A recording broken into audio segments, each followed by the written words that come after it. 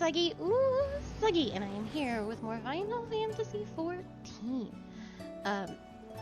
We have to go talk to Q. Q is wearing the Ishgardian top, which is a better tank top than what she currently is wearing, but she has glamored the Ishgardian top over her 80 gear, and I have a lot of questions. So hold on. I thought that's what she was wearing from a distance, and I'm like, hello, Miss Q. I have some questions for you. Where did you get that top? Okay. Did you know that top's a better top than what you're currently wearing? And you have glamored it over the worst gear. It is pretty. I love that set. The Ishgardian set is very, very pretty. Yeah, that was a second tier crafted tops. So you should be actually wearing that.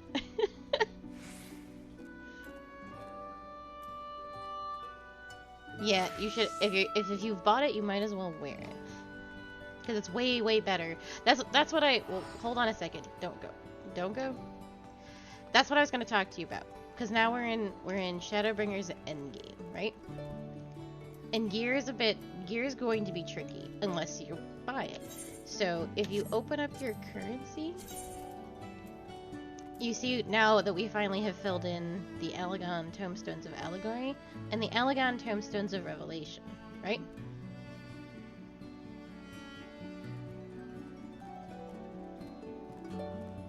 Okay, so the Allegon Tomestones of Revelation help us get the best gear that we can possibly get without savage raiding, and it is also capped, so you can only have 900 of them a week. We are not going to be able to, with the amount of, so we have 4 weeks left, we are not going to be able to get the entirety of the set that we need, so we have to do a lot of like mishmashing and getting as much gear as we can from other things, so we're not stuck in our class outfits for the entirety of Shadowbringers Endgame. So what we want to do, the Tomestones of Allegory, those are going to be, those are not capped. So what we should do to fill in the gaps once we can is, so this man up here, the Tomestones of Allegory are the Crystarium sets. Once we have enough, we should get armor with our Allegory, because those are the more expensive items. And then once we have enough Revelation, we should get our accessories, because those are cheaper. Don't worry about belts. Replace belts when you can, but belts are going to be obsolete, and so upgrade those last, because they're taking all our belts away. Yeah. So we are going to have a mishmash of Eden gear, Nier gear, and then like these two things. So what you've done is really, really good, because now, let me look at that gear. Neo Ishgardian top, oh, I can't tell, because it's going to have the Neo Ishgardian top is not going to be as good as the Allegory stuff. Well, because we're not going to augment it. 490. Do you know what? Well, go take off. Go actually put that top on for real.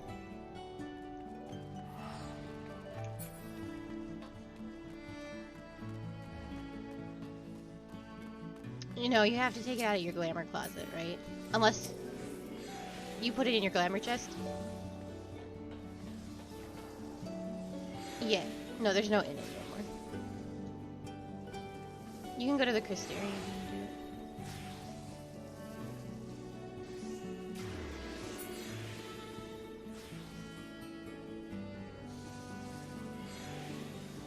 Oh, cute.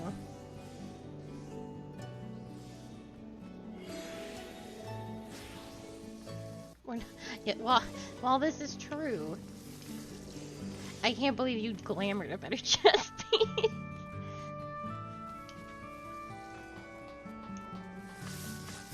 It is very pretty.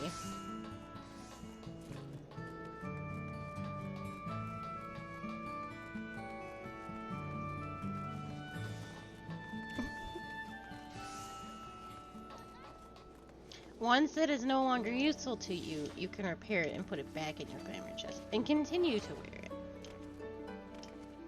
I actually, when I saw you in it, because I don't know how expensive the Crystarium set is anymore, or the Neo-ish Guardian set is anymore, I was like, did Yak give that to you? Did Yak give you a the better tank top? Oh, 30K? Oh, that shit was expensive. I made all of mine and it was very, very hard.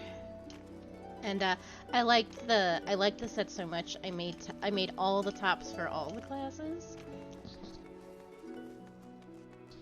No regrets. It's all beautiful. I think the tank one's the prettiest one. It's actually on Casa. It's one of my tank glamours.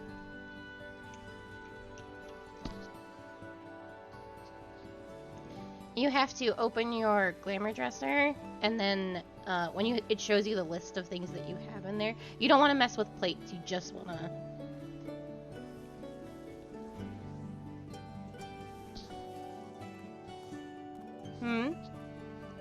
Yeah, don't do that. And you should be able to restore it from there.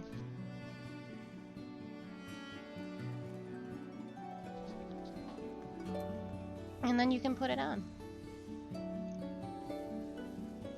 Yay. You can toss the weathered stuff. If you ever want it back, all you do is talk to that guy in the Tempest, and you can just get it back. Easy peasy. For the other ones, you have, like, for the 60s and 70s, and I think even 50s, you have to pay for it. But for this guy, you just take it back. All right. Better? Yeah, 480. And you're wearing the weathered gear is 430. You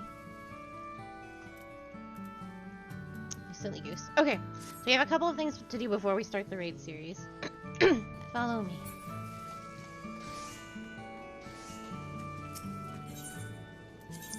We want to go to the Glory Gate, I believe.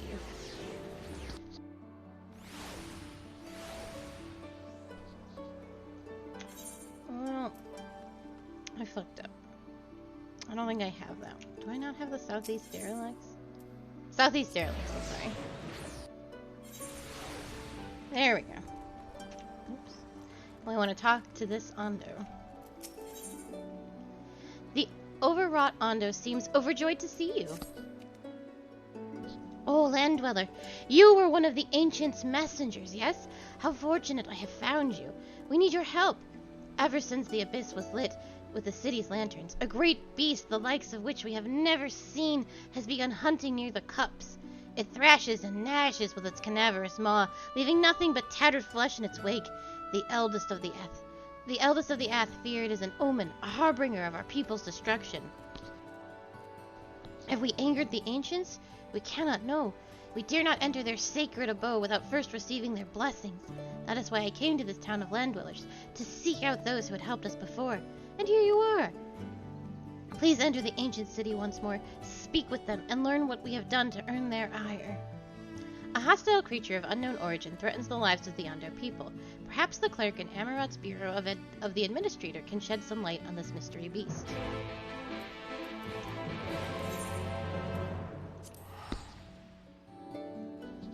To Amarat we go.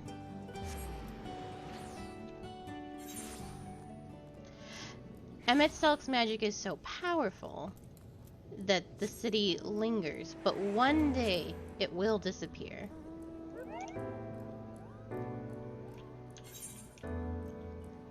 Oh, we want to go this way. Yeah, Emet-Selk's magic is so powerful that the city will persist even after his demise.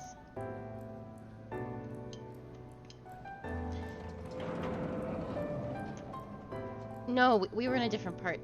So the city... Hold on. The city... We were in... Do you remember when he took us into the back? With the destroyed Amarat?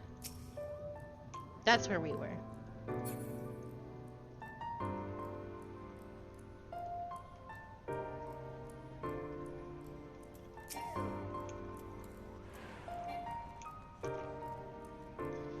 How may I help you?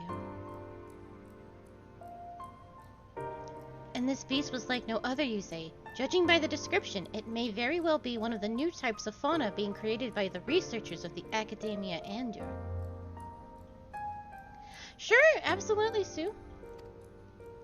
As such, this matter is not out of my purview. I suggest you take your claims to the Bureau of the Architect, or better yet, speak with the Academia scholar directly. You will find the Academia Andor and its public offices to the south of this building. If this mystery beast is one of their experiments, then they will surely have more information to offer you.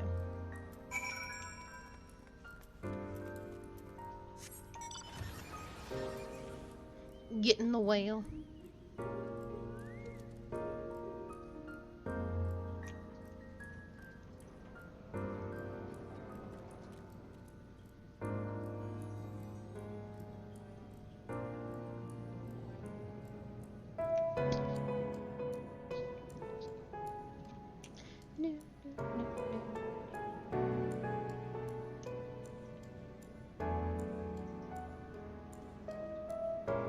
Ticking is so faint. We're gonna go the long way around to avoid the cubus.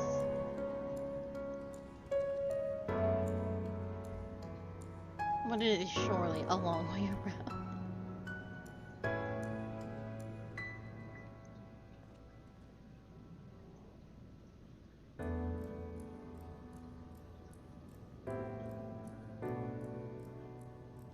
Oh, I didn't point it out when we finished the game Thursday. And nothing has come of it just yet. But Emmett Selk, when he faded away, did not die like the other Ascians we have seen. His death was his fading away was a bit unique.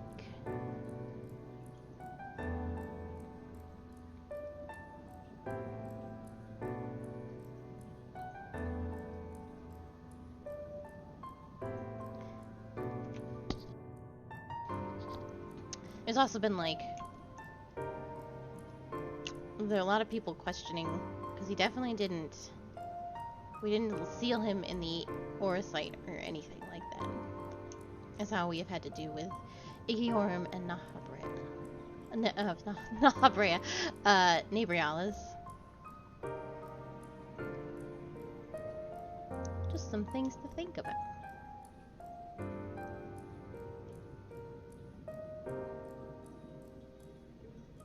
Yeah, he broke it.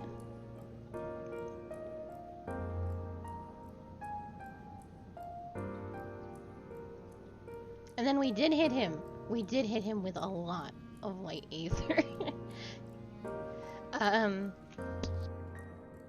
he ditched his vessel mid-fight to fight us in his, like, whatever that thing was.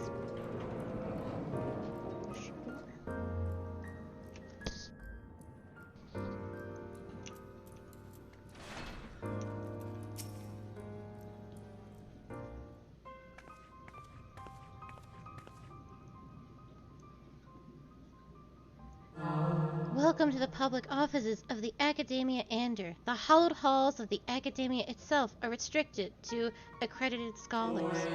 Oh, my apologies. If I am not mistaken, your residency was arranged directly by Emmett Selk himself. As such, you have been granted special disposition to enter our prestigious institution. Might I ask what has prompted your visit with us today?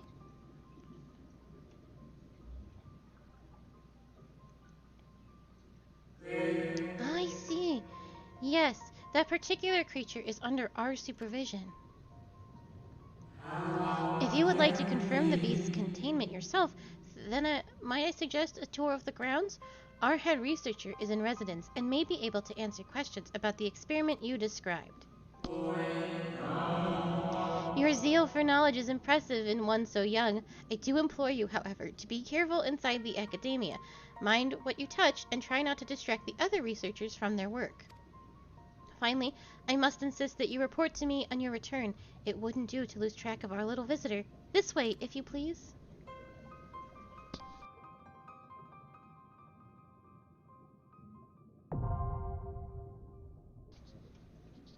We have to do these 2 dungeons for lore.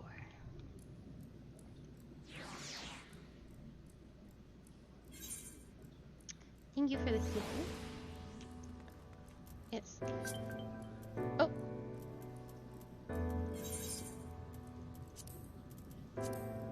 Alright.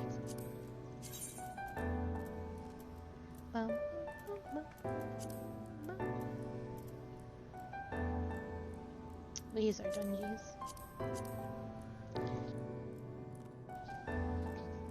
Did you want to come to the level 80 dungeons, Sue? Or just Eden?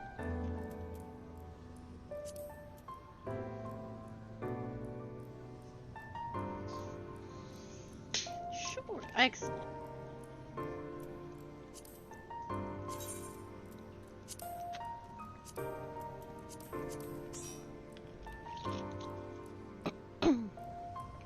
All right. Back in the waiting line.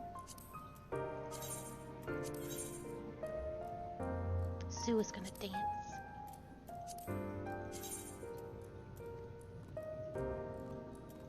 You gotta use your big voice, I cannot hear you. That's fair.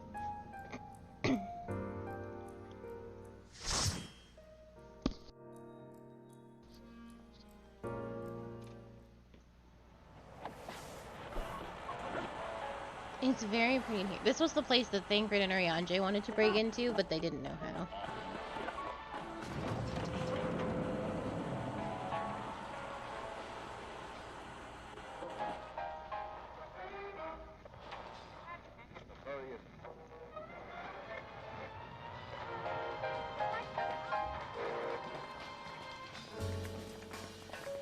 Yeah, don't touch anything.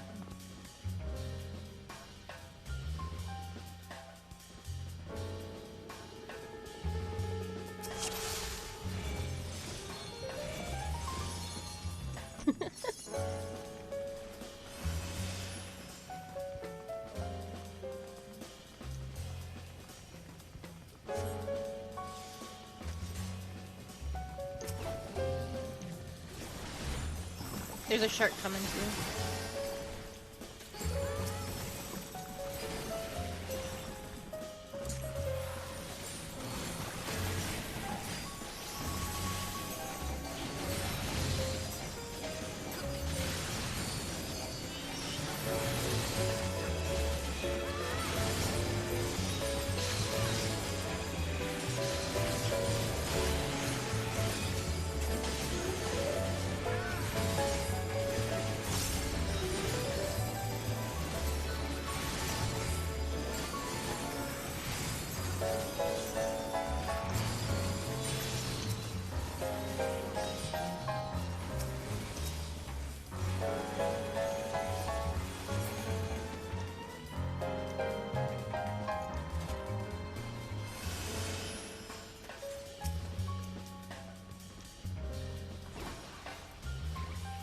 There should be 4 altogether.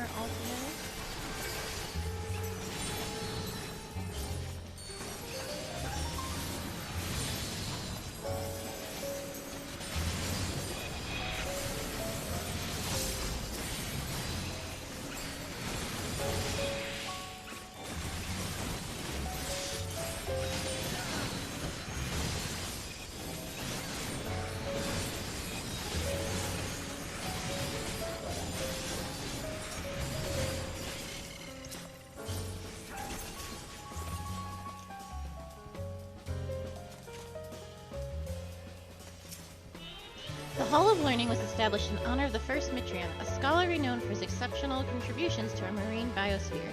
It is here that many ichthyologists seek to follow Mitrion's footsteps and engender sea creatures characterized by traits both unique and beneficial. Diversity is the key to the robust star. The ocean is the group of life, and we must endeavor to enhance its richness. Such were the words of Mitrion, and they guide our star to this day.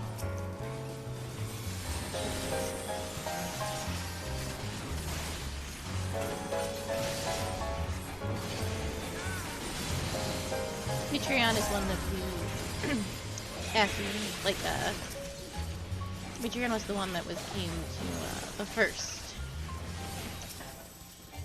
and dealt with Arthur's. Mitrion and Logan.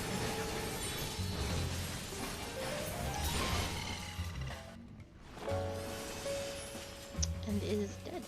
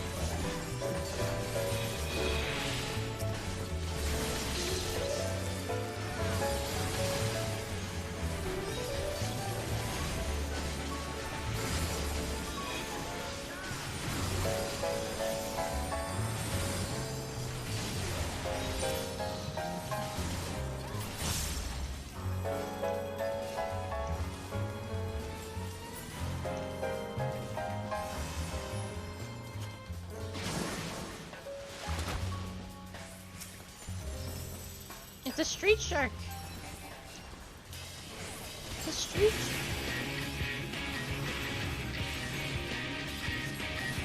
Are you too young to remember what a street shark is? We had, well, Chris and I had toys.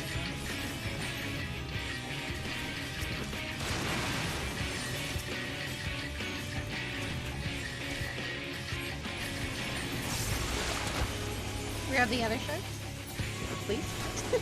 You punched me.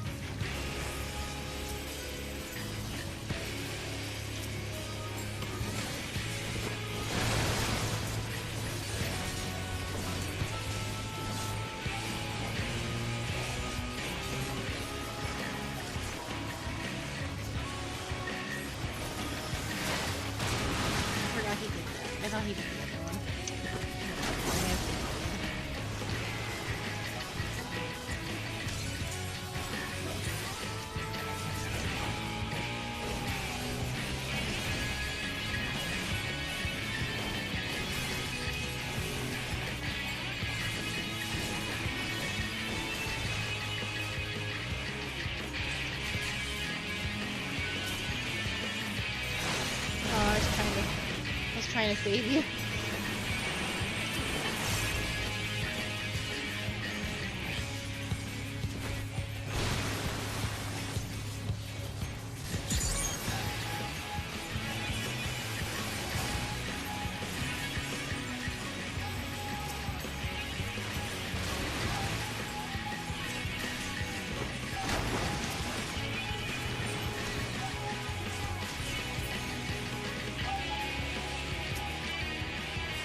Yeah, you have, so for the sharks, you have to watch where they're swimming, and each shark does a different pattern, so this one does the big V across swimming. So you want to be on the sides.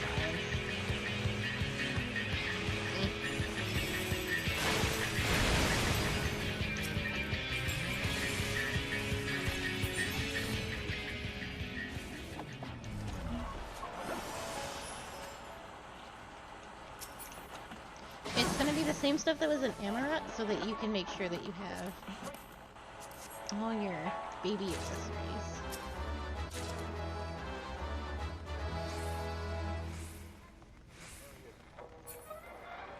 I would like to read this part.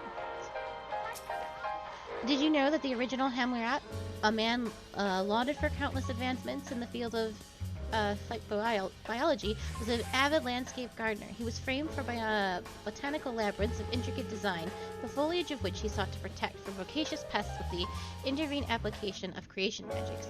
A recreational project said to have led to the evolution of the world's first carnivorous plants. Students of his research later expanded upon these early techniques and successfully developed an extended family of Albertria Florida. If you too wish to set down roots in this fertile field of study, hearken to the words of Helmurat and submit your application to the Academia. Thank you, thank you.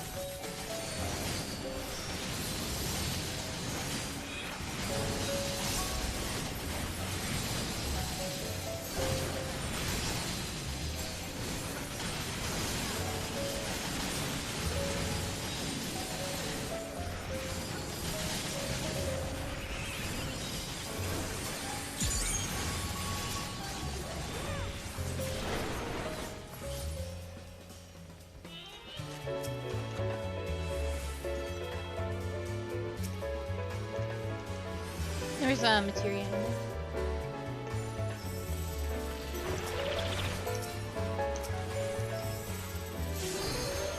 You can just pull these two a little bit further if you would like.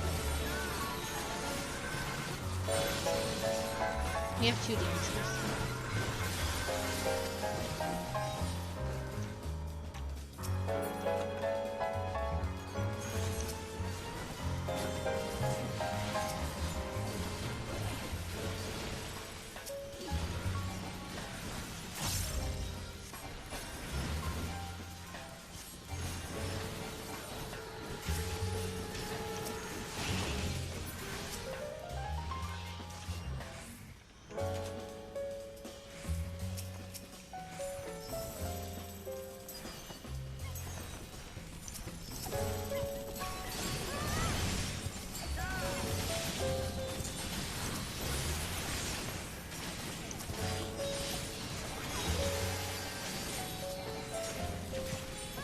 The bubble if you can.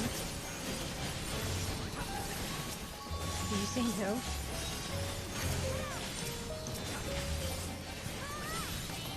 I thought I heard no. Then die.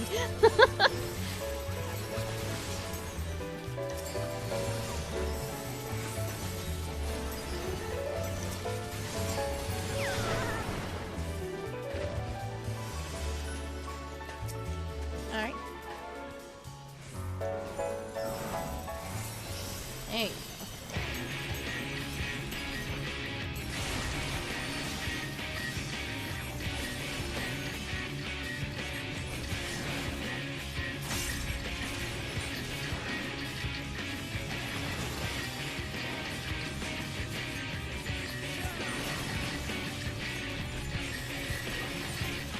Stay away from the slappies.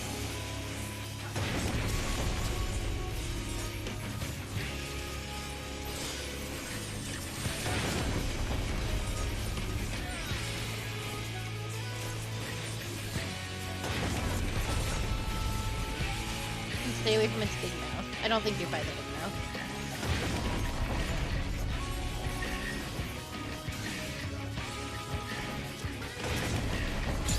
Yeah, you want to be in the fly. Because that happens.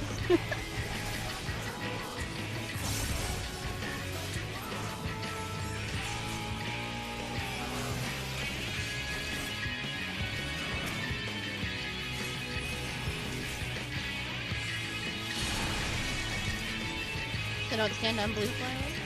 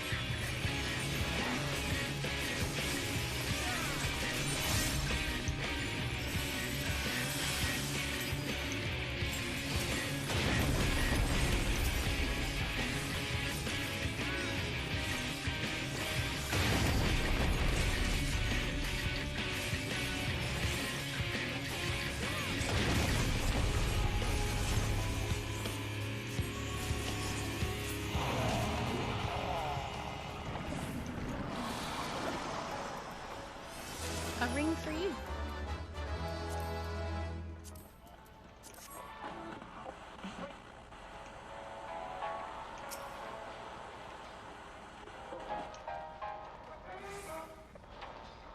Miss Q.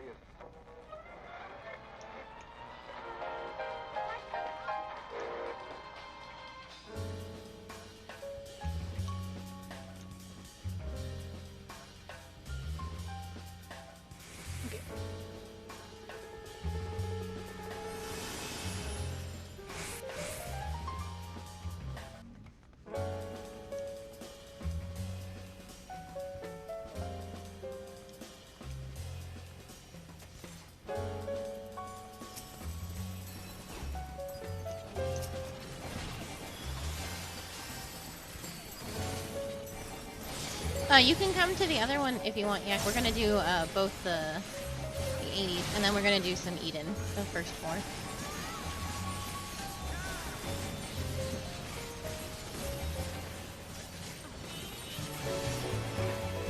Oh, good job. Yeah, when you see the shaky attacks, you want to interrupt those. But we have 2 dancers. Oh. A dancer got it. Just remember that you can. It's very important.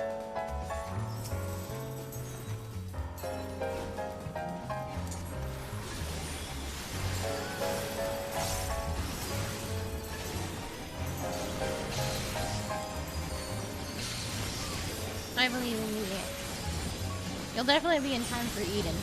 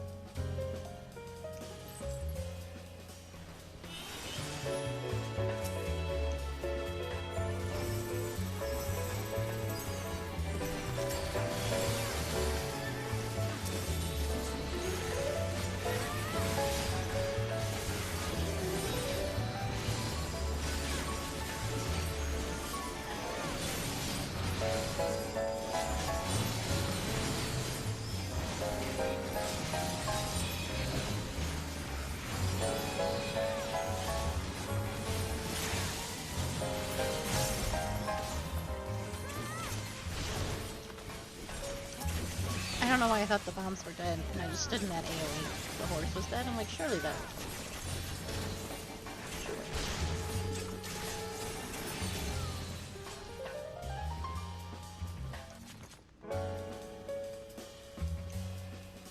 I'm gonna read that when we come back, so don't worry about it. Yeah, I feel bad keeping people.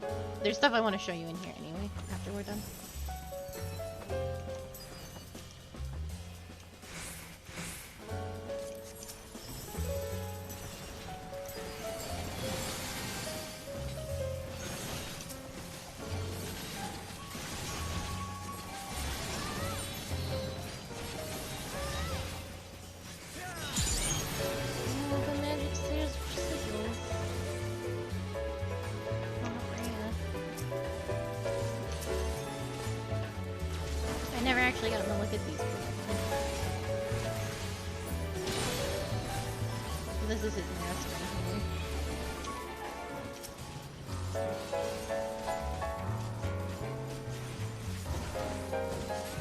Or his, like, sigil. He disappears so quickly. I'll explain to you when we come back.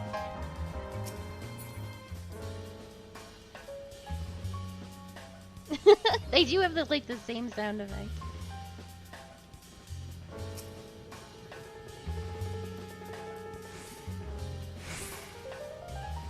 Yeah, you want to always be AoEing. Yes. So long as there's more than 3 enemies. You always want to AoE. It does more damage than single target.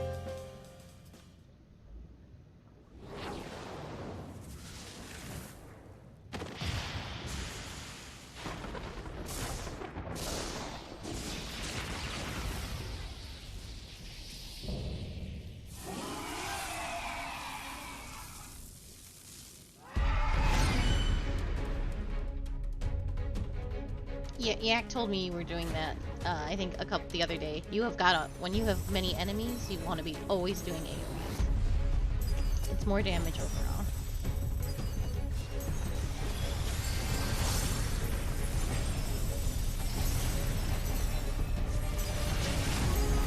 And defensive measures.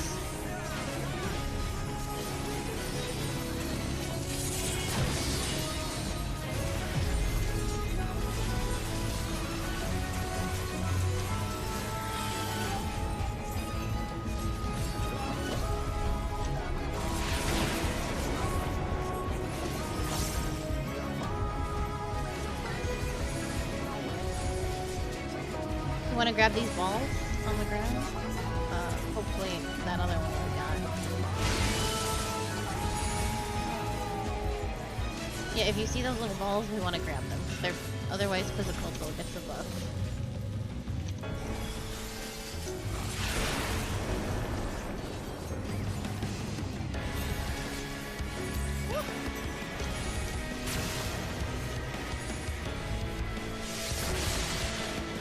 Alright, we're gonna run straight back to physical.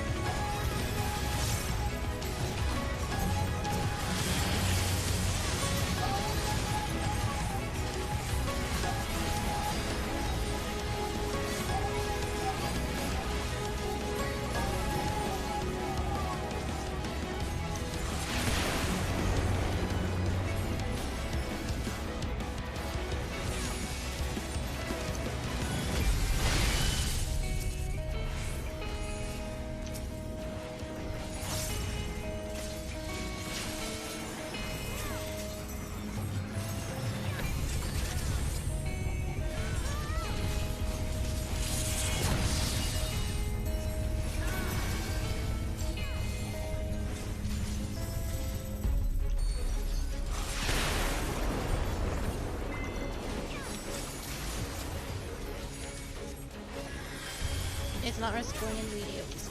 You have like time.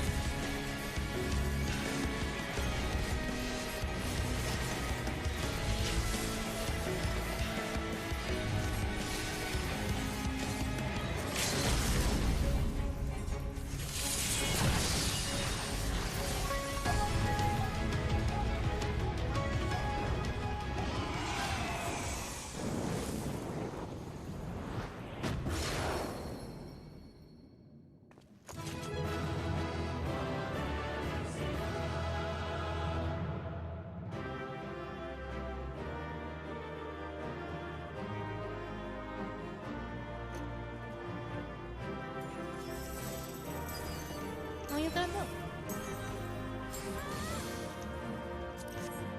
Come, I'll show you. You gotta read the last note anyway.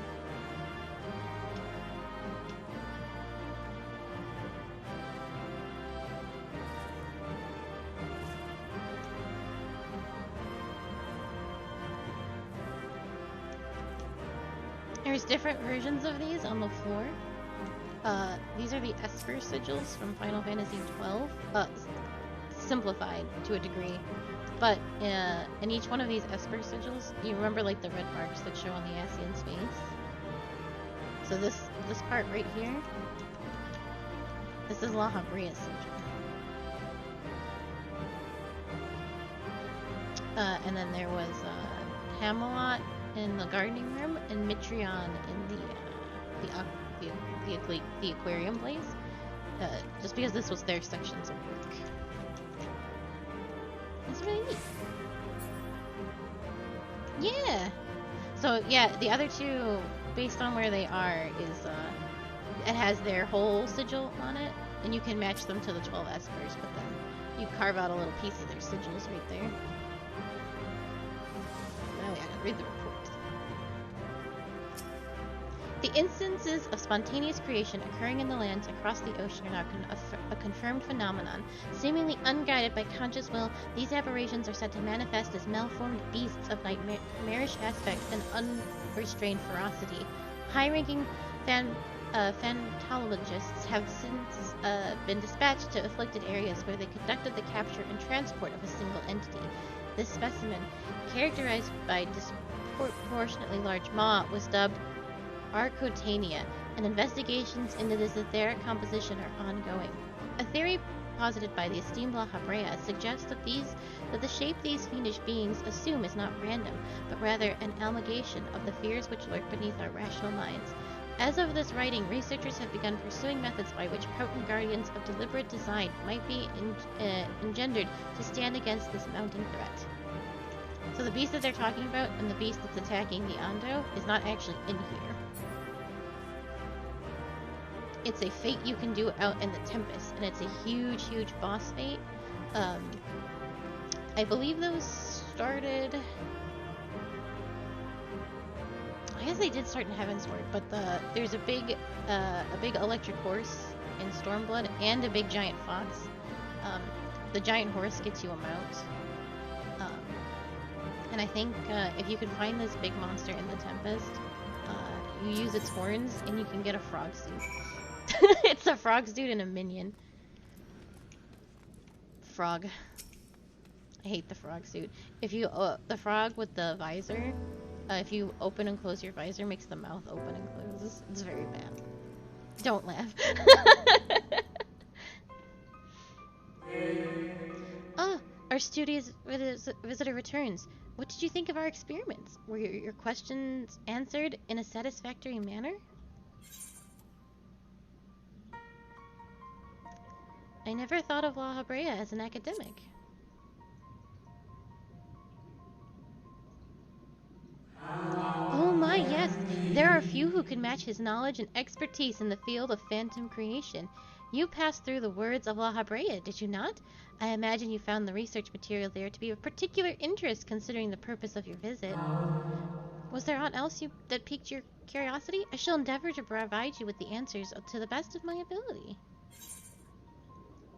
The scholars had turned into monsters. What you witnessed would not have been transformation magics. 'Tis more likely you observed the results of our research into advanced creation. Shape-changing is a temporary effect at best. Creation, on the other hand, converts one's life energies into aether, which is then expended to bring a well-constructed concept into solid reality. By combining the aether of many individuals, we can theoretically create entities of even greater complexity and grandeur, the methodology of which is the focus of our current experiments. Was there aught else which piqued your curiosity? I shall endeavor to provide you with the answers to the best of my ability. The experiments had escaped.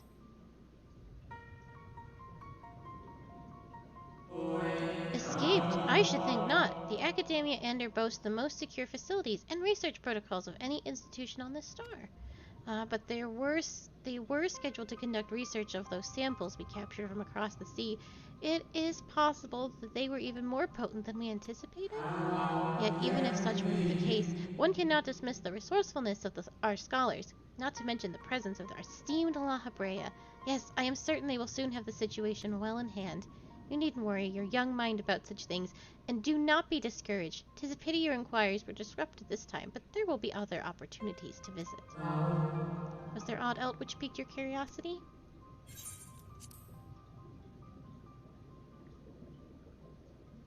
No? Nothing?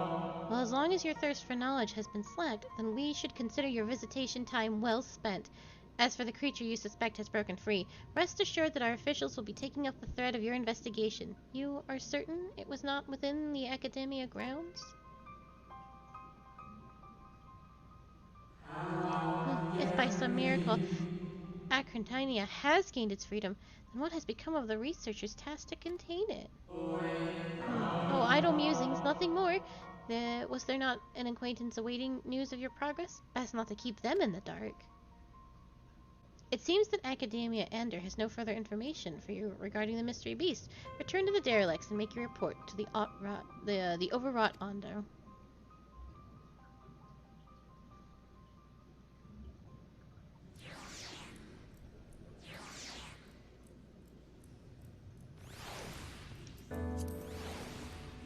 we need to go back to you.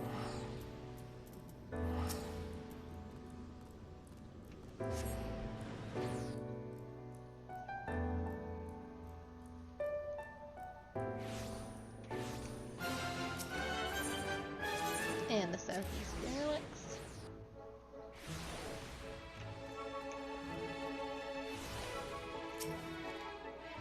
You have returned! What of the ancients? How do we soothe their rancor?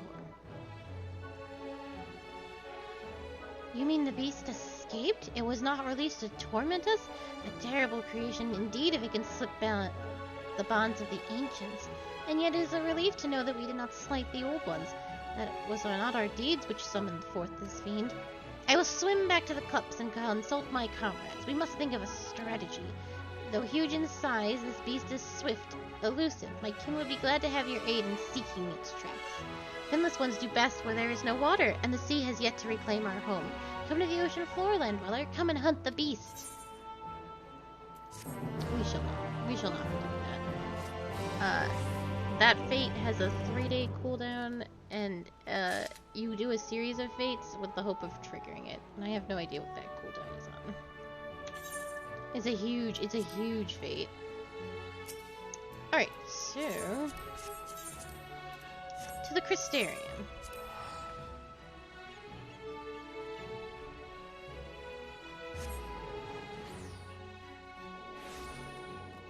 So let me see here. Pixie quests.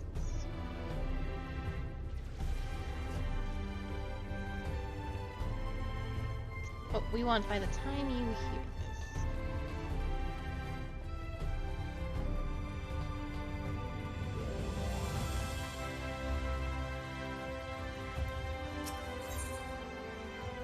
Bethana of the Crystarium Guard has a look of grim determination in her eyes. Excuse me, a word if you would be so kind. We of the Crystarium Guard have a request to make of you.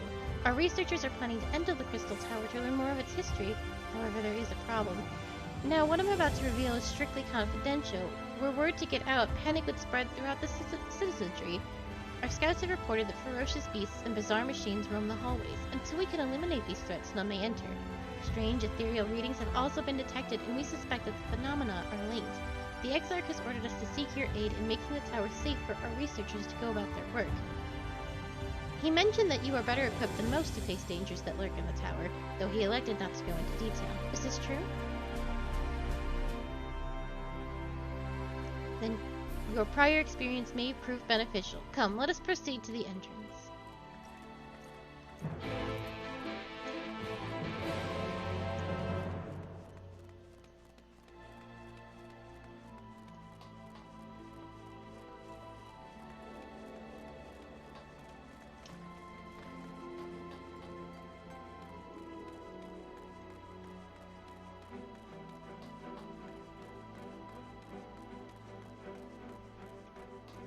Being said, I thought we got Eden here. Now I don't know. Pixie quests. Oh, the middle of nowhere is definitely it.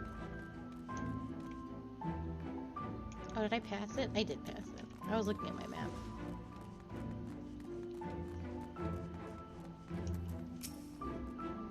I take it your preparations are complete? Listen carefully. You are to lead a party of elite troops into the tower and respond to any hostility with lethal force. Once the way is clear, the researchers can begin their expedition. Our main objective is to identify the source of the ethereal disturbance. The tower cannot be considered safe until we do. Should you encounter any opposition beyond your capabilities, you are to withdraw immediately. I wish you the best of luck.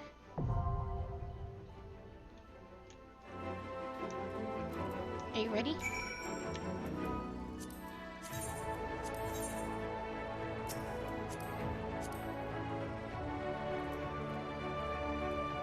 Yes, you should always, when you have 3 or more, always use AoEs.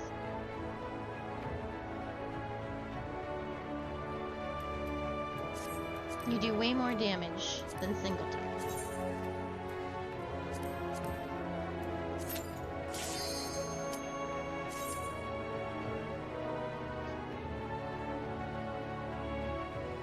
if you're fighting a boss, single turn.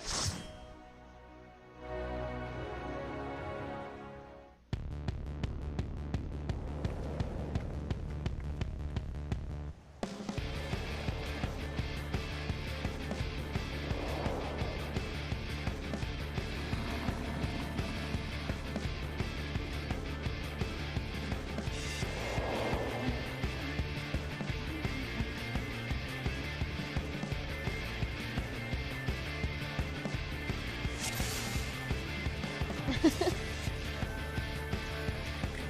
it's dancing.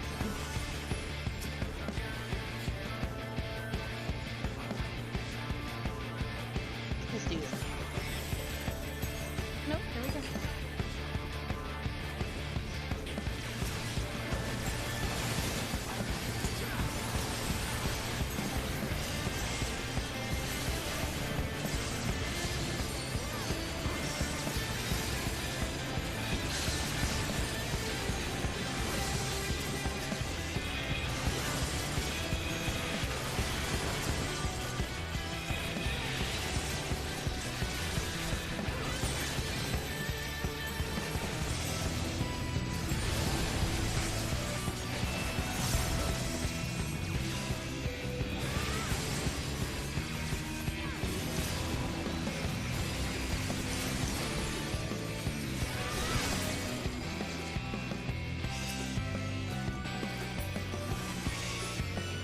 It's so good.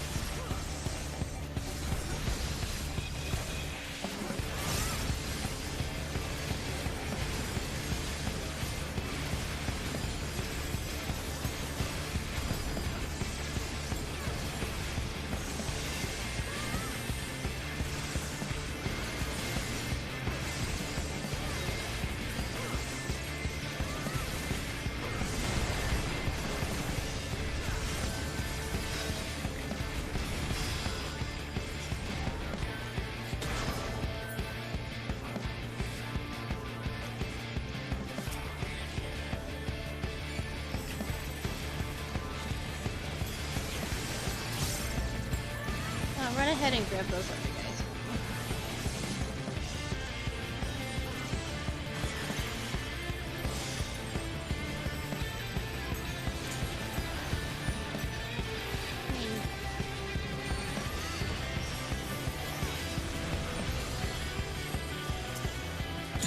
You're all good. You're new. All good.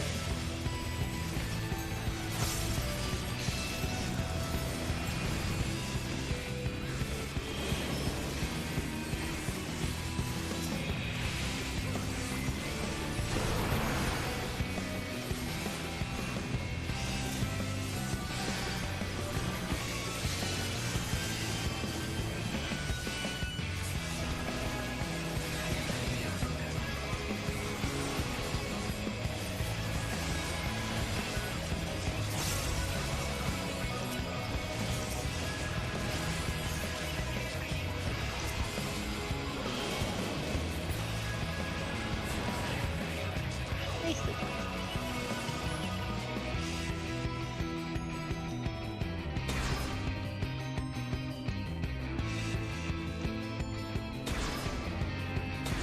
Okay, so the most important thing, Miss Q, is do not point this boss at the sides because the glasses can break. And the monsters can come in. So. No, that's not behind. So, north and south.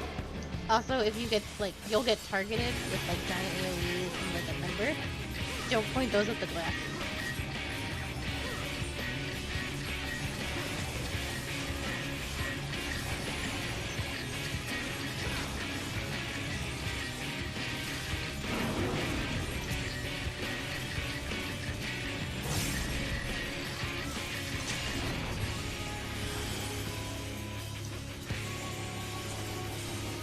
he's targeting us with numbers. You can stay where you're at, where you are. But these are the order in which he will do big slaps.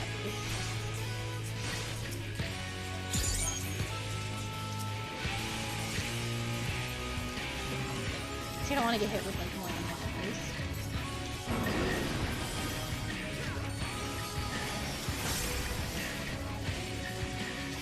Don't let those overlap on the glass. Glasses are about to break. Can you grab those ads? What's that?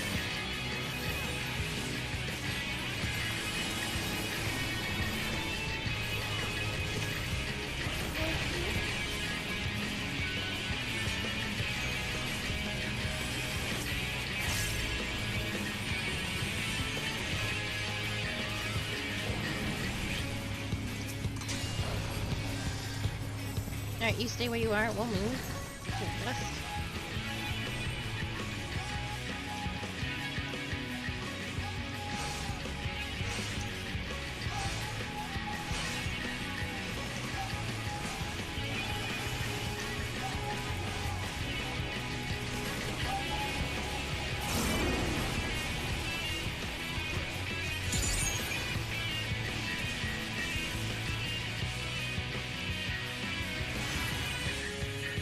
He broke more glass.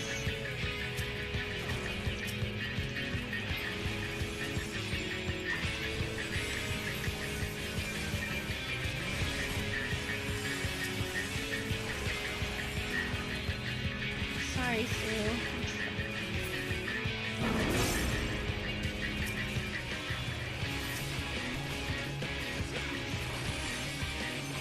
Dude, what was this gun he was No, this isn't a gun. This is a mechanic. This machinist was purposely breaking glass.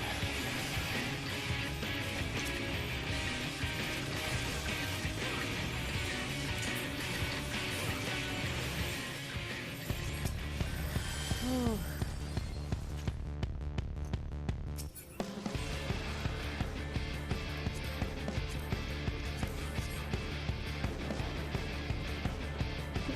Oh, good. It happens. I am gonna read these. Our only hope lies in the Crystal Tower, though it did not yield its secrets easily. Even opening the doors was a monumental undertaking. Without the Founder's data logs and the Noah reports left by the Sons of the Saint Koinik, we would have never stood a chance of succeeding. None of us were prepared for the spectacle that awaited us when we first stepped into the tower. To be surrounded by the marvels of the lost age took our breath away, and there, at its center, we found him.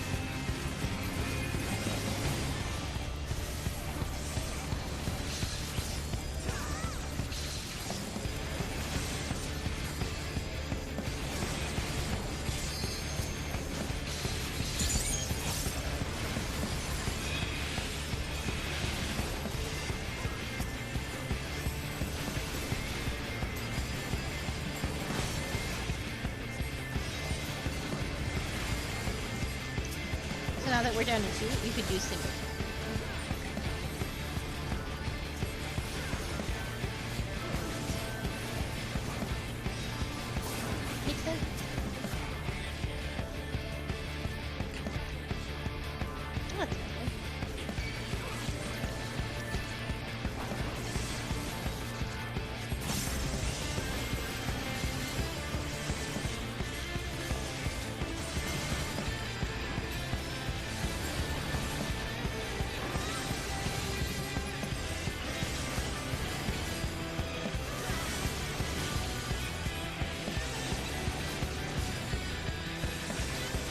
There's a bird coming.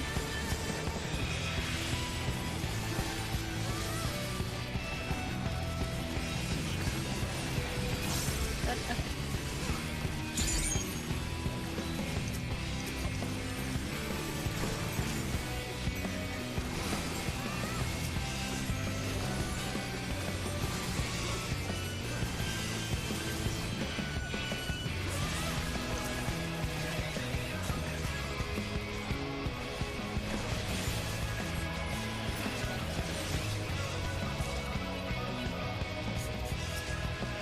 Our research into the Emperor's throne is almost complete, as we now understand the methods used to open a doorway to the world of darkness, otherwise known as the 13th. However, this is only the beginning of our plan.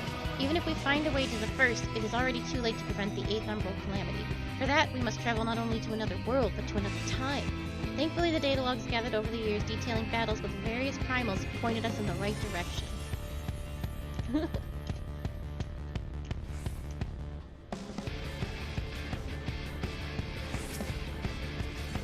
You're gonna see in a second.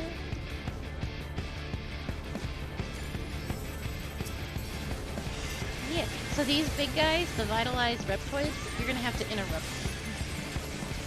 Like, or I guess stun them. You didn't want them to go there, but that's okay. I couldn't remember. I don't pay attention. I just...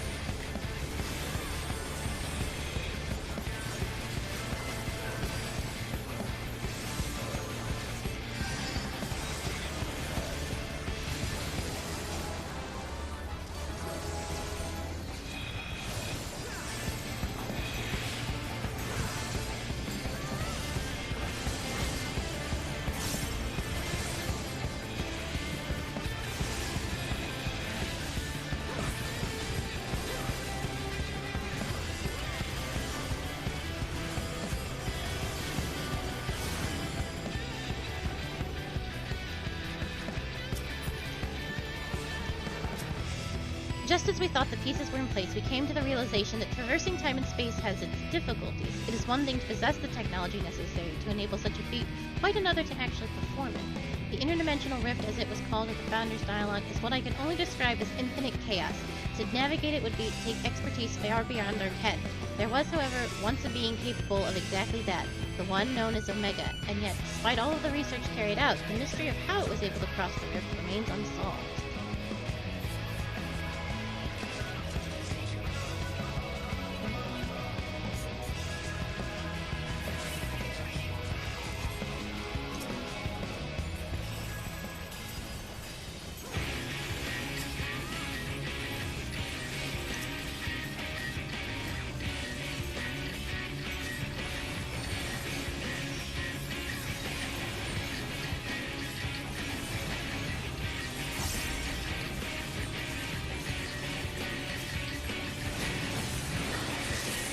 I want to stay away from those balls.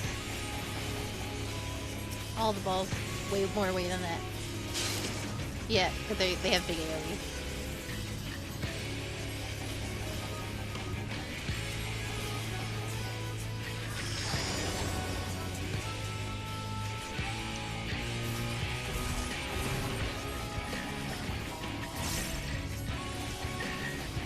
I like, ooh!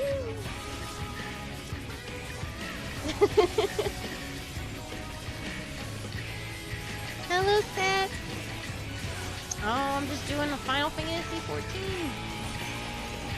We are in the twinning. Learning some lore.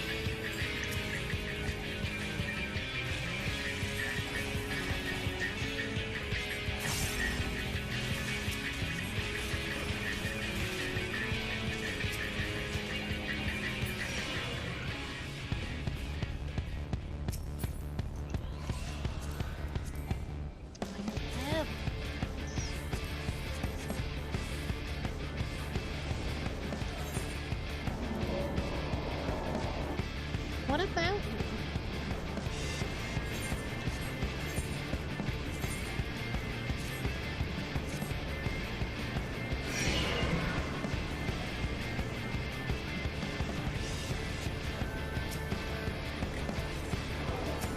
It is very cool.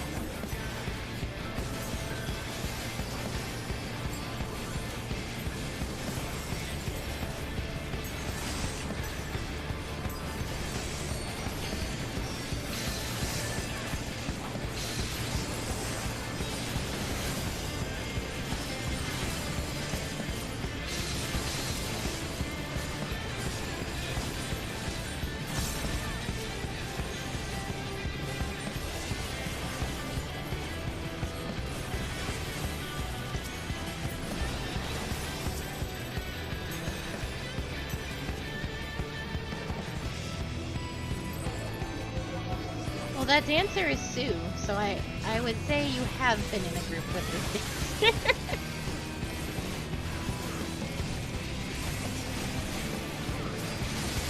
A future code.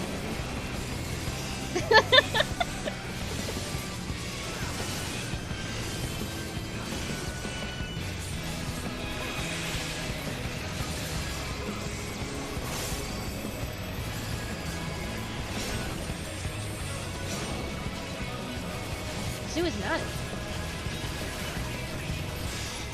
Sue is a different world of SCL.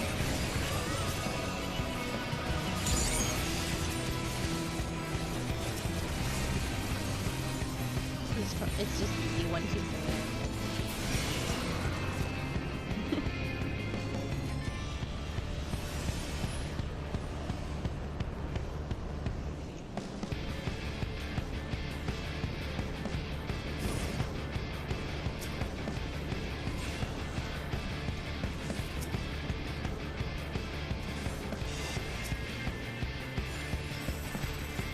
They're hard to see, and I know you got a lot of other things going on, but we are fighting 50 minus 100.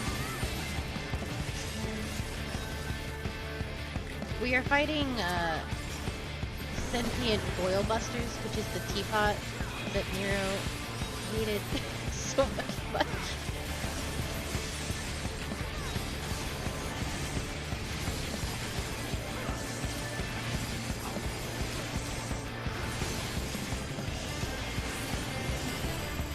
Defended it. There's no better teapot than the boil buster teapot.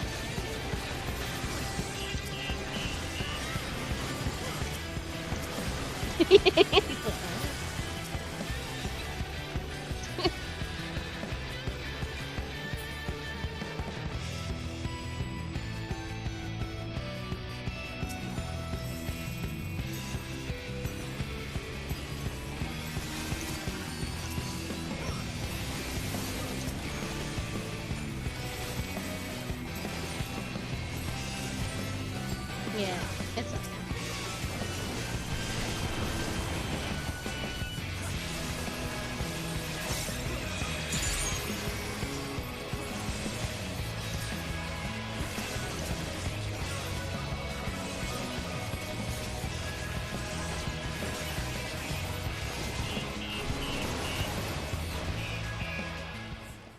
Beep, beep, beep.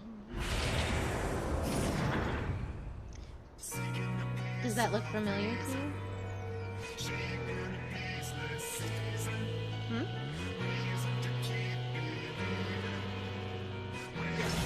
No, this is a very similar model. Yeah, this is Alexander. Or a remake of Alexander. Because Alexander could travel through time.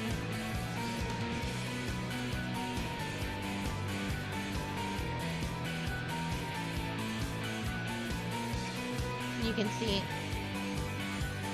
there's Nero. You can see all our interactions, crystal towers now.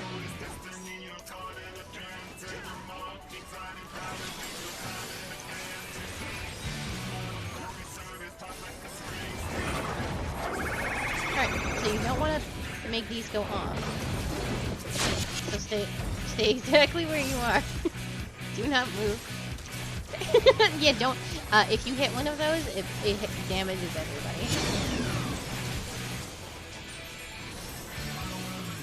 I will keep you safe on the boat. And now there's going to be things pointing on the outer walls. I think you are in danger, so come stand over here with me. No, it's okay. You still, I think you still need to come over. No, you're good. Okay.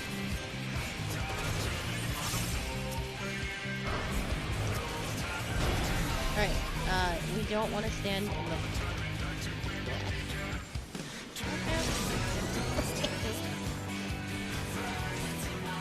Yeah, the tank buster doesn't cleave, so you can move him around. No, you don't have to do more than that.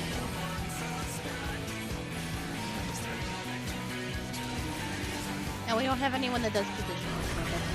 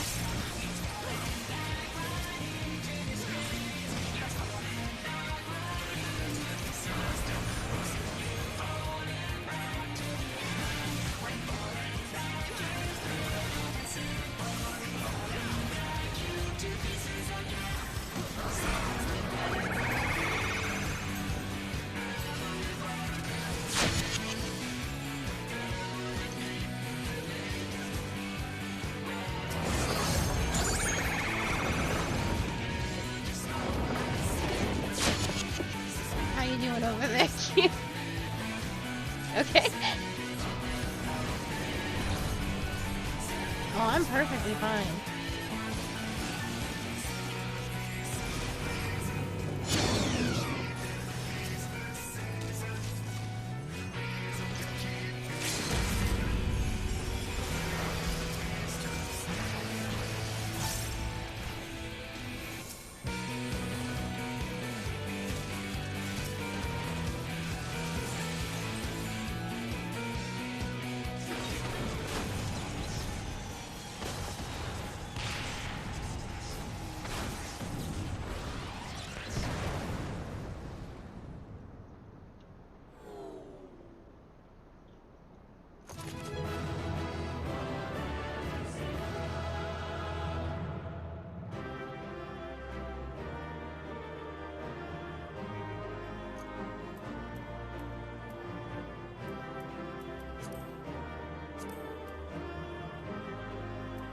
It should be the same belt. So.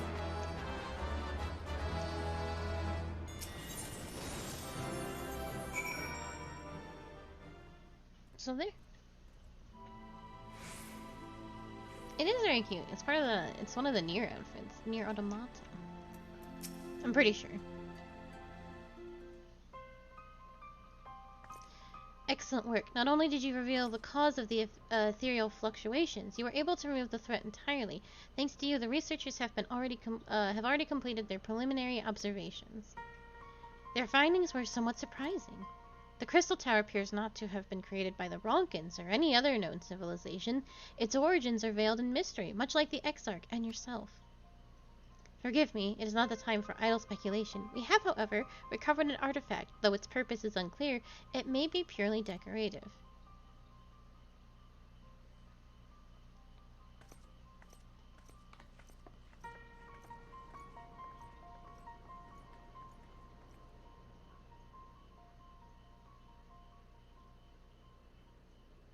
Have you ever encountered anything like this?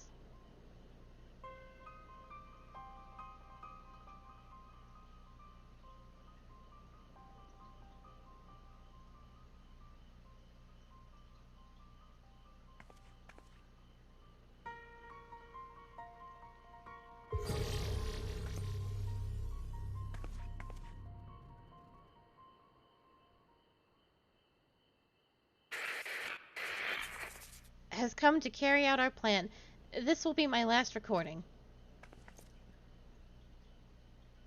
When the tower activated and the temporal displacement apparatus online, all that remains is to throw the switch and pray. I'm sorry.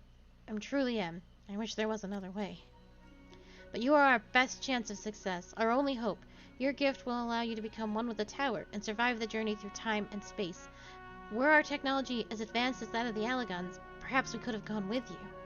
Alas, it was not to be. But when you are finally reunited, all of the hardship, all of the sacrifice will have been worth it, I'm sure. Just promise me you'll spare a thought for those you left behind. And we'll be thinking of you too, for as long as this world lasts, though I fear it will not be for much longer. This is Biggs, third of his name, 18th President of the Garland Ironworks, signing off. May the 12 be at your side, Grahatia.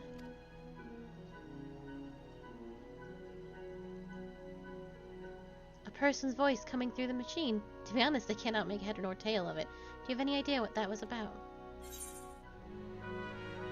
Yes, it made perfect sense.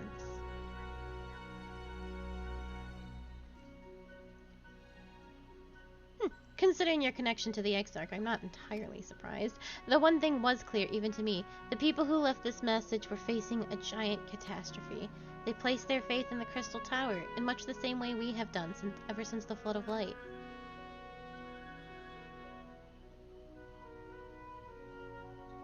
Our prayers for salvation were answered when you and the Exarch returned the night to us and freed us from the terror of the Sin Eaters.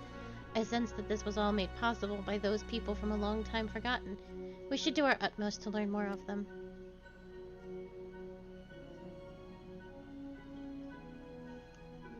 Perhaps the researchers will uncover more of these messages. In any case, you have performed admirably in the service of the Crystarium. We may have need of your strength and guidance in the days to come. Until then, fare you well.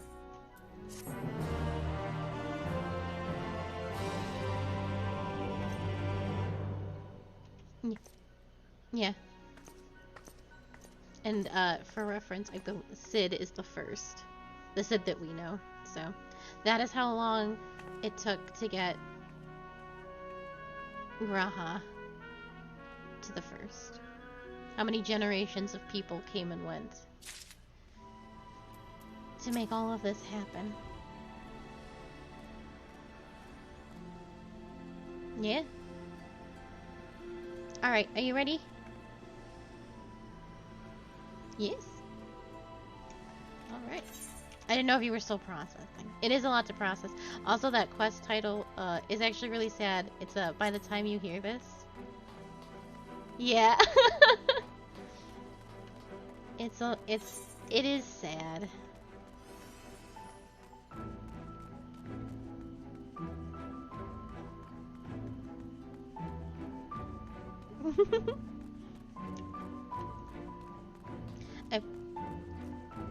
Alright, this is what we want. One of the Crystarium guards is particularly relieved to have found you. Kali, have you seen Reen? She's been looking for you. Wait here and I'll go get her.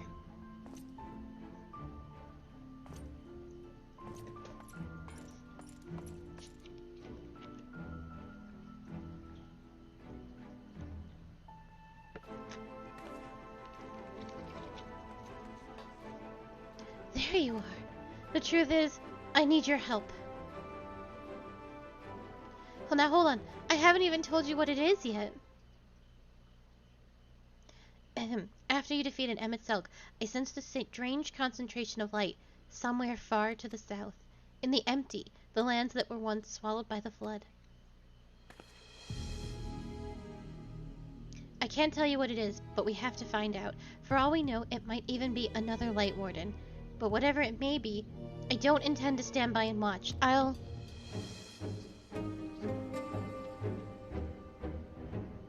Sorry, I'm getting ahead of myself. Thancred, Urianger, and I have a few theories that we plan to test out once we find whatever's causing this. The three of us were reluctant to ask for your help, considering everything that you've been through. The thing is, you're the only person who can defeat a Light Warden without becoming one yourself, so we have no choice. While we don't want to jump to conclusions, it would be a good idea to have you there, just in case. So will you come with us? I wouldn't have it any other way. Yeah, I'm gonna read them. I was gonna read all of the short stories during maintenance downtime for when Endwalker comes, and we're gonna craft a bingo card for Endwalker. So we're gonna get all of that, because I know some of it will be important. Thank you, Akali. This means a lot. I'm very excited to make a bingo card. First of all, let's head to the derrick in Amarang. Thancred and Urianger should have everything ready by now.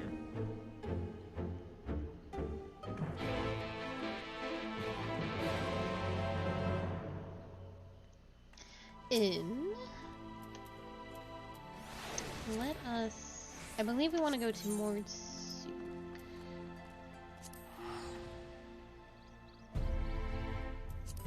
dog. My dog was like kind of in your dress, so his little face without like any ears was just poking out. It was like Rothry's armpit face. Oh, was I wrong?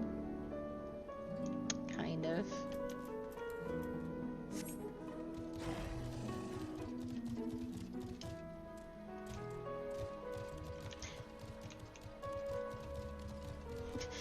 You're Aetherker? Yeah, we want to go here.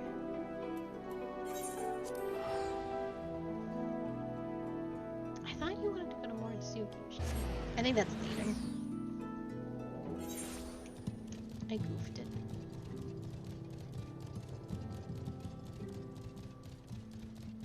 Can you fly anywhere yet? Not yet. One day.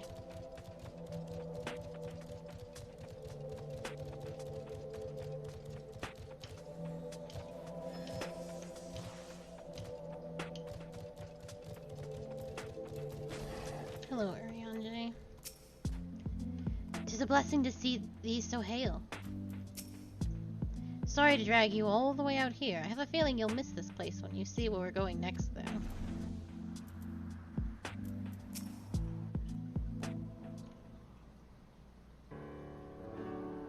I hope the desert creatures don't give you too much trouble on the way here. I doubt they posed any sort of challenge to her. Would that I could say the same with confidence about whatever we may find waiting out there. Even if the light and Reen sensed, even if the light that Reen sensed turns out to be nothing of consequence, the empty is hardly the most welcoming of places. Anything that could survive out there is not to be trifled with. Moreover, it should be reiterated that the light-blasted wasteland poseth a severe threat to any foe we might face. In any event, we are in agreement that this phenomenon doth warrant investigation, though for lack of more precise means of navigation, we must needs rely on Reen's innate abilities to guide us. I have formed several hypotheses regarding the nature of the light, but speculation is a poor substitute for first-hand observation. There'll be plenty of time for us to talk about it on the way. Is the Sky Slipper ready, Thancred? Ready to take us wherever we need to go, aye? Back again, too, maybe, if we ask it nicely. Though the light has been expunged from Norvrend, the ambient aether of the empty is still corrupted. Dangerously so, in fact. The flood of light devastated everything in its wake. The soil, the air, the water, all rendered incapable of supporting life. 'Tis due to the imbalance that the empty remaineth utterly inhabitable even a century thereafter. That's why we're taking every possible precaution between the aether meters I've packed in Reen's unique abilities. We should be able to detect any measure of fluctuations in our alignments. According to the Crystarium scouts, a few days out there won't affect us to any notable degree, but much longer than that and we risk becoming sin-eaters. Since we still don't know how chocobos and Amaro will fare in the empty, we opted for a more mechanical mode of transportation. This comes courtesy of the researchers at the Mean, who found it in the Crystal Tower and restored it to working order. It's quite safe, I promise. The person in charge said they'll have the parts delivered from the Crystarium should anything break. He seemed quite eager to see what we bring back from the empty, even though I told him we're not hunting for treasure. I'll introduce you if we have a chance to stop by Mord Souk at some point. Anyway, I think that covers everything. When you're ready to leave, just say the word. So, as you can see, the Sky Slipper becomes a mount that you can have. You'd have to do set. You don't think so? Yeah, I think you're right. Well then, shall we? It is the savage version of this tier. You get that mount.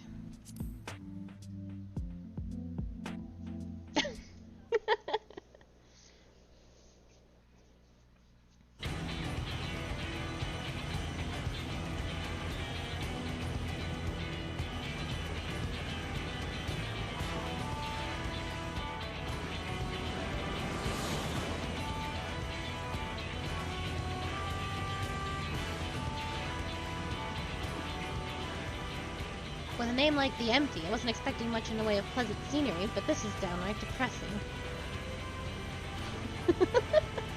To look on the land swallowed by the flood with mine own eyes, 'tis a chilling sight indeed. Approximately 9/10 of this world are as this, a slate all but wiped clean.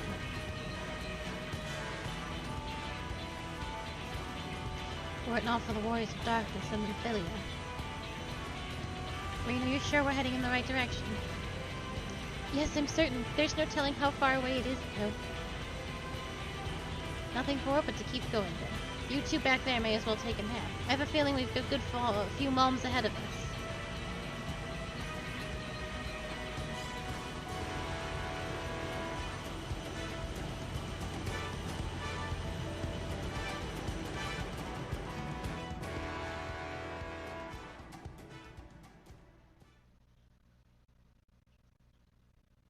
I have to say, it's a touch larger than I was expecting. And is it sleeping?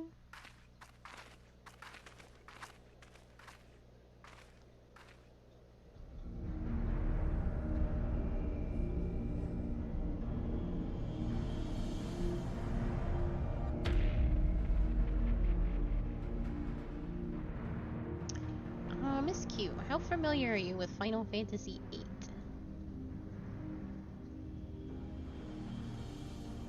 Yeah. I figured as much. So that when we were in the academia and the final boss with that big electric bird, that is Quizzicato. That is the first summon you get in Final Fantasy VIII. It replaced Ramu for reasons I simply do not understand. That is Eden, the final summon in Final Fantasy VIII. No, it's waking up. I don't like the sound of that. Is it a light warden?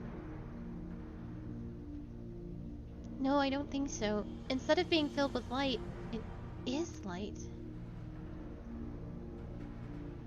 The first Sin Eater.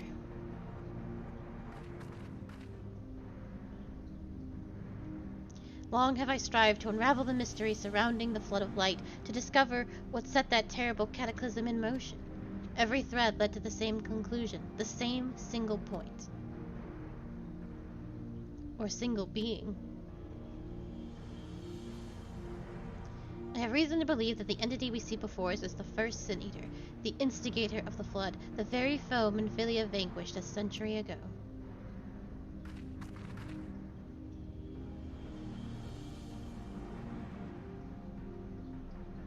So she gave everything she had, and won. But this abomination could undo her work. Aye, the possibility cannot be denied, though it is oft said that destruction and creation are but two sides of the same coin. Reen, knowest thou of what I speak? The power to shape reality and to bend the laws of nature, for what once was shattered may be forged anew. That's all well and good, but don't you think we should give it a name first?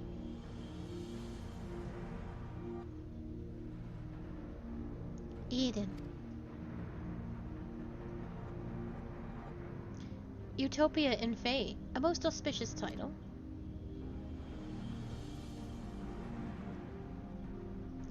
Now that that's settled, perhaps we should find a spot to set up camp. I even brought a couple of tents on the off chance, but pitching the damn things is something of a fine art. Does anyone fancy helping me?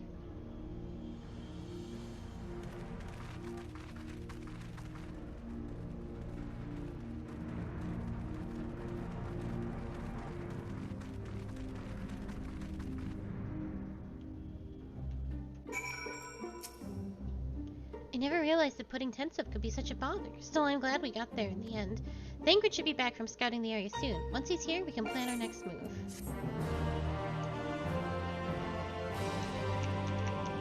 During the course of your investigation, you may discover valuable artifacts. These can be exchanged for equipment by speaking with Golgal in Mord Suk or Yal Yal in Yulmor. Though frequent rest may allay the symptoms of prolonged exposure to the empty's ambient aether, it would be unwise to linger here overlong. Thancred's gone. Reen waits...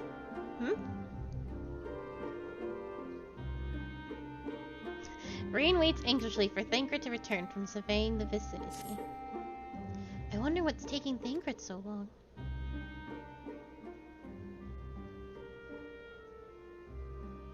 Being lectured. I can tell by the way Ariandre wags his finger at me. Ah, there he is!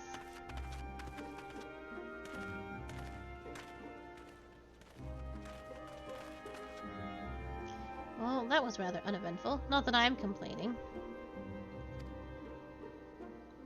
Did you find anything?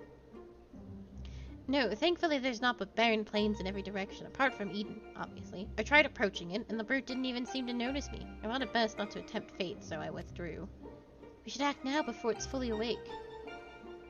Meaning what, exactly?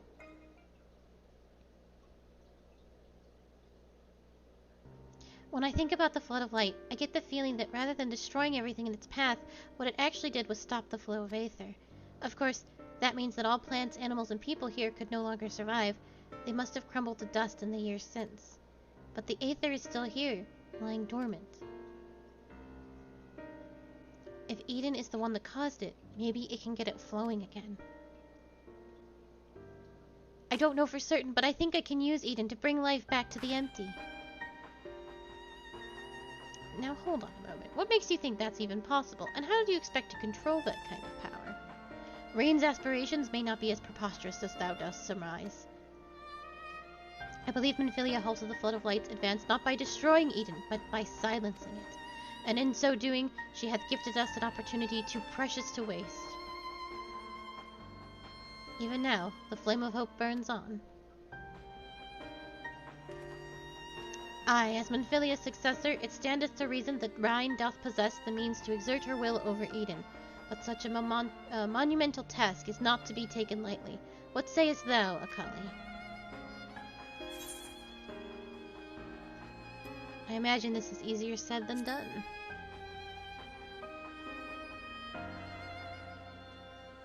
Yes, you're probably right, but I have to try.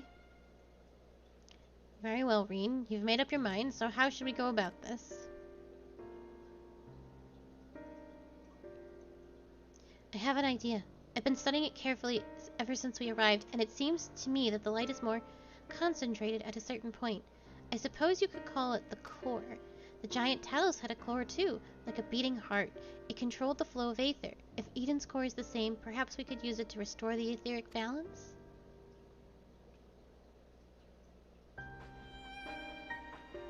The theory is certainly sound.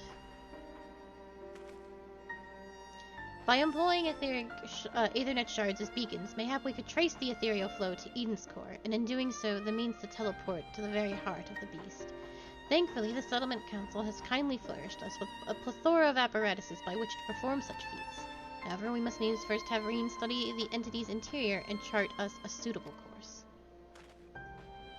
Once we have reached our destination, I shall fabricate means by which you may directly communicate with Eden, and mayhap exert a measure of control over it. You can really do that, Urianger? All credit is due to a dear friend, a gentle soul long since departed, who imparted to me a wealth of knowledge concerning aetherology. Although I am certain she would be all too quick to chastise my methodology. Excuse me for interrupting the trip down memory lane, but I don't imagine that Eden will be too happy about us rummaging around in its innards, for want of a better term.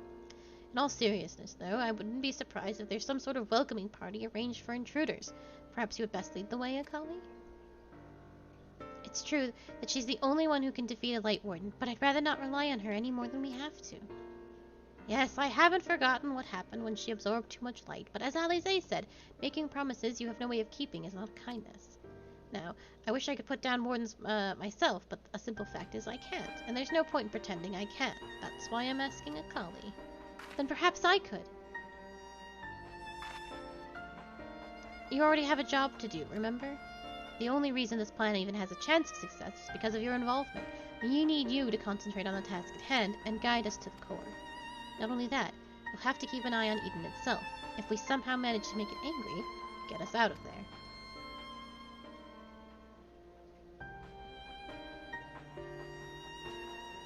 Are you sure you want to go through with this?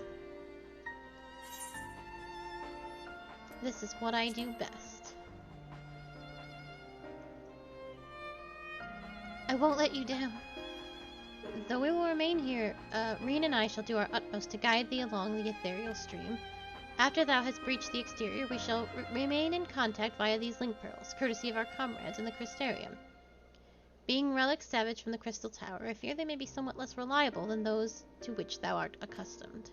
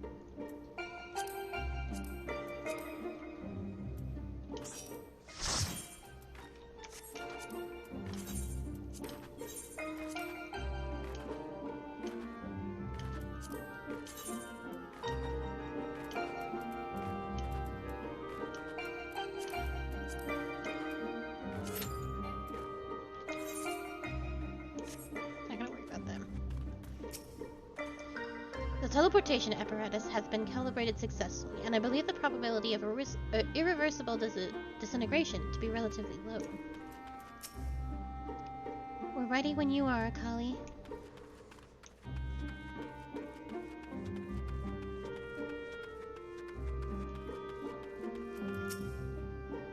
I can't get this bloody thing lit. It must be because the aether has stopped flowing, just as Reen said. Though if this plan of hers and Urianger's actually works, we might have to stop calling this place the Empty.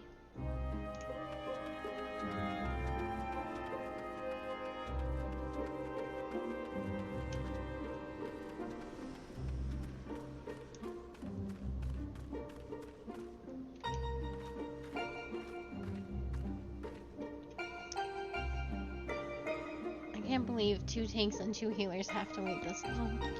It is outrageous.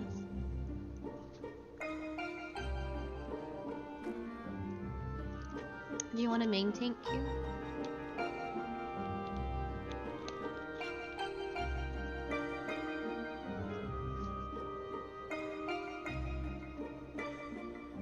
She says she is too scared.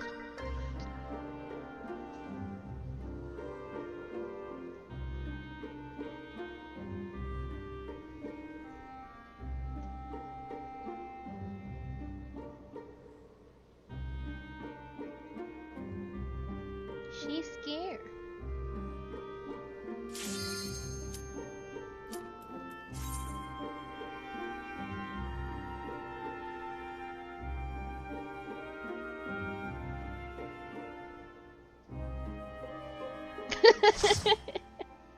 Did you get very far? I did not.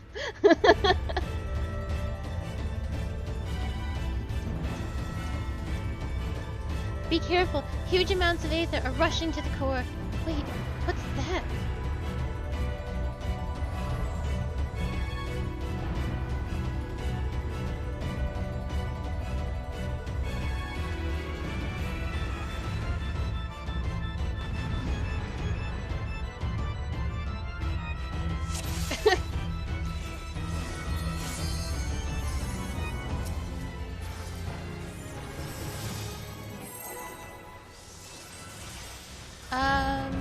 Turn it off for now, and you can put it back on mid-fight. So, just in case anything happens to Yak, you will have a second.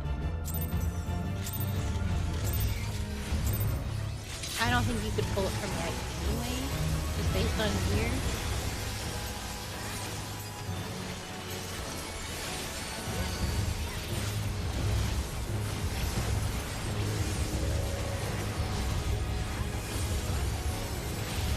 You do want to be towards the side, because I think both you and Yak are going to get targeted by tank stuff.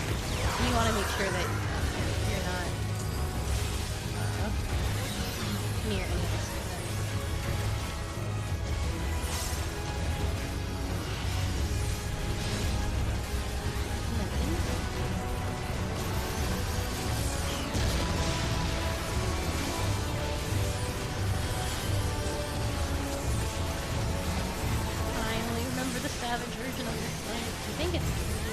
So you want to make sure you're away from all of them. There you go. You don't have to back. Yeah, it's like that. You don't have to back away. It's just a way. But you gotta make sure that you're away from all of them. So like a corner. Like a northern corner. Oh, Eden.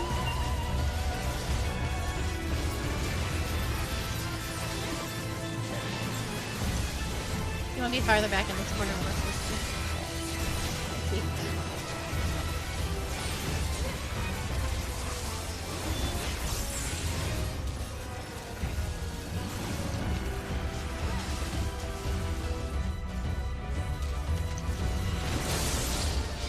No, the wall is instant death.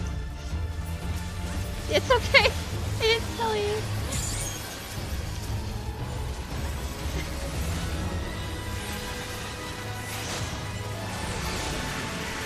So, that's the thing now. They love making walls instant death. Just dodge.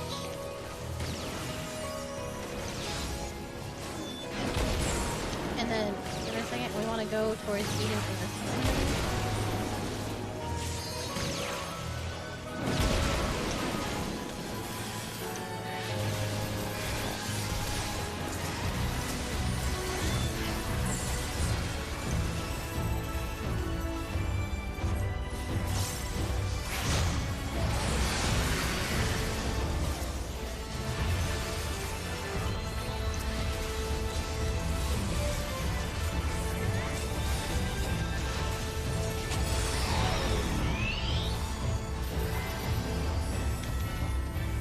Gonna be ads together. Come here. Don't touch the wall. Don't touch the wall! Okay.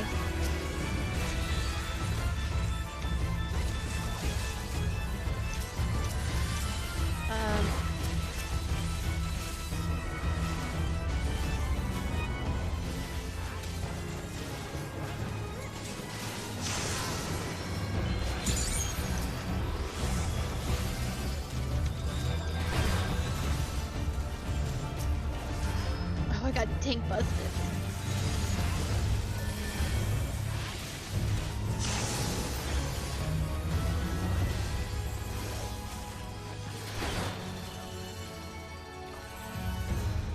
Ah, that's a light.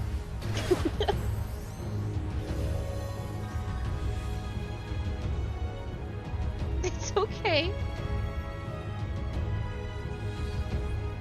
Yeah, you are gonna have to stop doing that. Now walls are dangerous.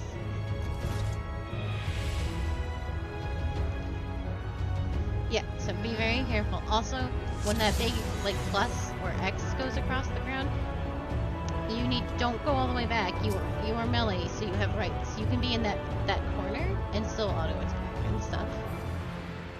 Okay?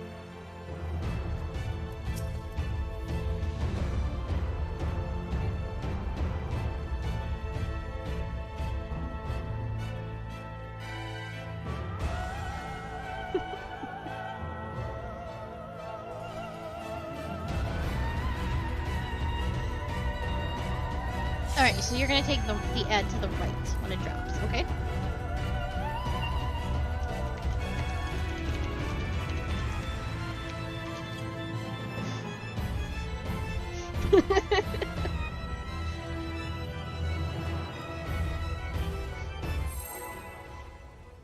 Everyone's like, you can if you did.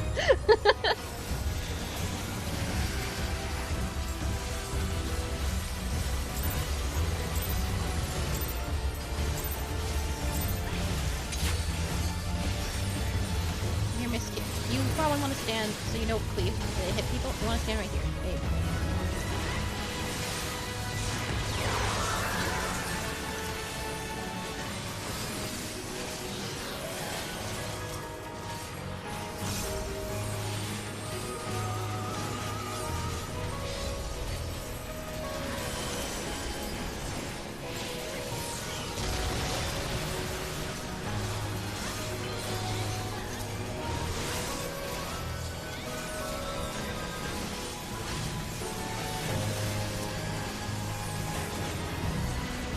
You don't have to back up.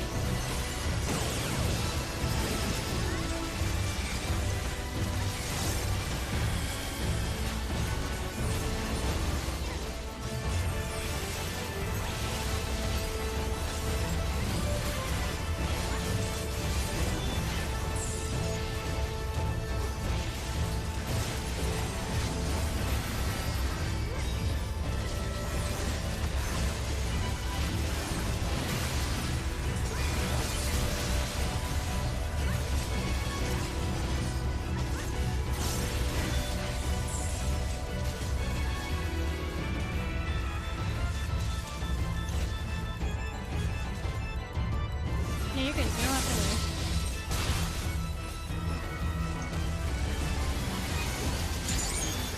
The more you move, the more you risk hitting something. So you take a spot, and you stand.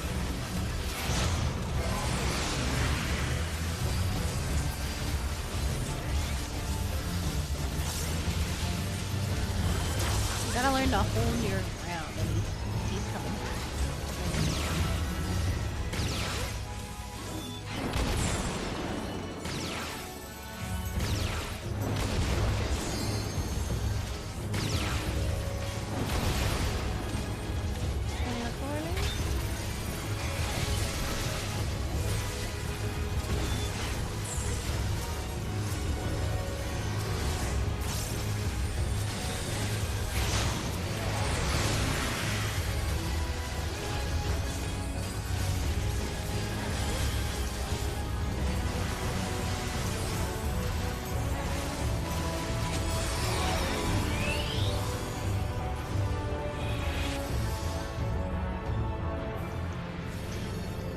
It depends.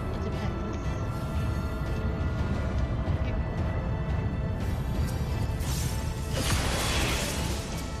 So you're gonna take, you want this one, I'm gonna go to you. You want this one. Turn them away so you don't cleave everybody.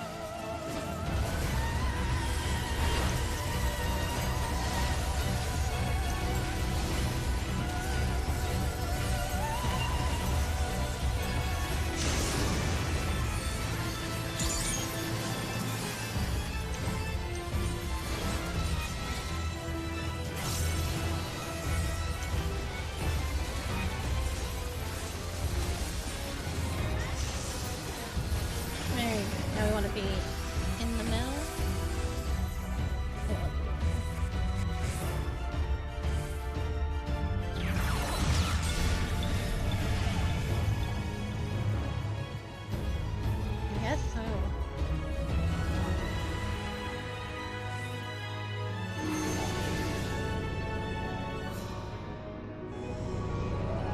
the Eden summon cutscene from Final Fantasy VIII. Literally this.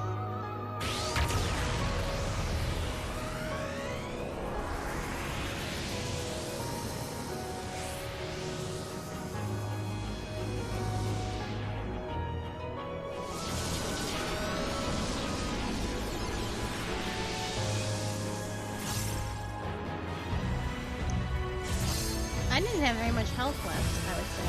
I would say I did not have very much health left. Right. Yeah, there you go.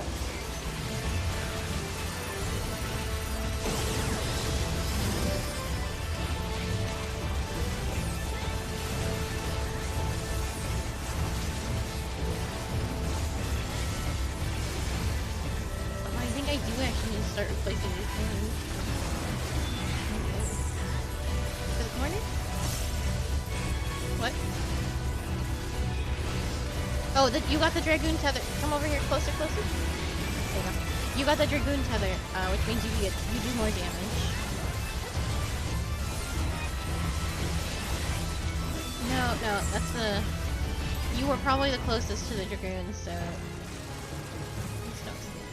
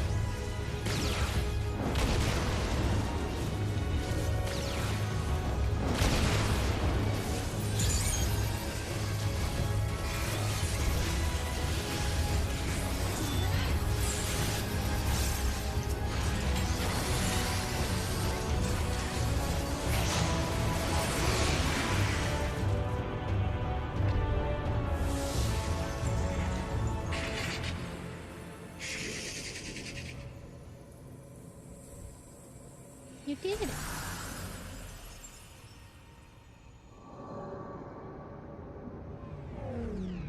It's okay, that was a comedy of errors. Because both you and the Dragoon ran into the wall, and then Sue turned to res you and also hit the wall. Everybody was dead. So we want to grab all of this. So just need on everything.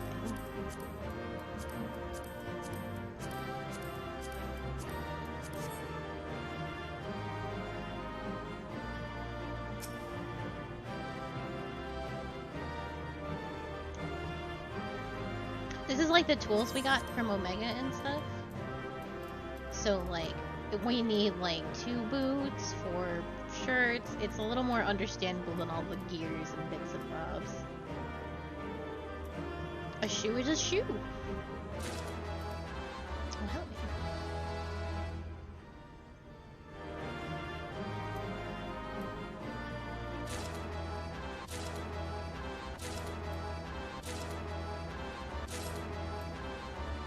Oh, shit. I made out like a bandit.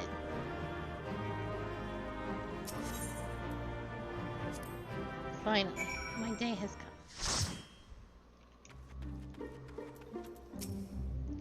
It seems that we'll have to wait for the ether within Eden to stabilize before we can all teleport to the core. Though we anticipated some form of resistance, I did not foresee Eden generating a smaller replica of itself. To think that a mere fraction of its power could manifest such a powerful adversary is frightening indeed. It seems that Thangred's prediction about there being some sort of guardian was right. Thankfully, it was nothing that you couldn't handle. And I'm glad to say that you haven't absorbed any light either. So far, so good. Now that the way is clear, the Aethernet shards can send us to the core and back whenever we need. Why don't we give them a try?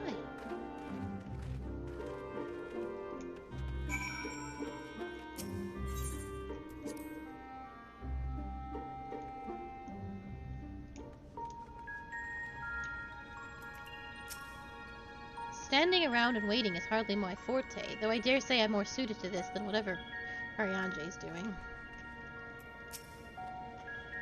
Though the apparatus is now in place, a number of minuet adjustments must needs be made before attempting to assert control over Eden. Once Arianje has activated the device, it's my turn.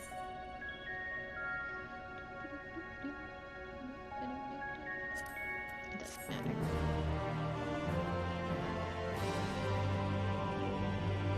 Are you filled with it?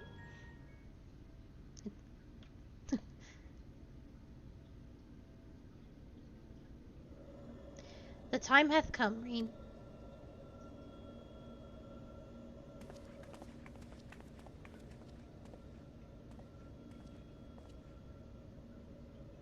Watch over me, Minfilia.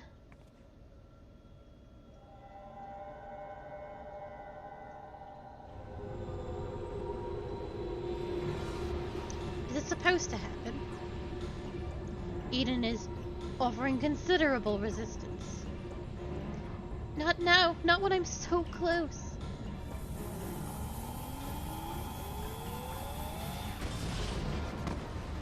Arianje! I am unharmed, but what of Reen? No, you listen to me.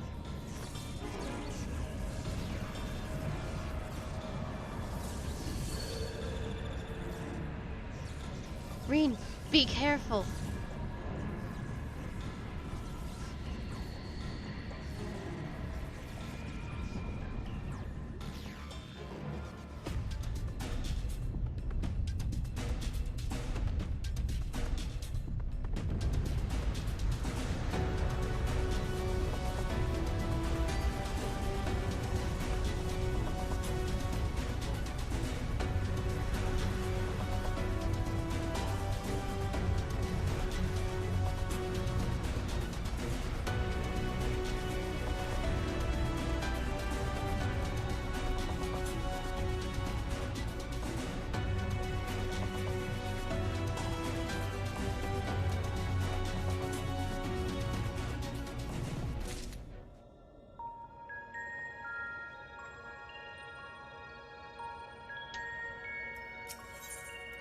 Reen appears to have recovered from her battle of wills with Eden. It worked. I'm in control now, I think. Although I'm not linked to Eden, I still need to figure out how to give it commands. Pray tell, what caused it to convulse so violently? It must have been when Eden rose into the air. I'm still struggling to stop it from drifting too far from the camp. Even now, thou art.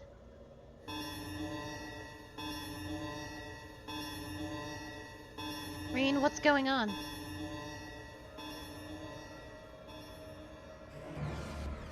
Above us. Something's coming this way. An enemy. But how does that... could it be a Sin Eater? I can't see them clearly. No, that's impossible. But what is it? They're inside too. Lots of them, trying to reach the core. Uninvited guests, eh? If I'd known they were coming, I would have tidied up the place. Japes are a poor substitute for a viable strategy. In that case, I suggest that you and I deal with the ones who've already inside. And Akali can welcome our airborne adversary. Reen, find out if Eden has any defenses we can make use of, preferably ones that don't recognize us as the enemy. I'm not sure about that, but I can use the Aether Currents to send you wherever you need to go. That's my girl. Alright everyone, we've got work to do.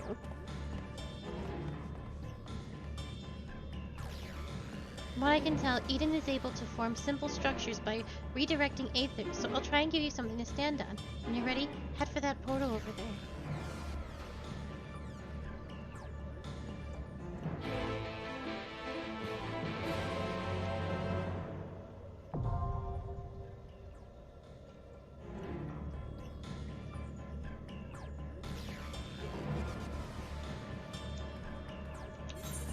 I need one more accessory.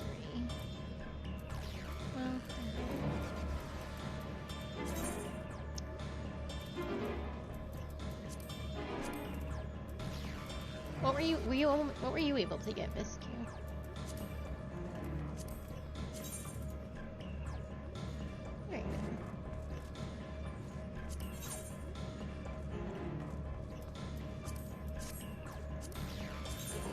do a turn in after this one.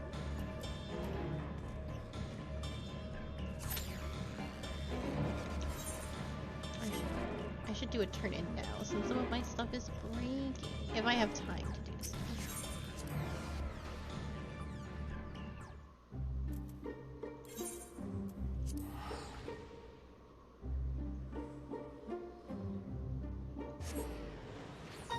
I forgot it. I can't keep wearing my earring anymore. Or can I?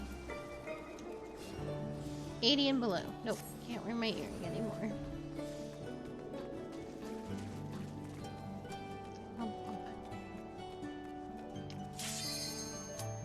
Womp womp.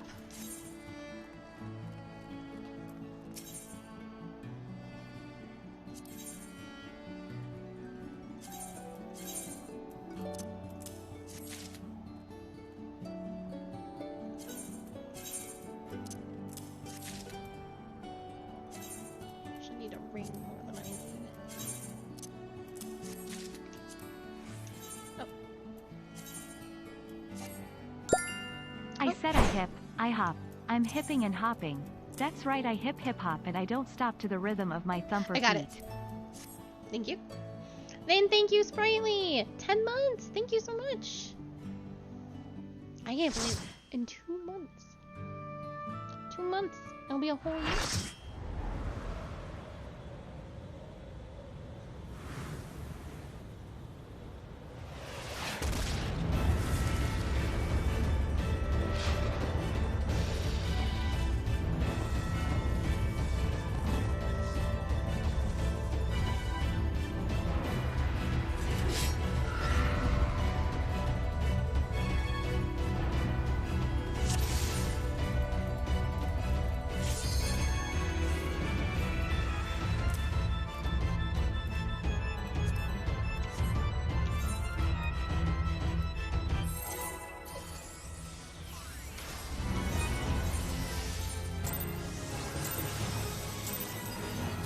No, yeah, well, you'll fall off.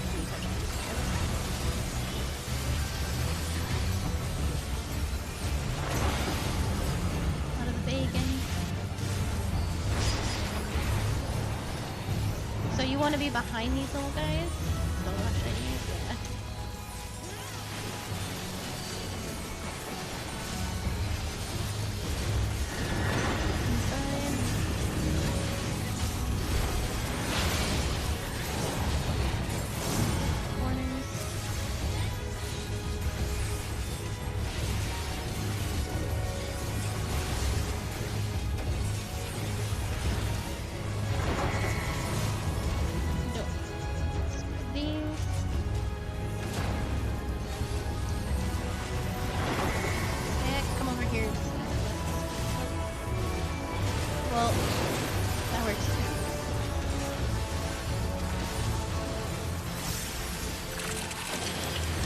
That I have very vague memories for this bundle. Okay, so these have timers, which means they go off after a certain point. They're not gonna pop right away. See these timers over everyone's head? That is how long they have it.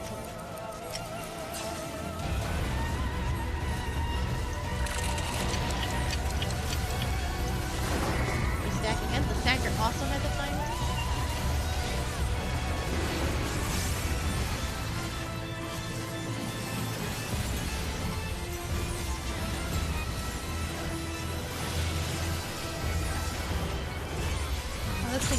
I don't even know if we're gonna get to the harder parts of this. These are spread. There's gonna be another stack marker. For this first one, we are not gonna stack on it because the timer's synced up.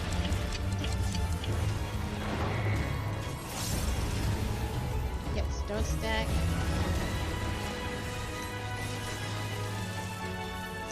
They're gonna go off at the same time.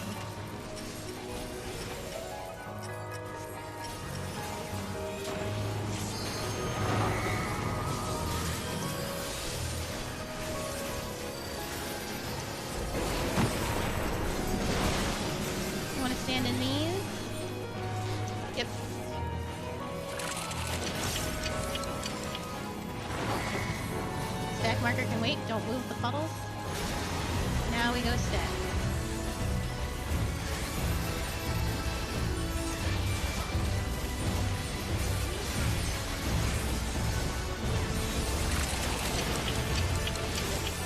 People are gonna get circles, we stay stacked, because they're not gonna go off yet. Stay stacked. Stay. Stay. Stay! Now we can go. There we go. Missed the stag marker. Alright, go to this wall.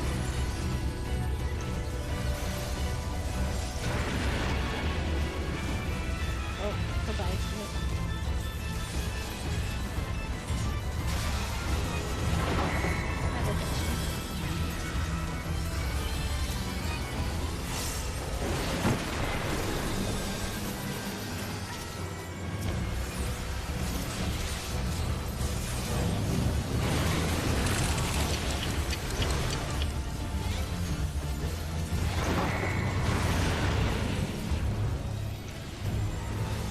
Pushy. Leads first, and then we stag.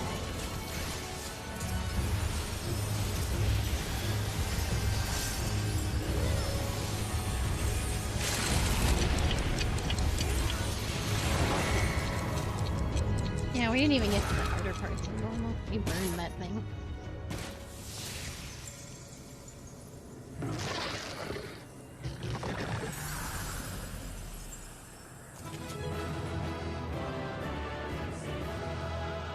I can tell you a funny story about me doing this fight on Savage. So there is a... You just need on all of that. There is a... One of the very last things this boss does is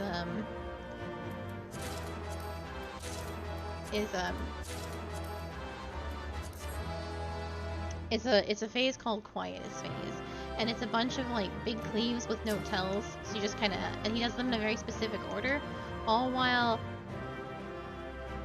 there's these little imp guys that give you infirmary, so that you don't get healed for as much. And it's 3 rounds of Quietus, in these specific patterns and whatnot. And I was doing it, and I was trying to learn it, and it was very difficult because this was like my first on tier raid and everything. And so, I'm listening to what's being told to me, and I asked the raid lead, is the coitus phase random? And that is not what that phase is called. It's called quietus. But I did say coitus, the coitus phase. And, I never got to live that down. That never got dropped. That never got stopped being called the coitus phase. That was just the life I had to live. The coitus phase. Or the coitus phase random. And that's just how that was. Yes. The coitus phase is random, actually. Randomized coitus. So that was just also the coitus phase was very, very hard. And I felt really, really badly that I was doing it so poorly. And I was coitus phase. I fucking hate this. The coitus phase was coming up, and as it was happening, I was like, I said to myself, I will just never be able to do this. I'll never do it. I'm just going to die. And I did it perfectly, and we cleared. And I was like, oh, the key. All you have to do is give up hope. Once the hope is gone, you can do anything. Yeah, we were doing it, and I was just like, I'll never do this right. And then we did it. Akami, thank goodness you're unharmed. We came as soon as we took care of our unwanted guests. They were a bunch of, stubborn bunch, and quite like anything I'd ever seen in the first. No. I won't let you.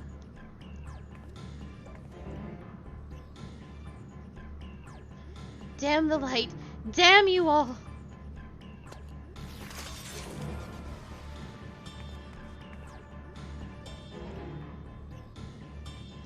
Who are you? What do you want?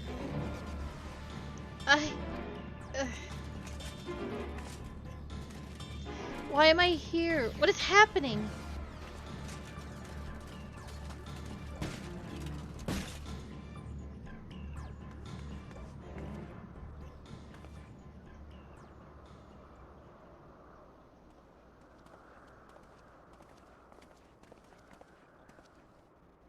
She's alive, but there's something strange about her aether. She didn't seem too pleased with Rean taking control of Eden, which may be what caused her to appear out of the blue. Beyond that, it's anyone's guess. 'Tis plain she's not a Sin Eater. Not even in part as Valkyrie was. Yet this knowledge does little to assuage my fears, for she is nonetheless possessed of a power most terrible.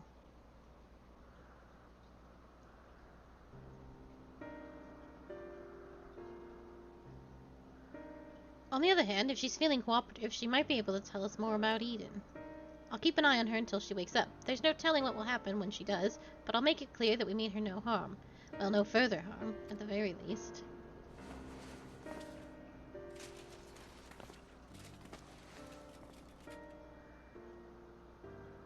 Obviously, it's not a good idea to bring her inside Eden. It's likely that reaching the core was her aim from the outset, so I'll take her to the camp.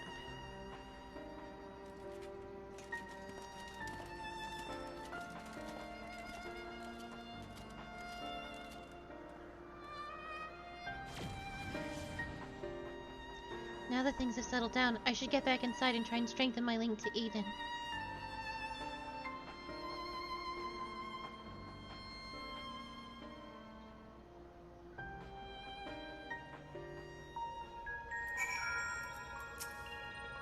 Although I had my hands full in trying to control Eden, I caught a glimpse of your battle. That power. I've never seen anything like it. What thou witnessed was the tearing of the very fabric of reality, the creation of a rift through which Voidsent may enter. But pray tell, Rean, didst thou make any other observations? I couldn't sense any light at all in that girl or her servants, and I can't really explain how, but she reminded me of Emmett Selk. Though I think it unlikely that she is an Ascian, she may yet be enthralled to Zodiark. Maybe we'll be able to find out more once she's woken up. In the meantime, I'll try and improve my control over Eden. It seems to be listening more than before, instead of screaming at me like it was in the beginning. And that's not all. I've made an exciting discovery.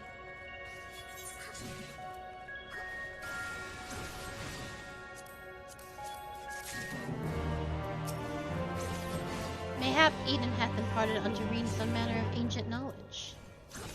This person is super obnoxious. Rean's newly formed bond with Eden's core has led to a surprising discovery.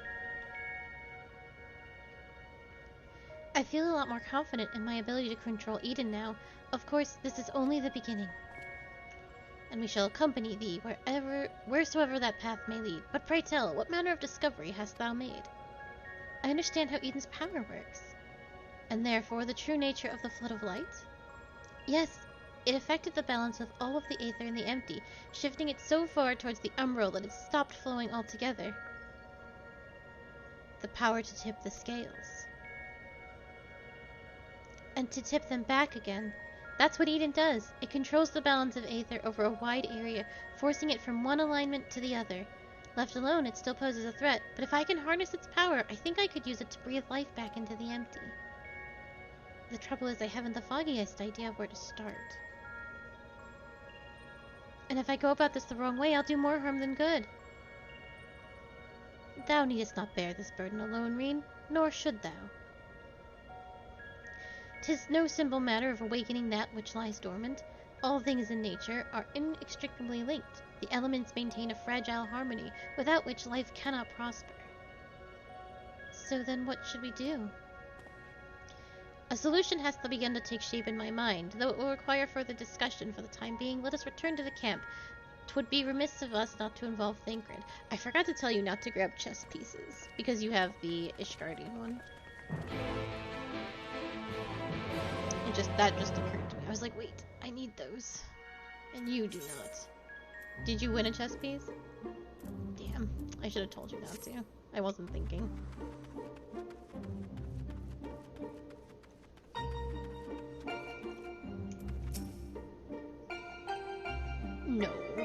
These are special. I'm curious to know what connection that girl has to Eden. If only she told us a bit more before she collapsed. Still sleeping soundly, I'm afraid. If I'd known she'd take so long to come around, I'd have brought a good book or two to pass the time. My friends, I believe I have struck upon a method by which we may see this world restored. Oriange, before you go any further, allow me to make a potentially very long story slightly shorter. The plan is to control Eden and realign the Aether of the Empty, right? In essence, yes. However, unleashing elemental energies haphazardly will not suffice.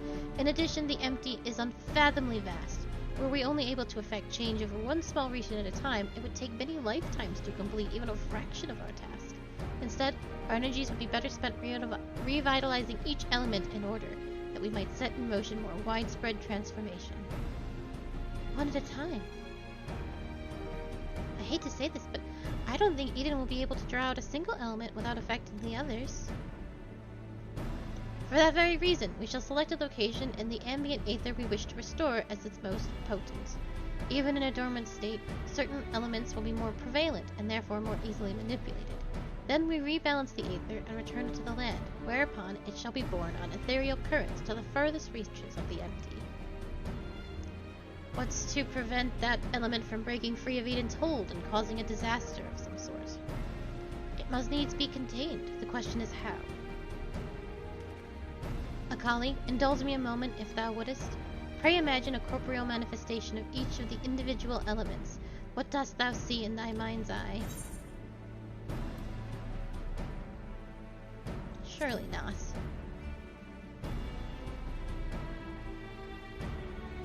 Mayhap thou art afeard to utter the fateful word, for to even speak the name primal is to invite misfortune.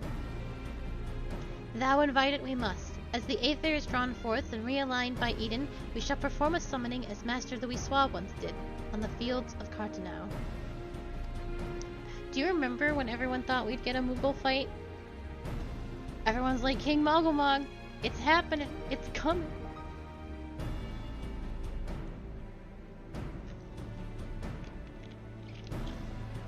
Because of what we're doing here. It'll all make sense in a second. As one who hath laid low countless primals, thy memories will shape the aether into a diaform entity, which must subsequently be dispersed in the traditional fashion. So, defeat it, in other words. But is that even possible?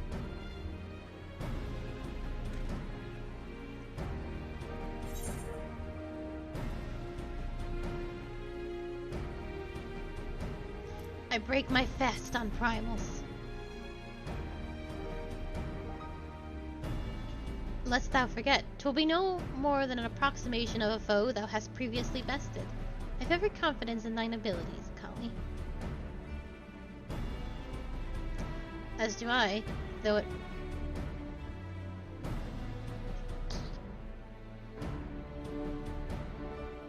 Oh, it's the fish filter making a crazy noise. I thought my computer was making a crazy noise, and I was like, please.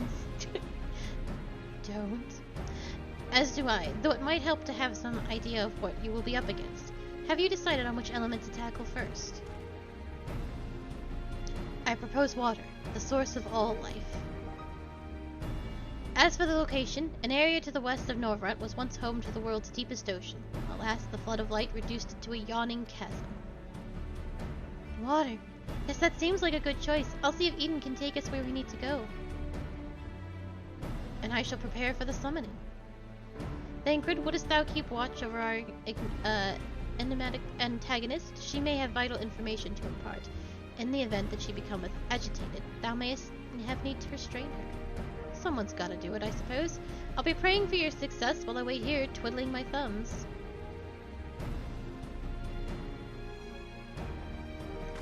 So we are taking our memories of primals and defeats to conjure up their elements to restore that aether back into the world. Which is why everyone thought Moogles. Still, I must say I don't envy you being caught up in yet another one of Oriange's madcap schemes. Though, come to think of it, if the creature you fight is born from your own memories and imagination, why don't you try thinking of something a bit tamer than the primals you fought in the past, Perhaps that's not how it works. But anyway, best of luck.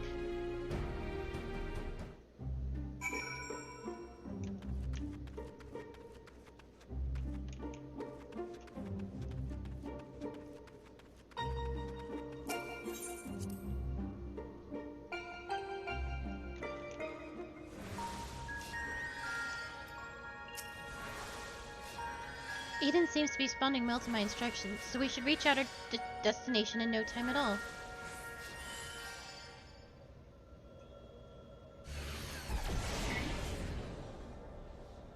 Alright, this is the place. I'll see if I can draw out water aspected aether. The rest is up to you, Akali. Memories of water. Memories of Leviathan come flooding back.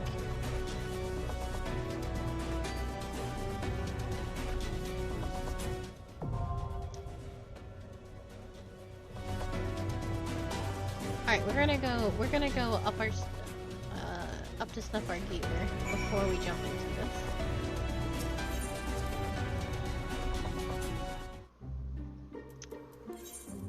No, not Gridania.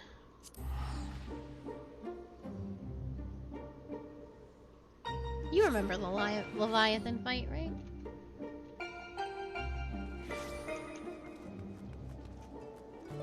Big.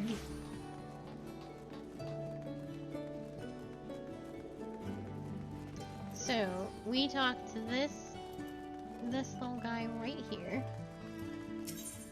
It'll be the Eden's Gate Antique Exchange. You'll be the very first one at the top. And you want, fending.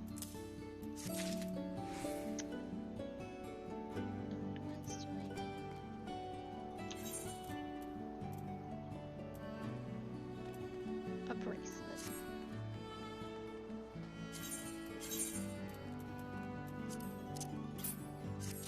Make sure not to roll on any more belts, by the way.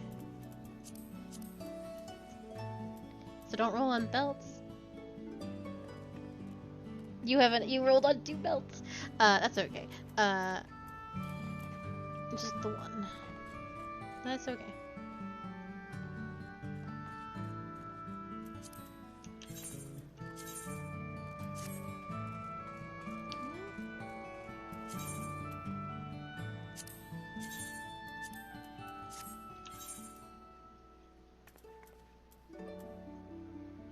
I'm not in bad shape by any means, so... You just let me know when you are good to go. You cannot trade those.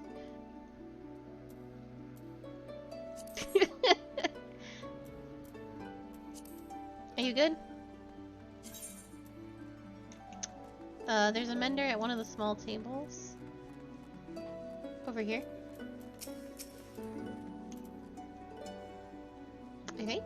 I think this guy does it. Oh no, these are materia people. I'm sorry. You were going the right way. I lied to you. It's this one.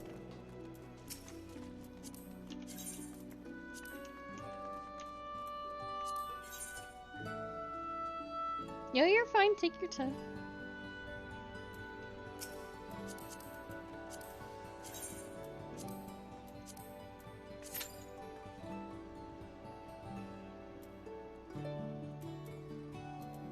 Oh, you got the headpiece.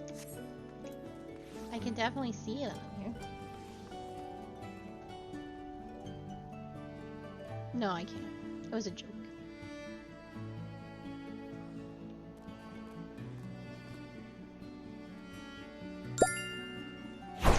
Thank you for the follow, Nox.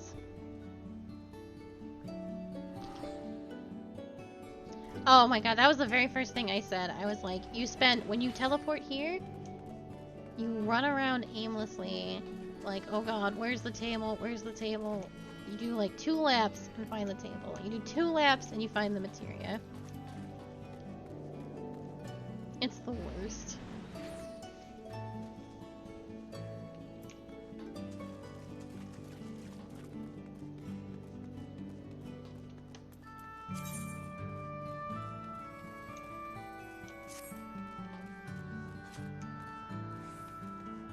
Are you taking a peek at the gear?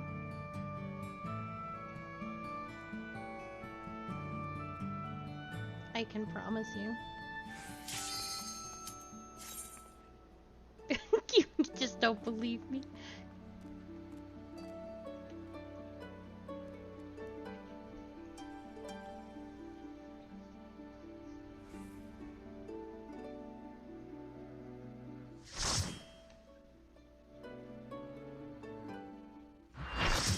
You don't even need to look at it.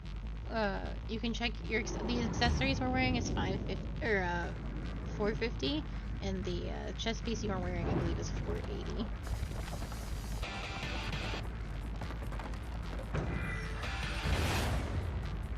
So that's how you would do it. It's very good. Alright, you do need to have your tank stance on because you need to be second aggro. Because both heads do auto attacks. One to you and one to me.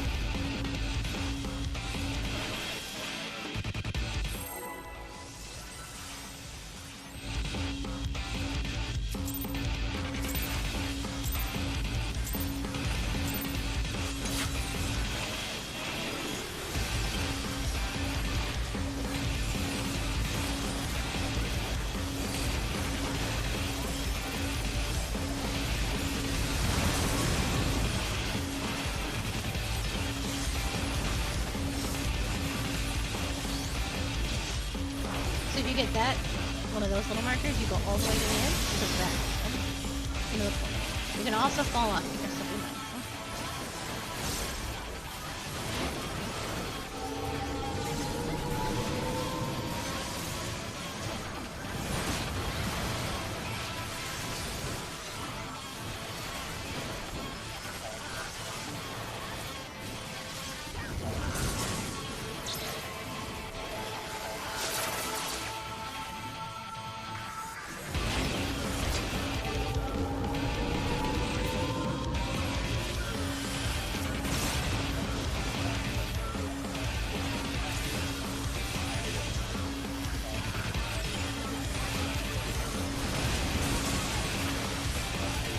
Head towards the water spout behind.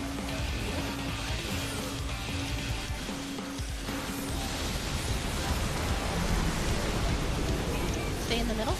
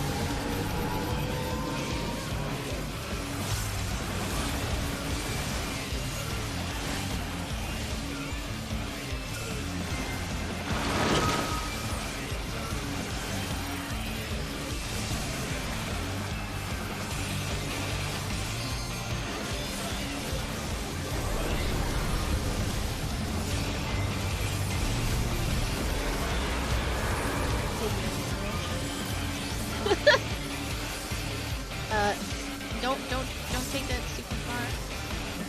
Because it pushes us back based on where you are. The best you can do, thing you can do is be in the middle.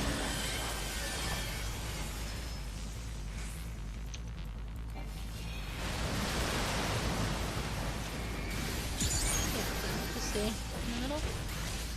Okay. That's fine too.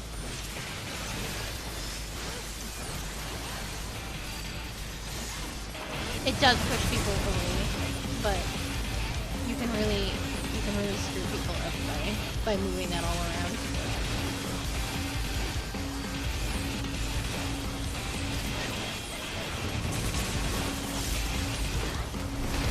So Leviathan is going to come out a certain way. So one of these parts here, and you want to avoid the drops, the circles, because they'll expand. You want to go this way.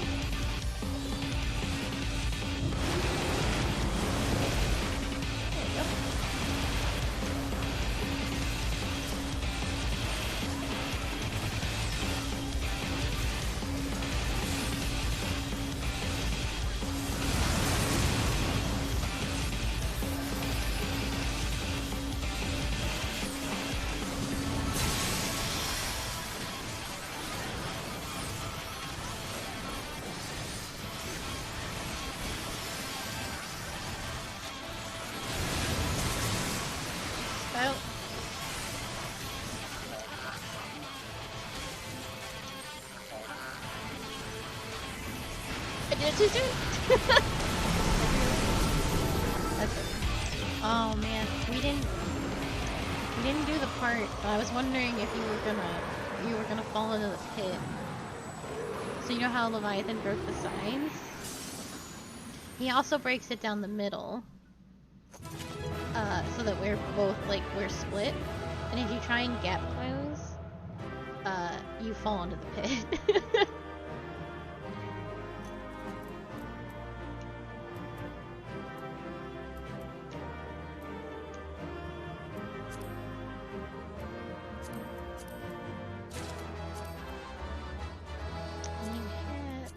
I'm just gonna grade on accessories because I don't need them anymore. Bangles are for all accessories, so you need 2 more. Or 3 more bangles.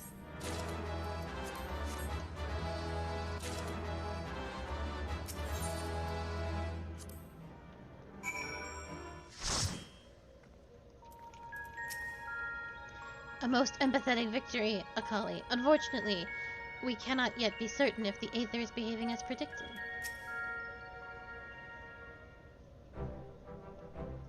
That was incredible! Is that what a primal looks like?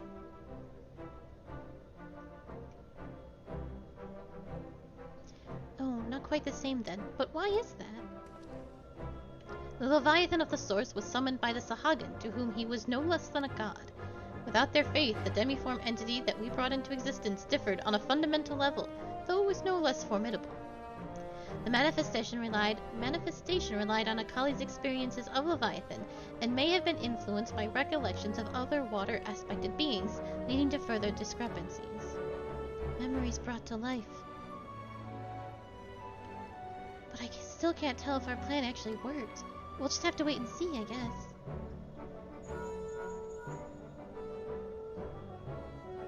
How goes it? If you finish slaying your primal, or whatever it is, I suggest you get back here on the double. There's something you ought to see.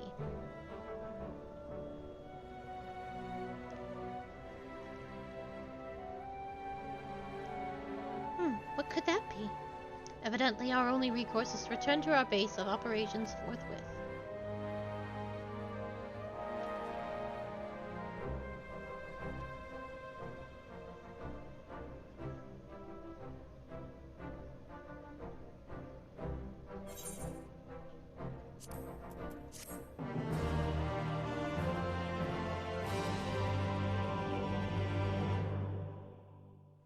Yeah. She has a lot of agency. They did a very, very good job with her.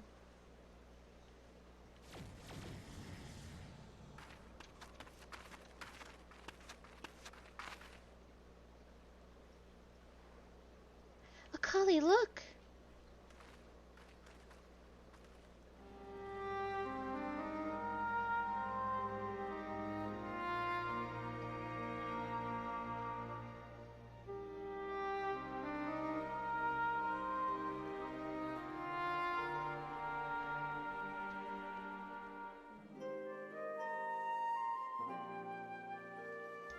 By the 12's good grace, 'tis a marvel to behold. I never thought that a whole lake would suddenly appear like this, and we're just getting started. I only hope the burden is not too much for you, Akali.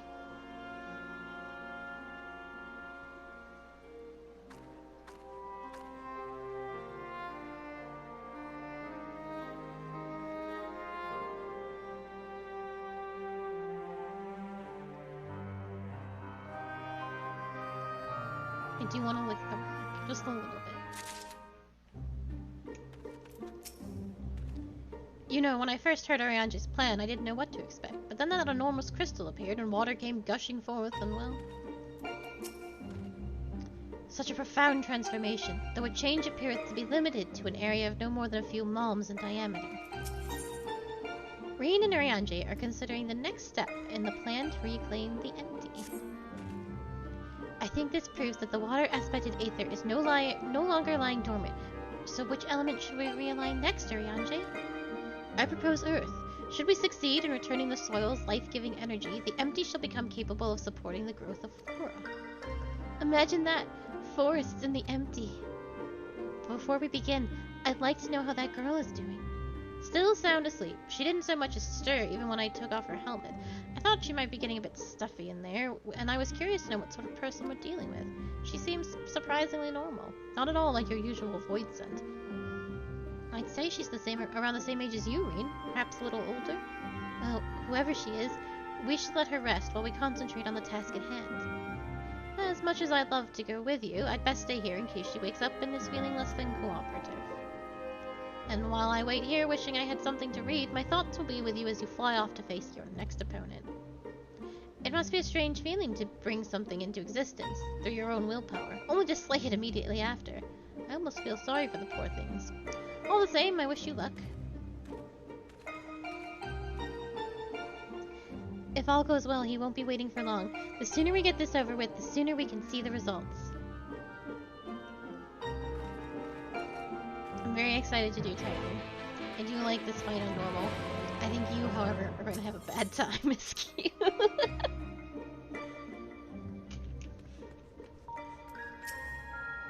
Once the It'll be fine. Once more unto the empty, dear friend. Thou art prepared, I presume?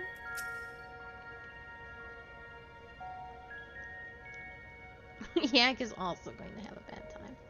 Now, before we embark on our journey, there is one question I feel I should ask. Where are we going? I would suggest a certain region that lieth east of Norvrend, which was once home to the great Mount Atlas. And for the Earth-aspected primal we should invoke, what could be a more fitting choice than Titan? I don't think I've heard of that one. What's it like?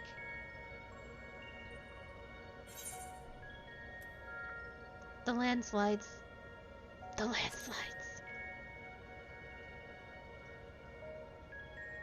It seems like you had a rather traumatic experience.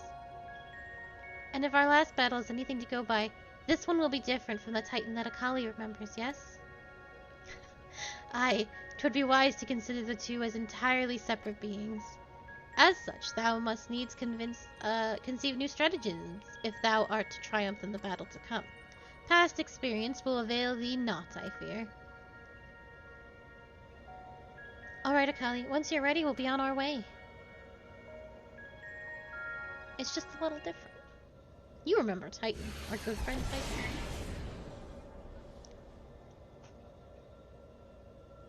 Yeah, when you... Did something Rocky lad. He do jump. He do jump. I remember, because we didn't have a hard time when we took you through Titan. But I have been in a lot of normal Titans just doing roulettes that I desire to not be in any longer.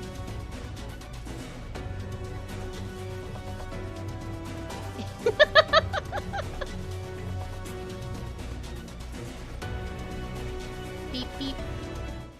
Driving in my car, beep beep. Hope no one runs into me. Alright. All I can get are gloves.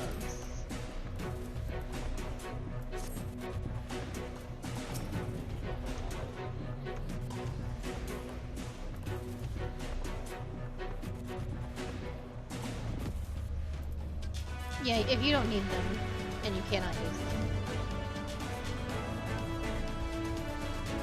I wish I could have them. That's okay. There should definitely be a chest piece that drops from here. So I will have my chest piece, and a belt should drop from here. So it'll be all good. We will fight for pants, it looks like. That's just how it be. Because I have 2 pants. We are probably going to come up quite short on the pants, but... yeah. Alright, you ready?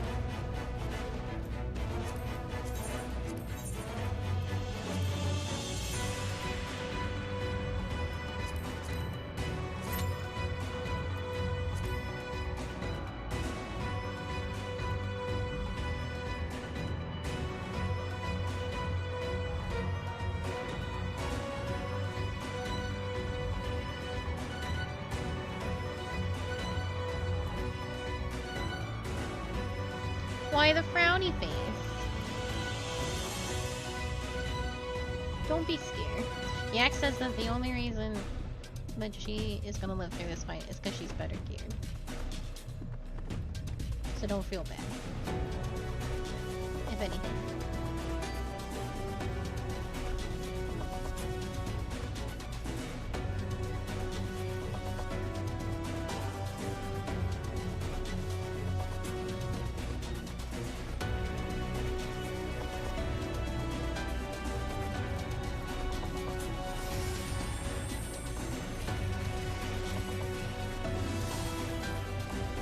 Well, it's gonna be a hot minute.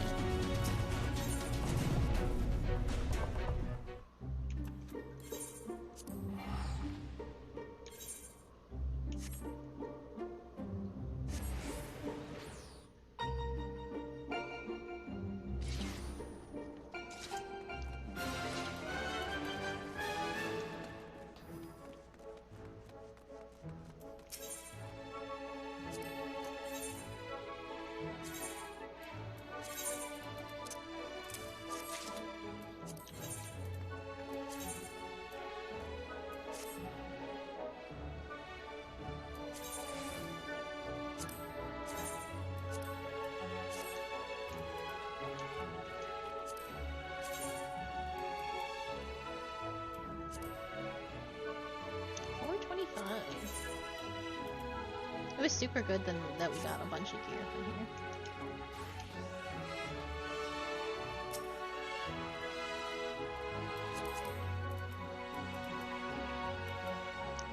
You are in dire need of accessories.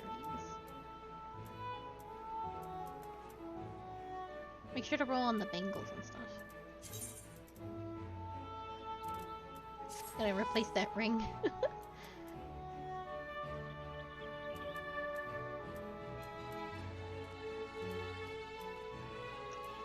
You're just one shoe short, right? Probably one shoe and one glove. Hmm? Oh, you already have the shoes? Why aren't you wearing them?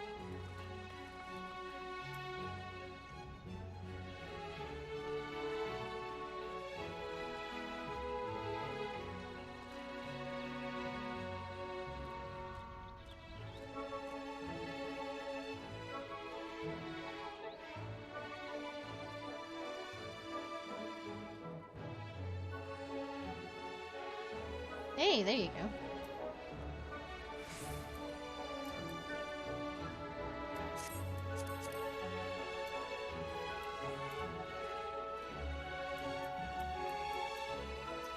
I'm finally wearing a new earring. That's exciting. I had the same one forever.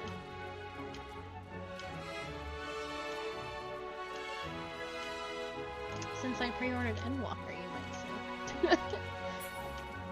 Have you pre-ordered an Endwalker? Yes. You should.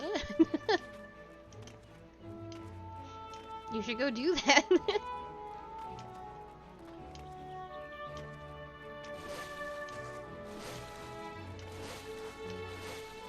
No, you would do it via Steam.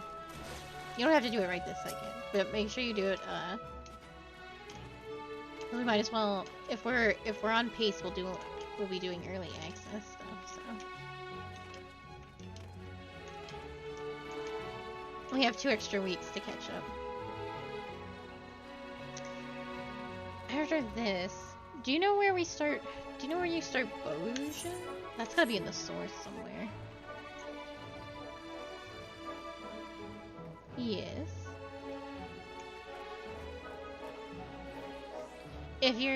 Yeah, you can just toss that.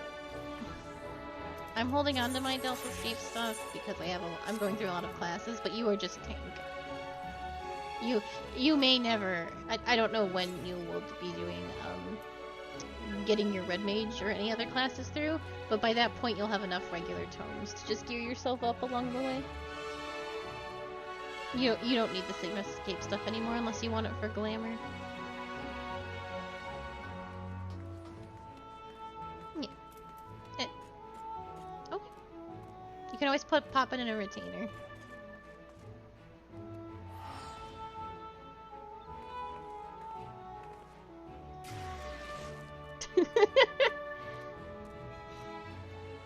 You need to probably solve some of these situations before Endwalker. I don't know what your bags and retainers look like, but I do have an idea.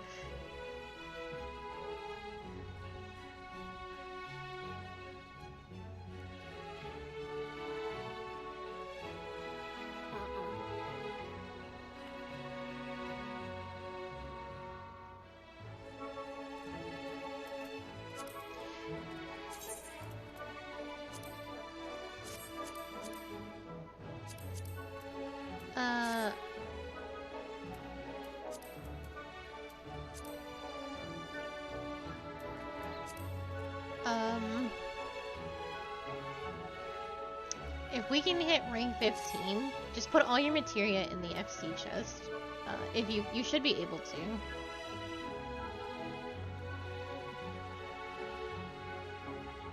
No, of course not.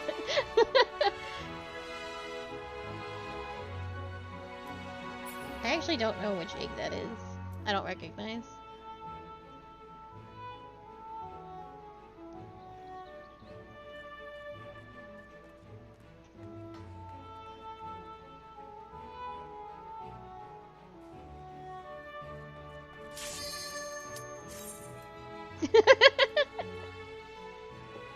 There's not a lot of slots. We need another company chest page, but you can put at least some of it. You can stack. I think they're on page 3. That you should be able to at least put some of the materia there. Hang on to your materia though. You can actually, if you don't have any use for it, mail that to me.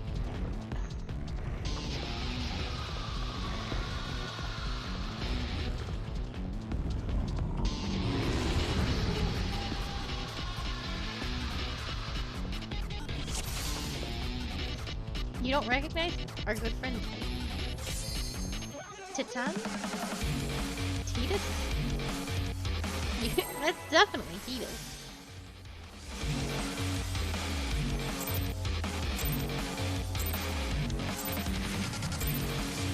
Oh, we go together.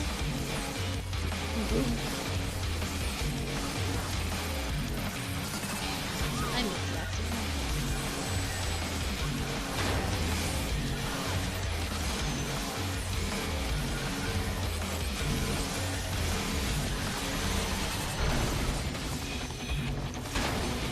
There you go. I'm gonna get away from this.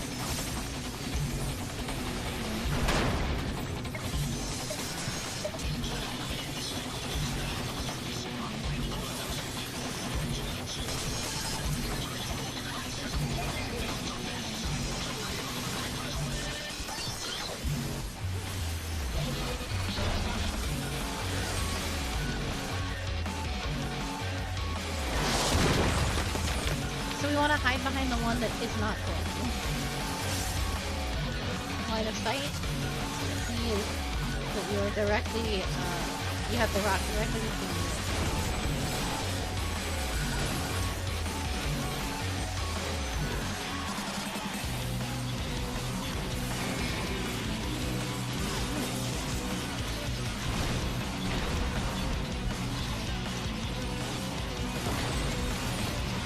Be on Titan's front, right in front of Titan.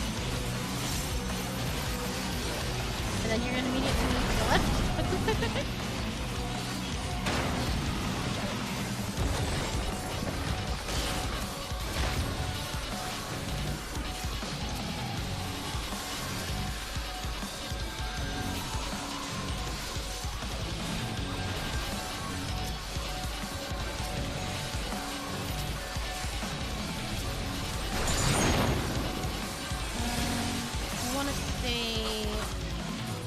Go right here on this line.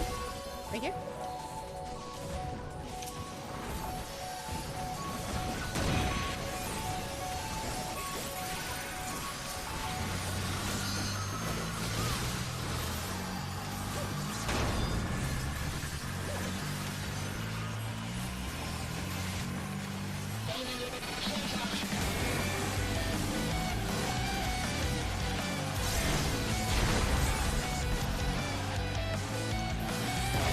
go on his side. You have to go on the side where there's sheep.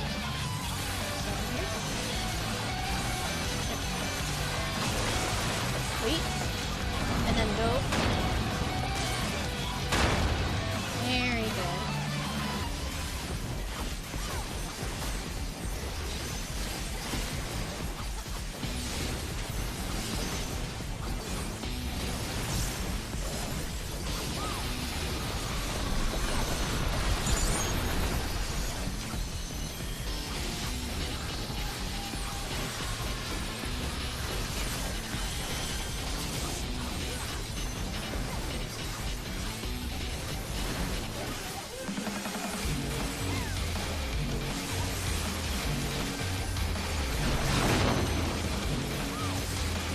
Be over here. Follow me.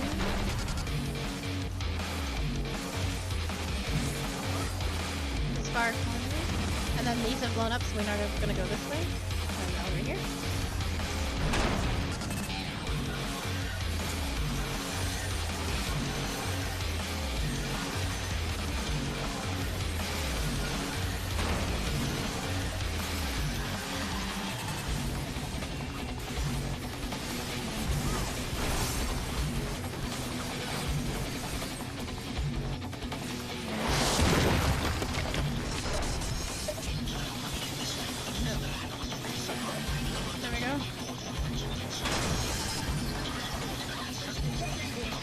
Behind the rock.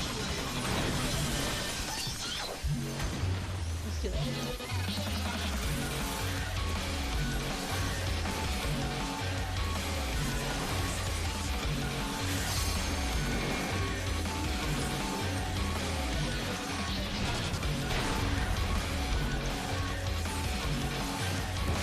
Oh, you might have popped it to like sides with a double.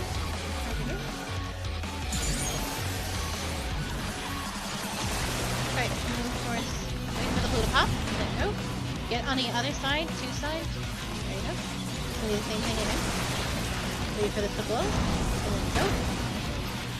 On his side again. And yeah, you did a very, very good job. Yak did a very good job.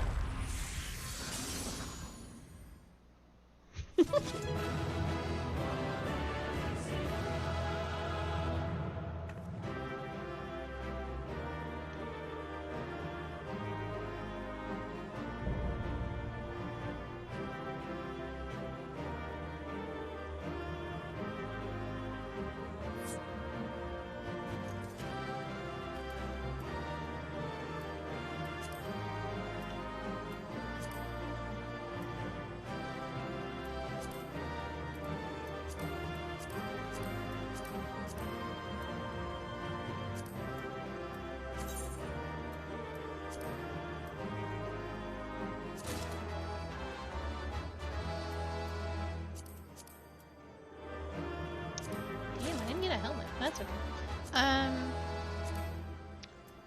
What did you need 2 pants, right? Oh.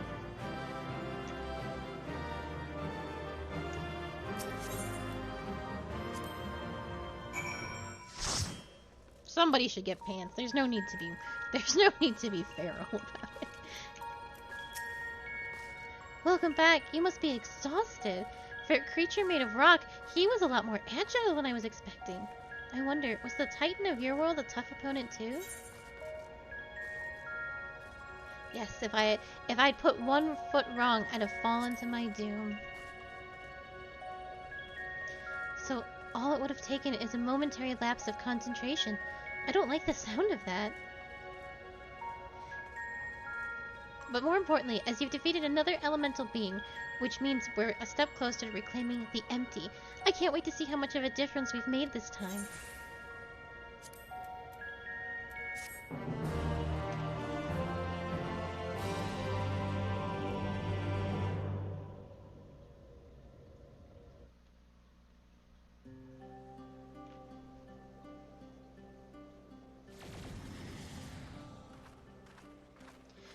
Did we really do all of this?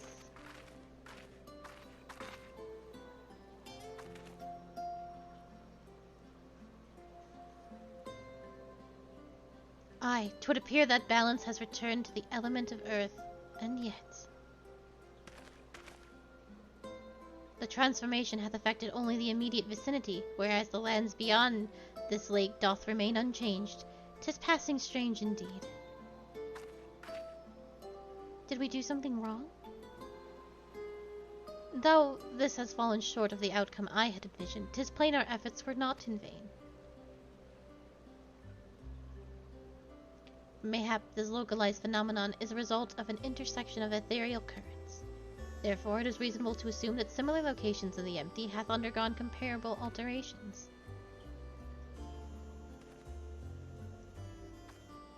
Then the aether will spread out from these points to cover the rest of...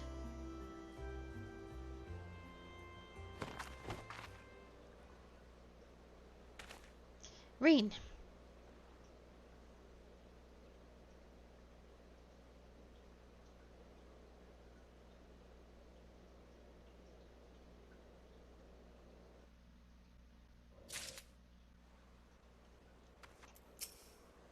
Are you all right? Perhaps asserting her will over Eden hath taken its toll. Reen appears to have been overcome by exhaustion.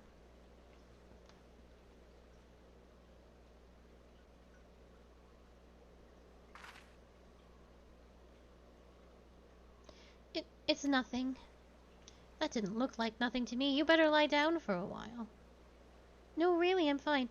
Anyway, we've still got work to do. Nay, Thancred hath the right of it. 'Twould be unwise to exert thyself overmuch. I appreciate your concern, but I do wish you'd stop fussing. Reen, thou knowest not the strain thou dost place on thyself. Though the elements of water... God damn it, I accidentally overclicked. Yes, please.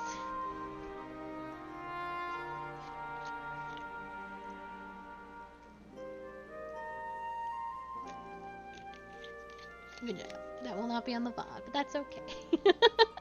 Now that you mention it, I've been feeling a bit out of sorts ever since I got here.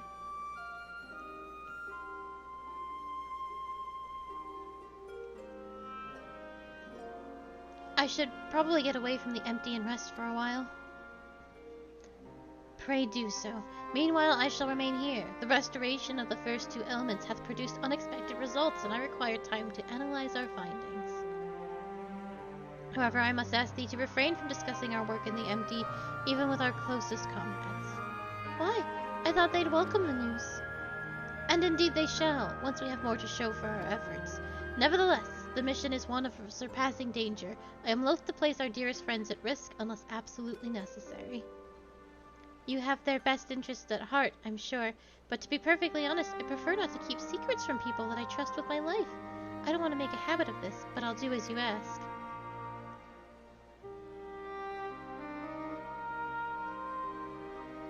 It seems to me that Reen isn't the only one who would benefit from a change of scenery. Our Sleeping Beauty would likely fare better in more hospitable surroundings. We'll need to have our associates from the Crystarium organize a safe place for her to stay. If you and Akali could go on ahead and have a word with them in Mord Sook, we'll catch up with you once Oryanje has finished whatever it is he needs to do.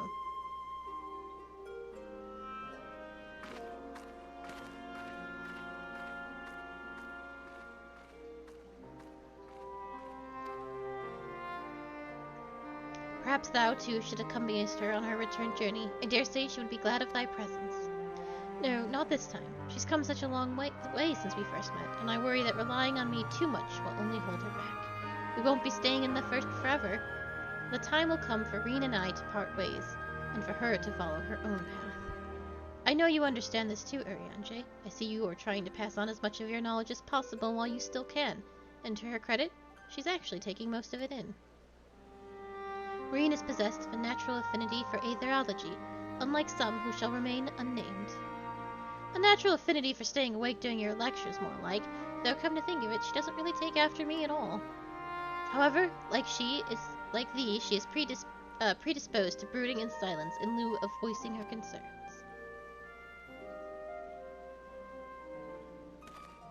Says the master of keeping his cards too close to his chest. Anyway, Akali, you'd better take the Sky Slipper with Reen.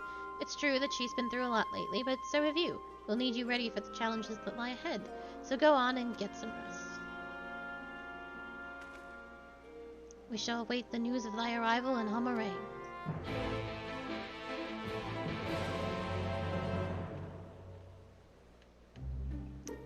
Where in Hammurabi?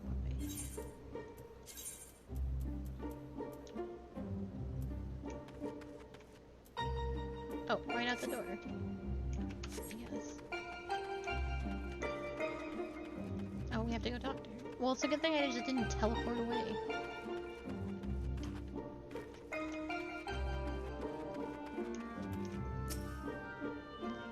It seemed like you were all having quite a serious discussion. I hope I haven't given you any cause for concern.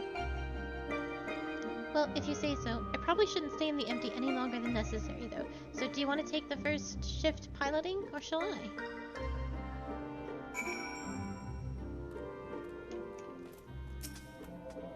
Phew, I'm glad I had you there to keep me company. I had no idea I would have passed the time otherwise. So now that we're here, I need to find our contact from the Crystarium.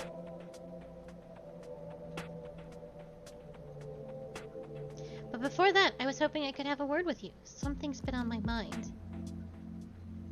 This might not be the best place for it, though. Those creatures over there look a bit hungry.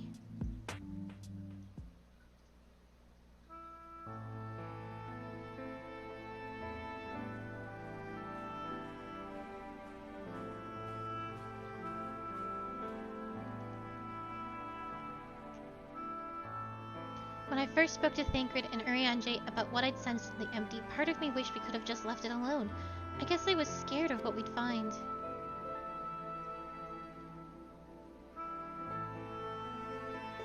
But now that we found Eden, I know that I made the right choice. And if I'd given in to my fear, I probably would have spent the rest of my life wondering what might have been.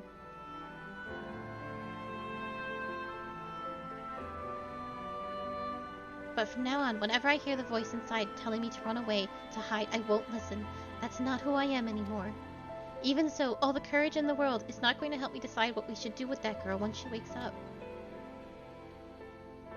Do you remember what she said right before she passed out? Why am I here? What is happening?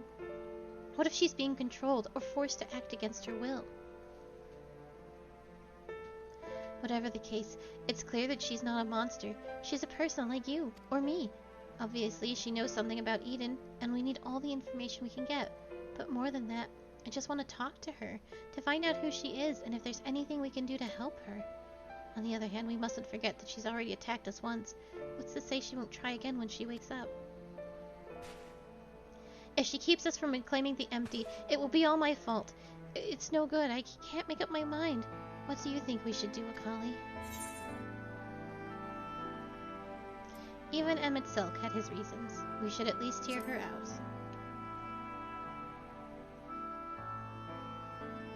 I see what you mean. Perhaps if we'd been able to come to an understanding, things wouldn't have ended the way they did. I hope that she's nothing like Emmett Silk, but we won't know until we speak to her.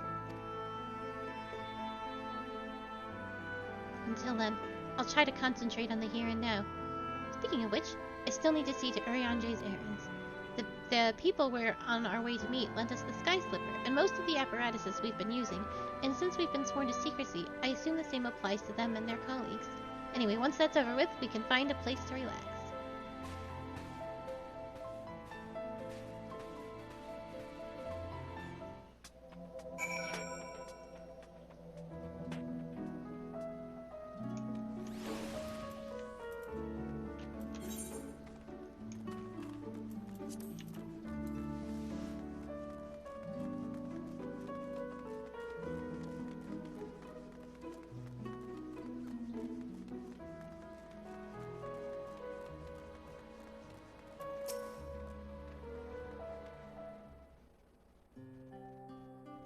Now that we're here, allow me to introduce you to two members of our inner circle, or whatever you want to call it.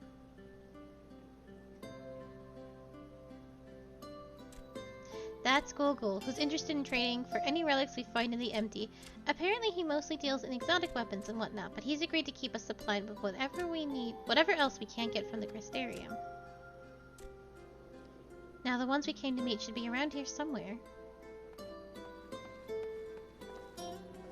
Irene, what a relief it is to see you returned unharmed from your expedition. I'm sorry to have kept you waiting. We were gone a bit longer than we expected. Akali, I'd like you to meet Lure. It's a pleasure to make your acquaintance. As representative of the Settlement Council, I'm here to oversee the delivery of equipment deemed necessary for your mission. I will be on hand to provide any assistance you may require. Actually, there's something we'd like you to take care of. It's probably best not to talk about it in the middle of the market, though. I'll take it from here, Akali. You should get some rest. But before you go, I'd like to thank you for everything you've done. We still have a long road ahead of us, but if we give it our all, there's nothing we can't handle.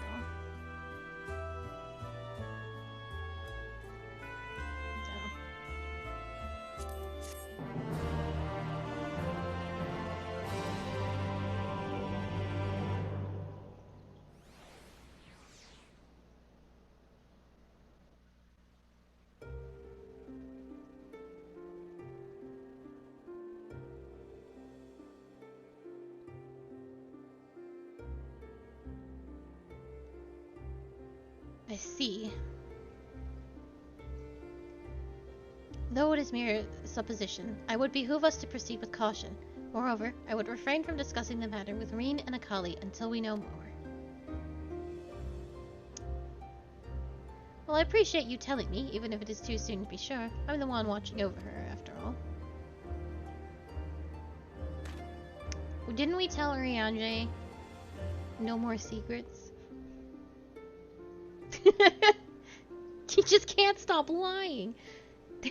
The Oracle of Darkness.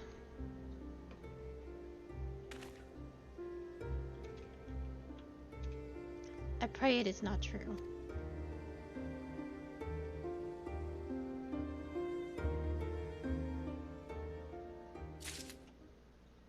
Okay. So that is where this ends for right now. Yeah, I will put that on the bingo card. I got a lot of... I didn't even think about more lies from Urianger, but... Okay, so... We only have about 45 minutes left, so we're gonna save MSQ for tomorrow, but we are gonna start the Queen's... I can't remember what it's called anymore. The Queen of Swords? Whatever. I don't know where that is, though, so I'm gonna bop around and see if I can find it. I think it's here. I don't remember where we start that. It's either in Rylgars or it's here.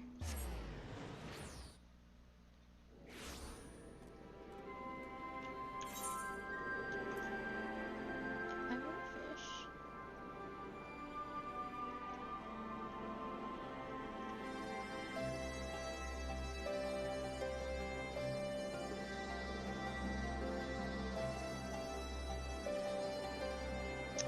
It's not here.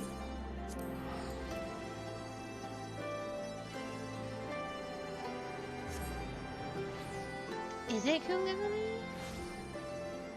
I bet you're right, actually. 70.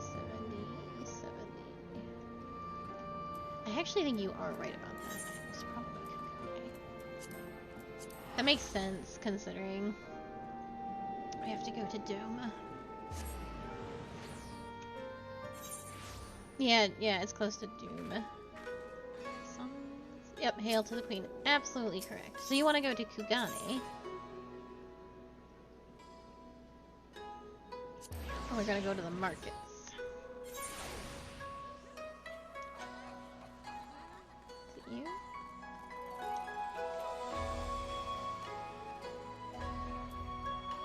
This man is very blue. Like a baseball player.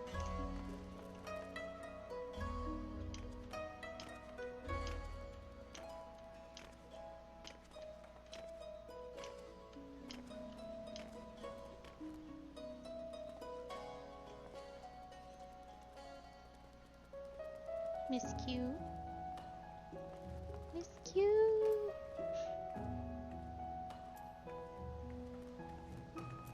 I do. Judging by the look of relief on Keaton's face, you have saved him a great deal of time. Milady, my, what auspicious timing. I intended to send a missive to the Rising Stones, but it seems that is no longer necessary. Master Hancock wishes to speak with you regarding a matter of grave import. I can but imagine what other duties yet demand your attention. Still, he would request you to meet him at the Ruby Bazaar at your earliest convenience. My favorite, Mr. Hancock.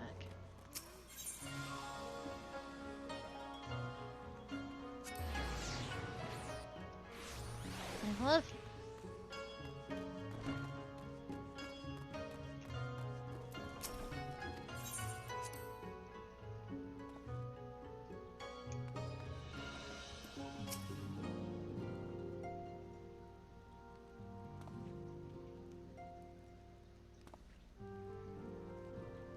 And so she returns at last. From what Tataru has told me, you've come a rather long way, to put it mildly. And while the Scions remained locked in slumber, she sought aid from all corners of the realm. In fact, it was I whom she first turned when searching for a companion to assist her in your absence.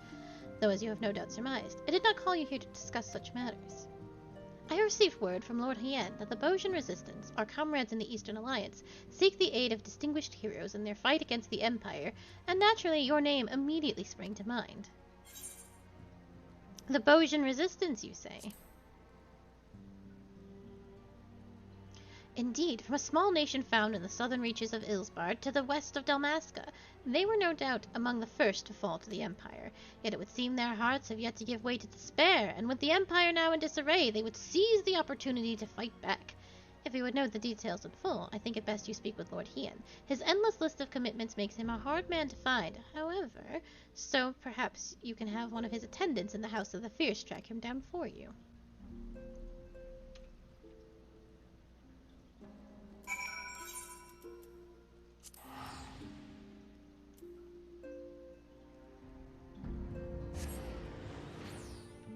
Oh, weird. Okay, I will get that sorted for you. Not right now, though.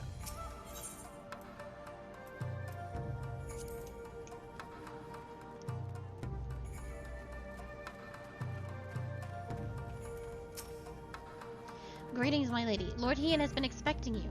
When word reached us of the Bosian Resistance, Lord Hien knew at once there was but one woman to whom he could turn. He left the coattails not long ago. The view of Doma Castle helps calm his mind. This way, if you please. Oh, I might need you. Wait, can I fly here? Hold on. Yes, I can!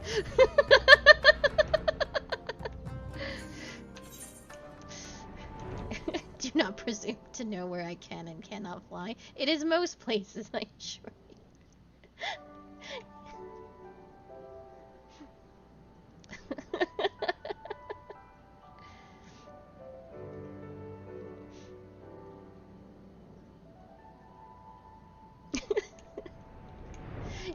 No, you can't. It's really fucking funny.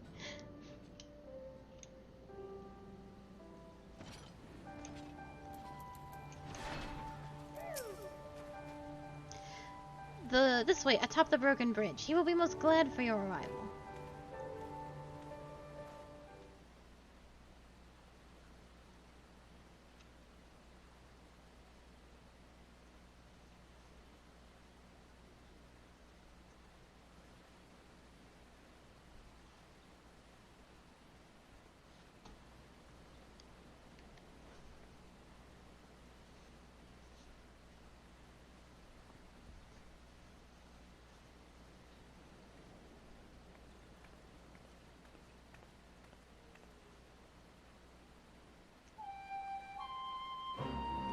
Do you remember when we first shared a view of this castle together?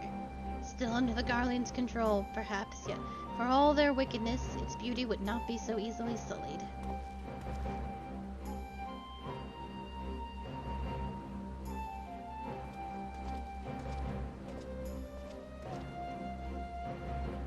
It is good to see you, my friend. You must forgive me for foregoing pleasantries, but our guest here is in dire need of your help.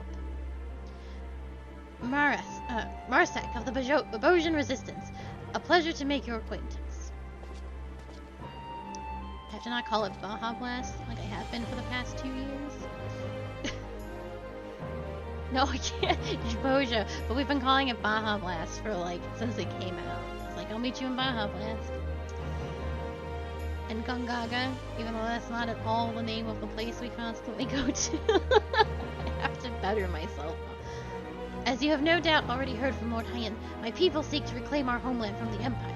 Under his auspices and that of the Eorzean Alliance, we aim to do just that. However, we recently received word that the 4th Imperial Legion has been making plans of their own. It has long held the provinces of Naxia, Dalmasca, and Bosia in the Iron Grist, using its Dalmascan headquarters to house the bulk of its forces. Until recently, that is. They appear to be diverting resources and manpowers to their forces stationed in Bosia. In fact, 3 battalions are en route as we speak. We thought perhaps to strike before they could fully assemble, but the Bosian resistance lacks the means to drive them off on its own. Aid from Dalmascan resistance groups may have sufficed. Sadly, even Fran of Lente's Tears has been unable to bring an end to their infighting. All hope is not lost, however, for Lord Hyan has made a most intriguing proposal.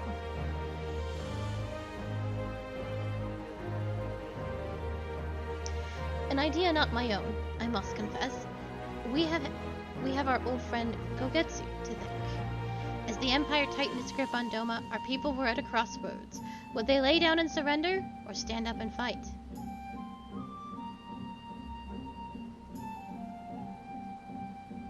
You sought me out, that I could become the spark that lit the fire of the rebellion. The same must be done for the Bosians.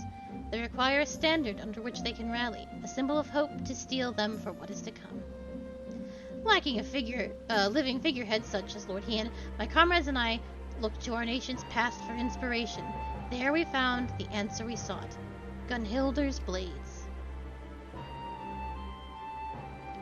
They were the elite guard of Queen Gunhilder, possessed of weapons blessed by the gods. Their exploits would become legend after defending our peoples against the Allagons in the 3rd Astral Era. The strength of their steel was matched only by their dedication to the Queen. Should one lose their life in her service, their holy blade was then passed on to a successor. In time, their title would lend itself to the most renowned of their weaponry, the gunblade. But in truth, each member of her guard was a master of a unique weapon. Though these sacred relics have been lost to time, I would see them forged anew. Armed thus, our people would know no fear, and drive back our oppressors, just as Queen Gunhilder did, the Allagons. An admittedly lofty and otherwise unattainable goal for one such as I, which is why I have traveled far and wide in search of great minds and greater heroes who might lend us their aid. We would be honored to have you as one of your renown at our side.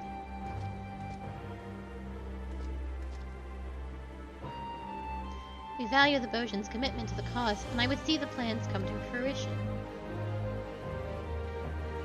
Unfortunately, duty commands that I remain here. I could not, in good conscience, leave knowing the Empire yet threatens the border to Alanigo. Should you choose to accompany him to Bosia, might I ask that you also act as a representative to the Eastern Alliance in my stead?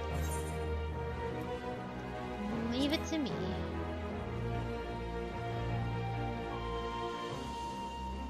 Thank you, my friend. If there is naught else you require of the Eastern Alliance, you need only ask. Safe travels to you both.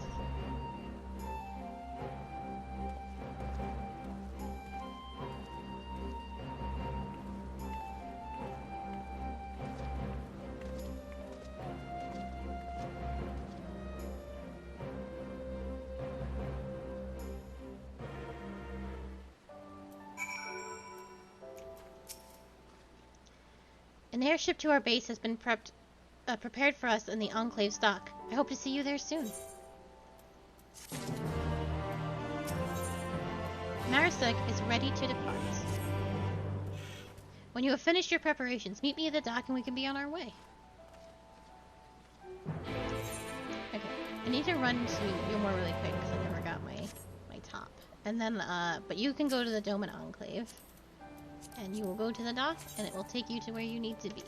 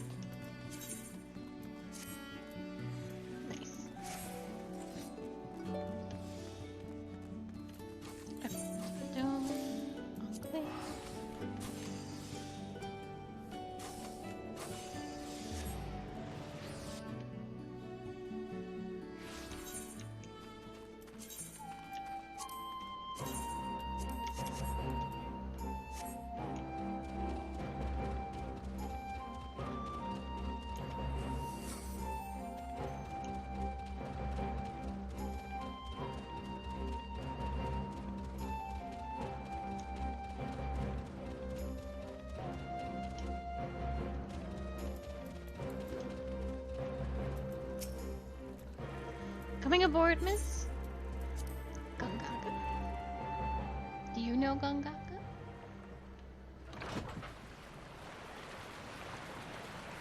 Hmm? Do you know Lahi?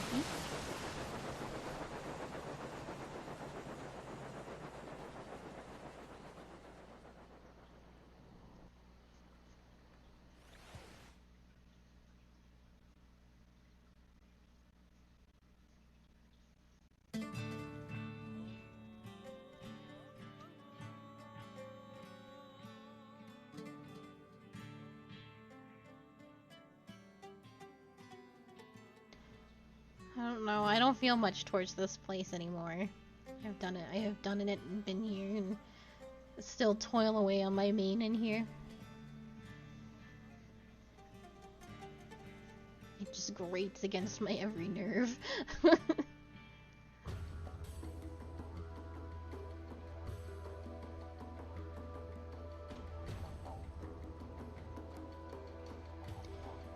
That we should play host to the liberator of Doma and Alamigo herself.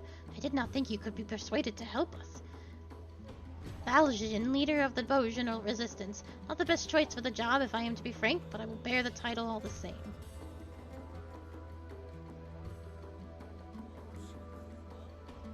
Bloody hells, man. You won't inspire much confidence speaking like that. Gerald, you're everywhere. Everywhere. You're quite right, Master Gerald. While you're here, won't you come and welcome our guest? Huh? What in the seven hells are you doing here? Eorzea's greatest hero and her finest blacksmith. With the two of you here, our plan is sure to succeed. Would that Queen Gunhilda were here to witness this.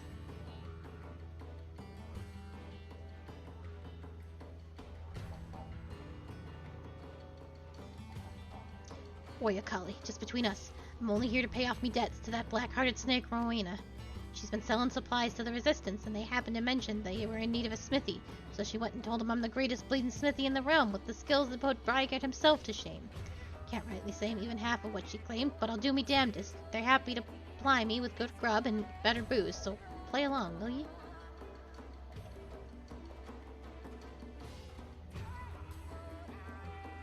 Now that you're both here, I believe it's time our plans be made clear. Misha? She's so hot. I love her. Yes, of course. Our goal is to reforge the weapons wielded by Gunhilda's blades. Simple in principle, less so in exertion. The weapons themselves, and most of the text denoting the history of Her Majesty and her guard, were lost to the devastation of the Fourth Umbral Calamity.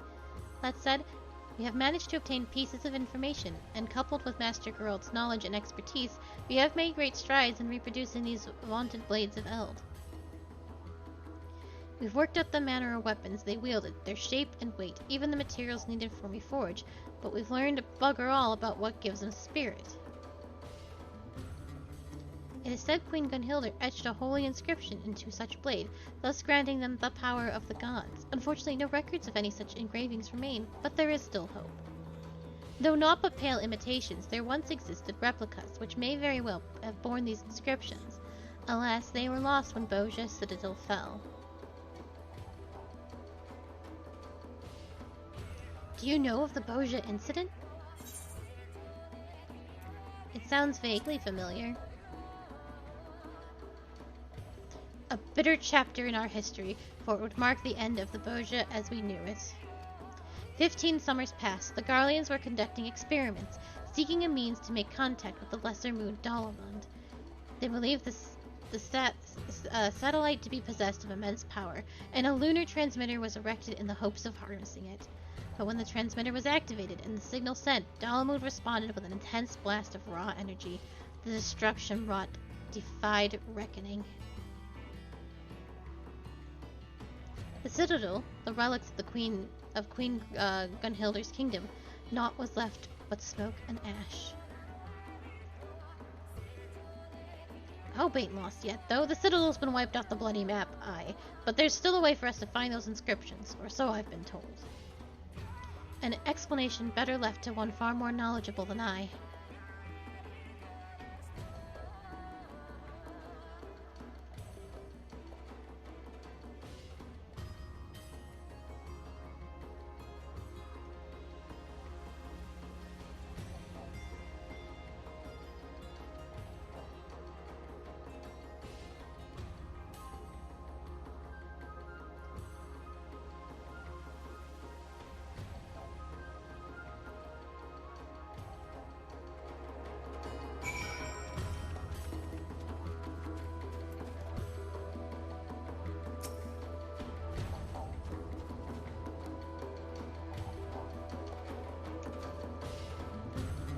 Meryl was also hot. What the hell are you talking about? I'm not wrong.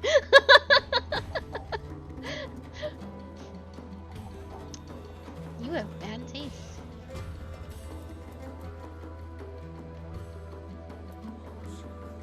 There's something wrong with your face.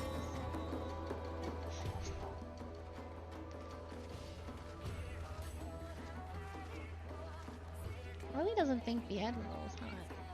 This is the icest take I've had on this stream thus far.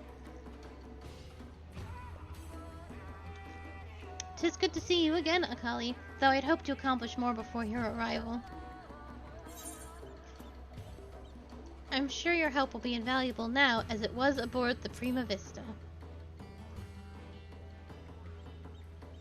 You are far too kind. If not for your heroism, Ramza and Alma would have...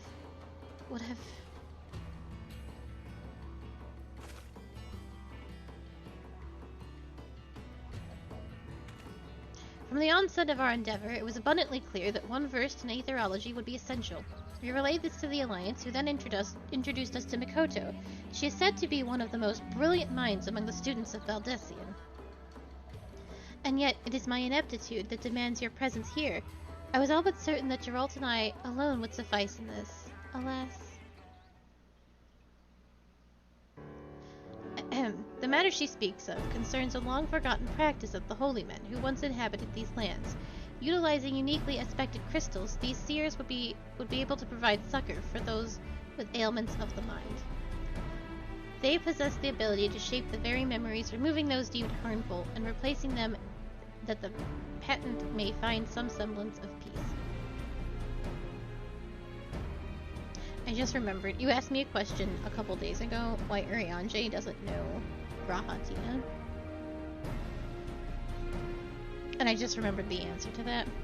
While both are Sharlayan based, students of Valdesian, which is what Kryl and Graha are different from those that were actually in Charlemagne. Or Sharlayan. It's not Charlemagne, Sharlayan. That's why. I do not believe Grahatia has ever been to Sharlayan, which is where Urianger and Y'shtola and all of them hail from.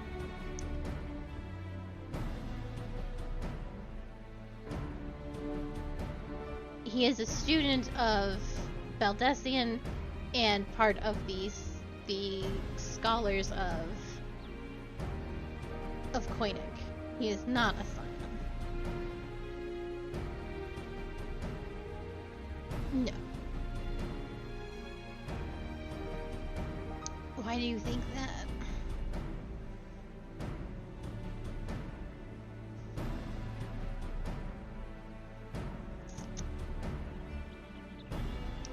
No. He works with the Scions, but he is not a Scion himself. I too dismiss the notion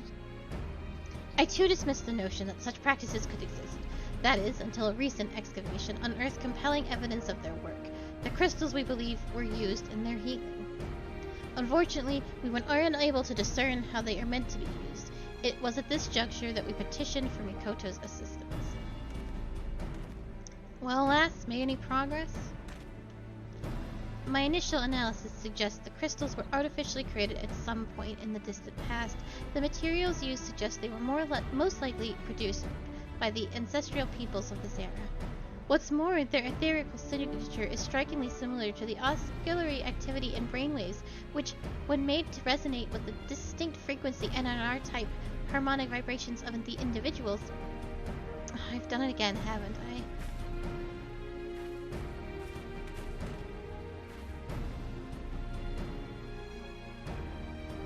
I think a simpler approach is in order.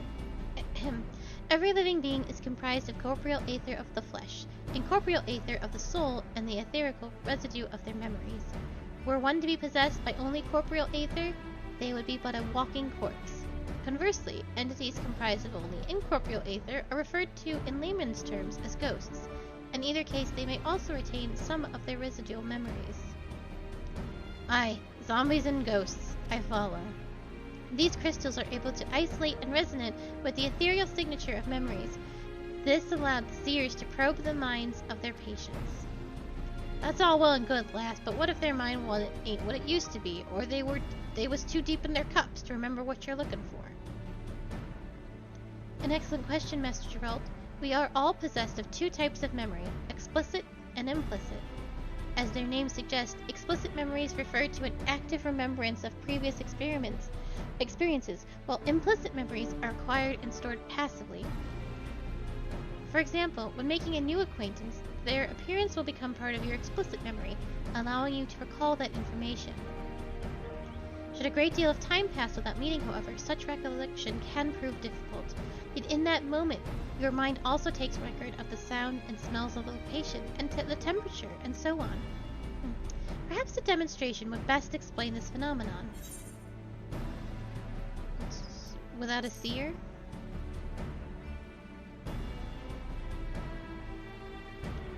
Thankfully, that will not be necessary.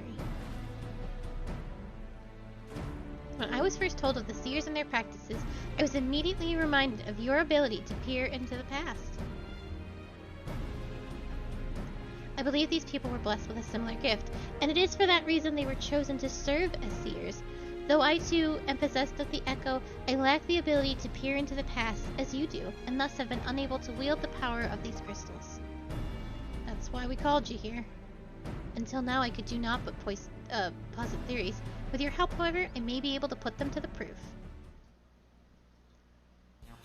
And you, Master Geralt, shall be my first test subject.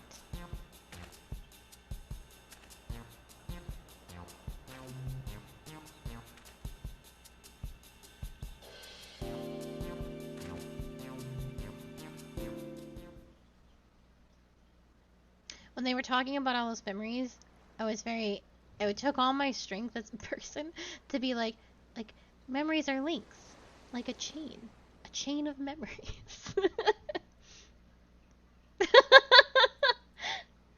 Akali, I would like you to recall the last time you experienced the echo. Concentrate on that feeling. Master Geralt, I need you to recall a memory of the past. It may be anything you like. You better not go poking around in there digging up some unsavory like, you hear, lass? Please, Master Geralt, focus.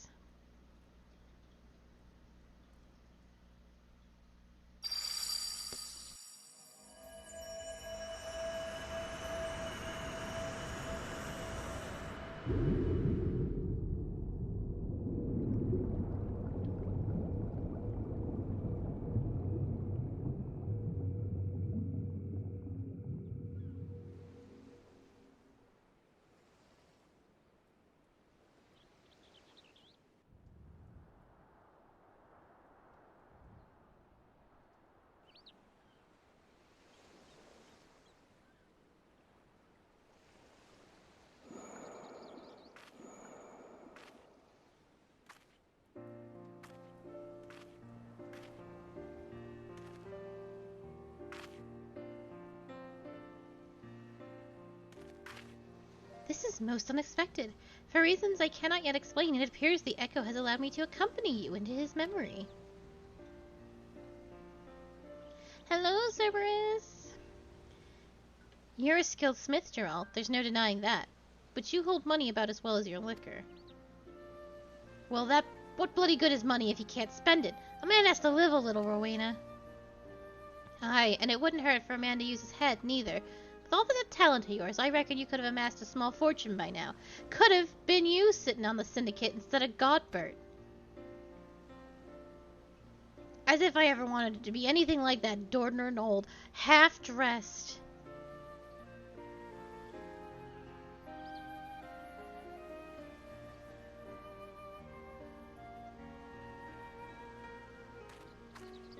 Didn't realize my memory was so sharp.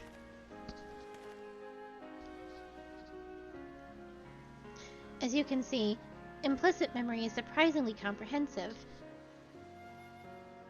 From the clear skies and ocean waves down to the exact words of your conversation, everything appears to have been perfectly preserved. You weren't listening to that, were you?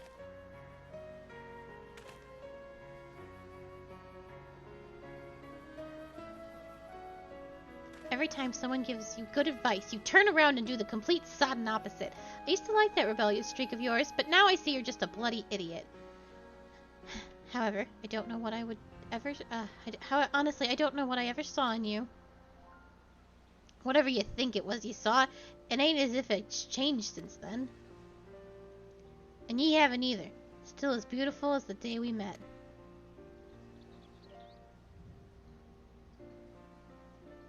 Whoa, hold on a minute. I never ever said anything like that. I swear on me last mug of ale. Implicit memories, while quite comprehensive, are not always true to facts. In the case of painful or otherwise undesirable experiences, they can be obfuscated to protect oneself from hard truths. Our perception of reality can also distort them as well, even when first committed to the mind. Then, as time passes, such distortions can grow. Happy memories become more joyous, sad ones all the more bitter. Explicit memory is particularly sensitive to such misrepresentations of events, for man is wont to remember what is most convenient for his worldview. That is why we seek the implicit, for there we are most likely to find the truth.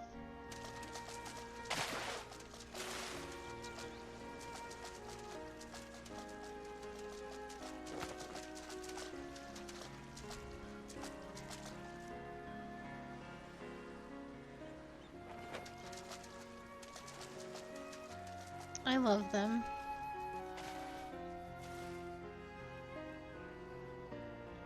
I want them to be happy. The truth, Rowena and me were here only a week ago. Don't tell me my memory's that bleeding unreliable. A self-imposed illusion, perhaps. As I said before, the mind has ways of concealing painful memories.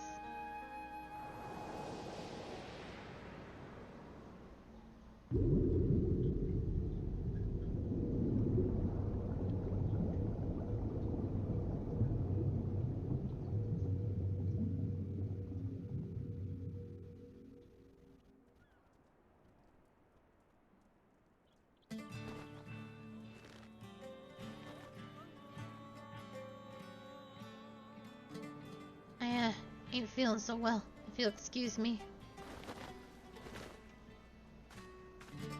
As you can see, these crystals allow us to choose specific points in a person's past to observe at will. Unlike the echo, however, what we see will not always be as it really was. Yet there still remains the matter of finding one who has seen the replica weapons and their inscriptions. At the present juncture, we might as well be looking for a ghost. After the Garlean invasion of Boja, it was all but cut off from the world. None were allowed in or out, meaning all of its residents, and likely any who may have glimpsed the weapons, died when the citadel was destroyed. What about soldiers stationed there who were away at the time of the incident? Even if we were able to find them, I doubt they could be persuaded to cooperate.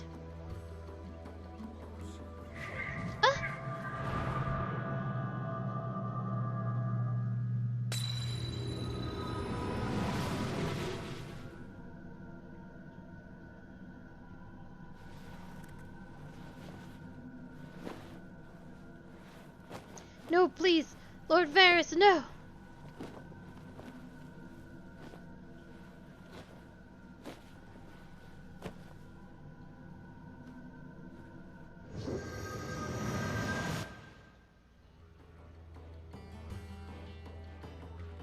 You saw it too. My visions, they are not of what has come to pass, but what is yet to be. Could it be the crystal allowed us to share my vision as well? Mikoto, Akali, are you two alright?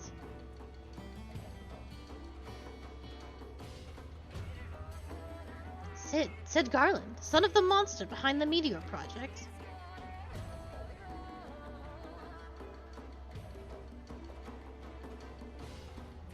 Come to think of it, Yaguri mentioned that Doma and the Eorzean Alliance had been receiving support from Garland Ironworks.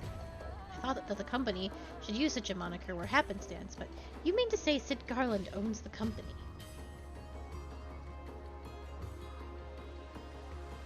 The son of Metis, Nan Garland, lives.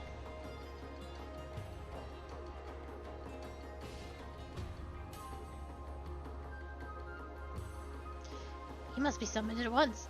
If he was at the Citadel prior to its destruction, it's quite possible he may have seen the replicas. Fate is indeed a cruel mistress. Pinning our hopes on a Garlean. The get of that bastard Metis, no less. Is there truly no other way? Balshan, please. Very well. I only hope our fallen comrades can forgive us.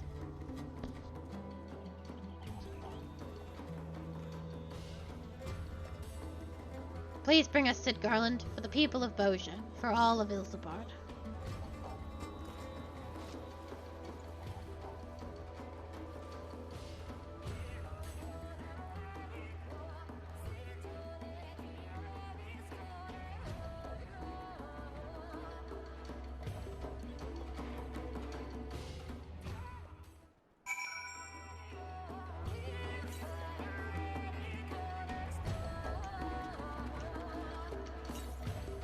Hello. The son of Medisnon Garland, an imperial deserter. My, what curious company we keep. Forgive me, is there aught you need? It has been 2 years since I joined the Resistance. Before then, I lived as all Bojans did, under the harsh rule of the Empire. It is the only life I have ever known, though my parents often spoke to me of what they remembered from the days of Boja's independence. Though it was under the auspices of the Garlean oppressors, I was educated in prehistoric archaeology. While I am thankful for the opportunities afforded me, I could not turn a blind eye to the suffering of my people, and so I left to join the Resistance. It was I who proposed to reforge the fabled weapons of Queen Grunhilde's guard, and Balshan has chosen this place to place his faith in my plan. I take heart in knowing all I learned from the Empire will be put to good use. I do not imagine he sympathizes with our plight, but from what I gather, he has no love for the Empire either. If that will suffice in persuading him to aid us, then so be it. I hear there are engineers stationed at Ralgar's Reach. Perhaps you can begin your search for Garland there.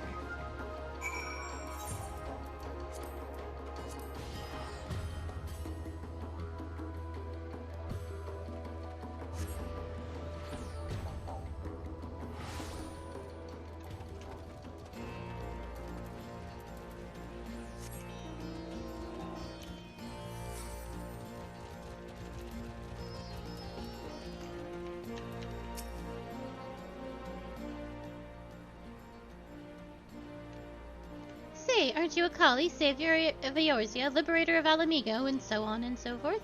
My name's Lilja, newest recruit of the Ironworks. What can I do for you? The chief? Too busy by half, according to Jesse. Between you and me, though, I think it's a load of...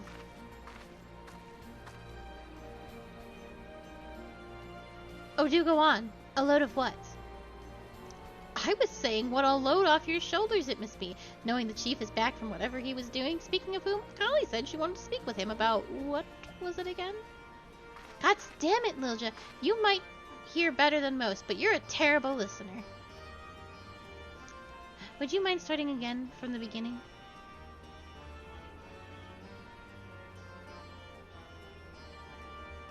I see. Well, you just missed him. Saryu's wall is due for maintenance, and he had a mind to oversee it personally. That said, any matters concerning you are top priority. I'll see if I can reach him.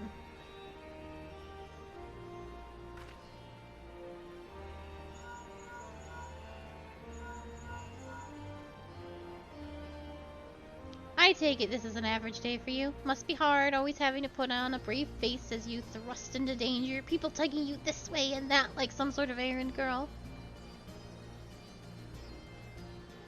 Not that we don't appreciate what you do for us. Goodness knows I do.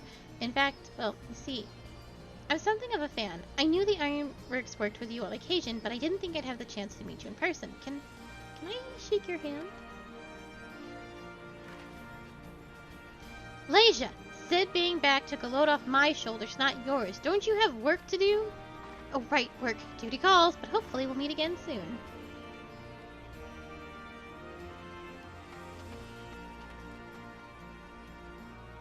Chief says he'll meet you at the Dome and Enclave. Not the most convenient of locations, but it'll have to do, I'm afraid. One more thing. The Boja incident is something of a sore spot for the Chief. Even if it was an accident, most people outside of the Empire remember it as a massacre. The Chief tried to put a stop to his father's experiments, but his pleas fell on deaf ears. Even now, he still blames himself for it all. I should have tried harder, he'd say. I could have saved him. I could have saved all of them. All that genius, and the man can't find a way to forgive himself. So if you're aiming to go digging through his past, be careful. I dread to think what demons he's got locked away in that brain of his.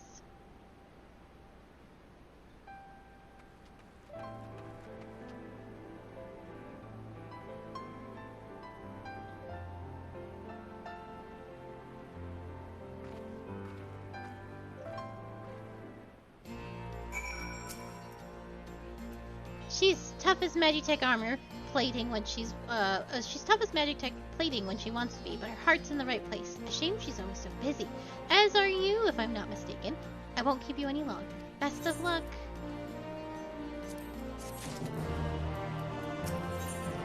The Ironworks engineer is confused as to why you are still here and not in the Doman Enclave. The chief said he'd be meeting you at the Doman Enclave, didn't he? Best not to keep him waiting.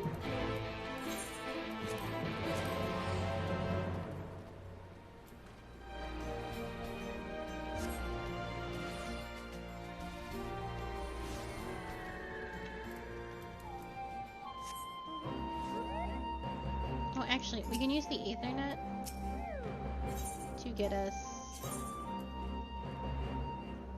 Never mind.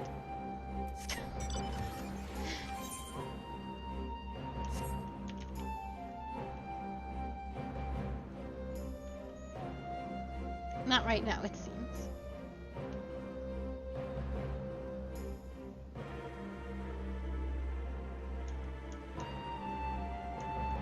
Oh, it wasn't on there for me. Oh, the fairy decks. You can go right to this place that we're going to from the Doman Enclave eventually. Master Garland? Oh, well, it's a good thing because we need to talk to him here, apparently. Yes, I've seen him restlessly pacing about the Enclave. If you wait here, I'm sure he'll come by before long.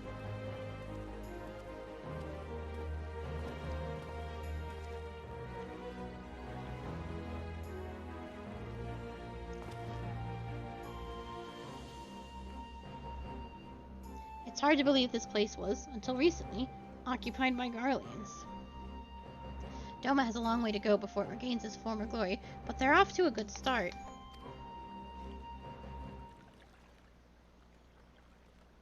So I've heard. If the Bojans wish to follow the Doman's lead, I plan to do what I can to help them. In fact, I've already spoken to Lord Hien and agreed to divert part of the Ironworks resources to assist Doma's reconstruction. The offer seemed to have taken him by surprise, but I assured him that in addition to the Ironworks' commitment to freedom through technology, I have my own reasons to reverse the destruction wrought by the Empire. While it's true that I eventually defected, I played no small part in the development of Magitech, now used by their military. Sometimes it's the threads you can't see that have the strongest ties. Would that I could cut them. The Empire's sins aren't yours to bear. Even so, not a day goes by that I don't think about the part I played in the atrocities they committed. If I could have just made my father see reason, there would have been no Boja incident. But I was powerless to stop him.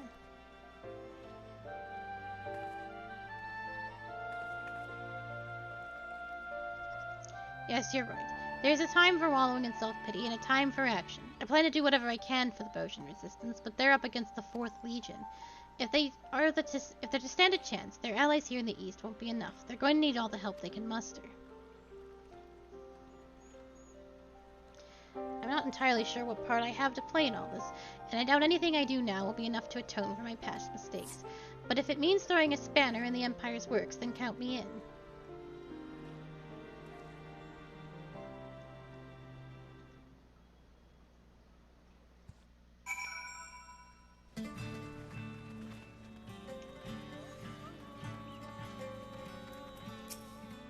Upon speaking with Makoto, several cutscenes will play in a sequence. It is recommended that you set aside sufficient time to view these scenes in their entirety. Hold on, we need to brave party. That much I do know.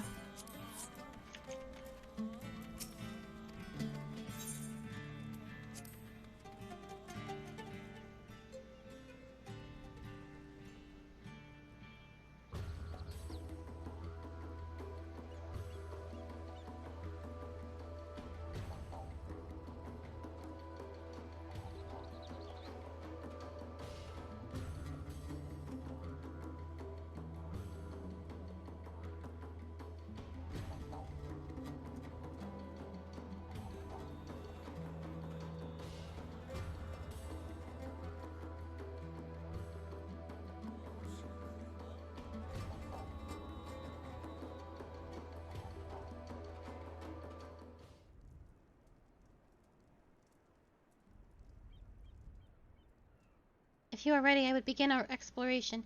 Think back to that time in the Boja Citadel. We needn't focus on a specific memory, if that helps. Alright, just promise me you'll be careful in there.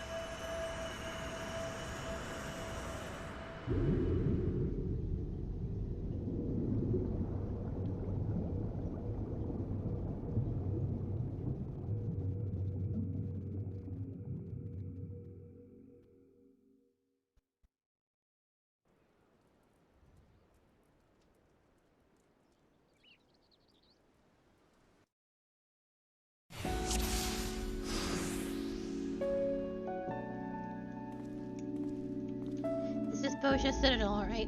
At least I think it is. Was everything so distorted when you tested this before? Your recollection of this place appears grossly incomplete. I can but assume your memory is being warped by your subconscious. Well, I'd rather not stand around, laboring over details. Let's look for the transmission tower in the Principia. Anything of import would have been stored there.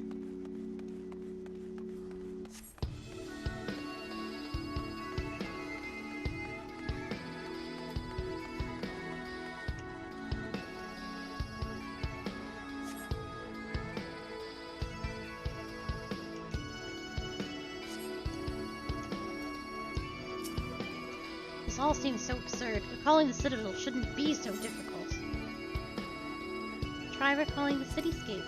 I remember the blue of the cobblestone street. If not for the occasional military installation, it would have looked like any other city. Do you remember where the Imperial troops were heading? Not specifically, no, but they were on the edge. Something to do with the Academy's research. Wait, I remember.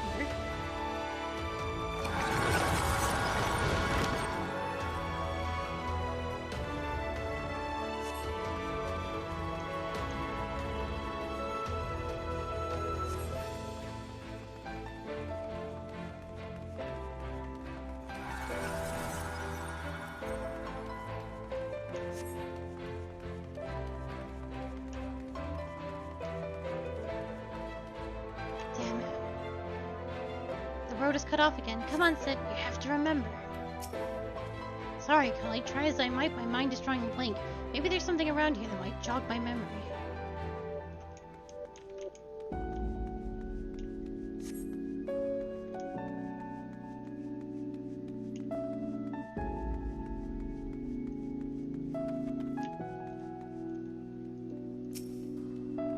You find a pile of well-worn blades and shields, no doubt of Imperial design.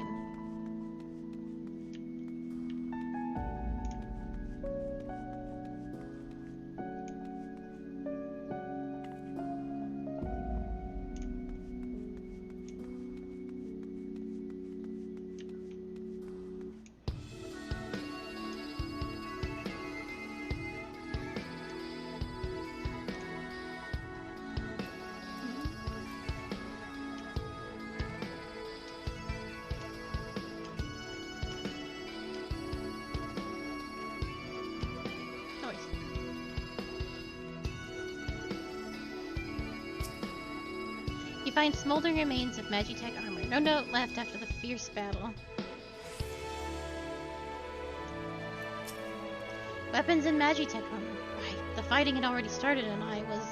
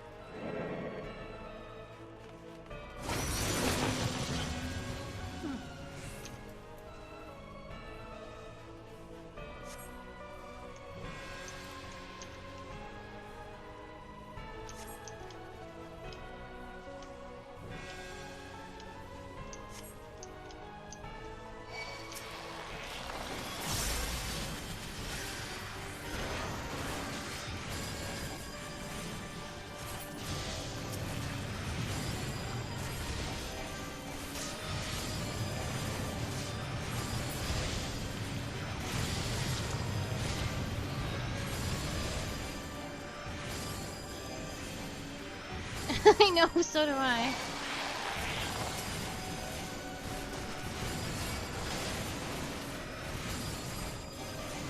Thanks. I don't want this.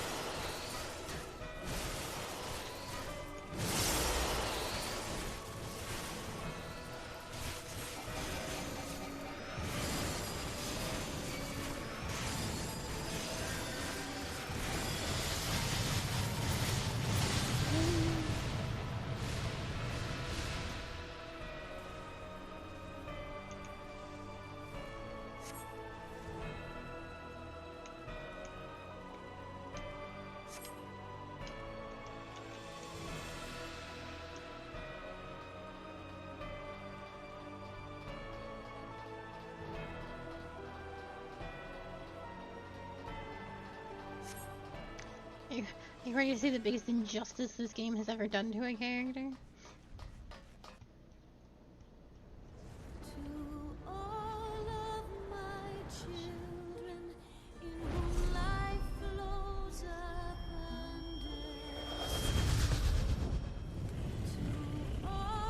Oh wait, not yet. First Bahamut, apparently.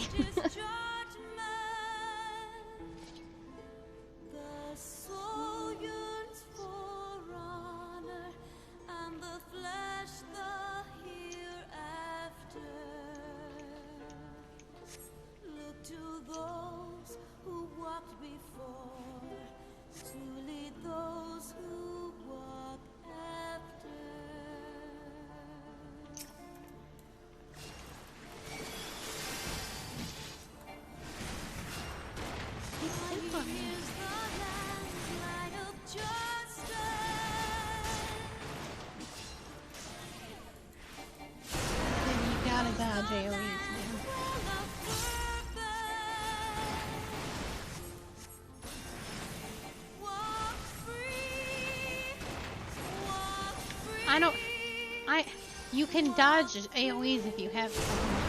I promise.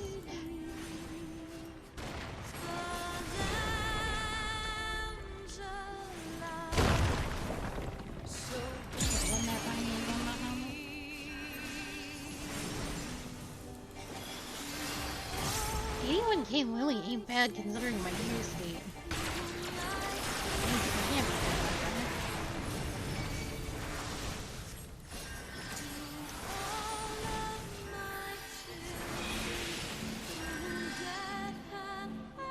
Just hitting the code.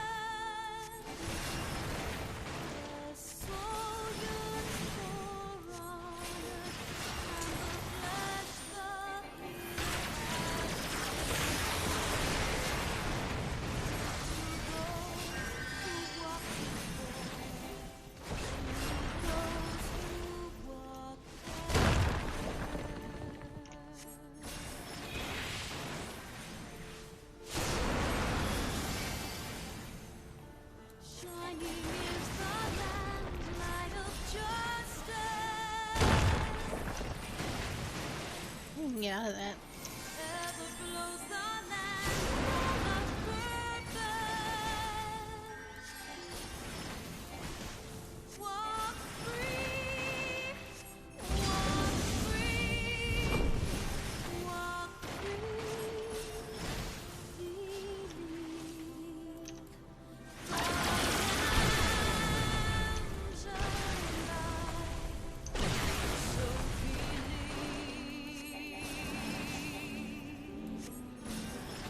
Please let me do that.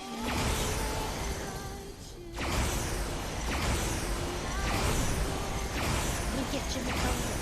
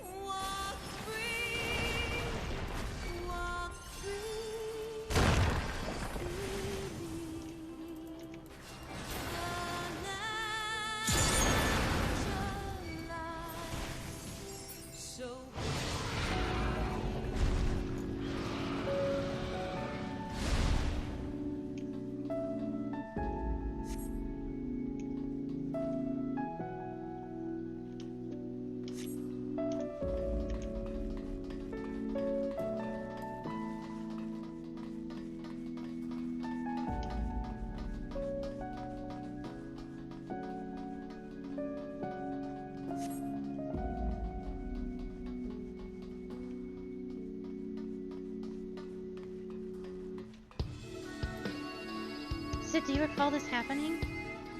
My father was so angry that day. Father, please, if you would just look over this data. Enough, damn you. The next time you question me, it shall be your last. Now leave. You of all people should understand the risks. Why do you refuse to see reason?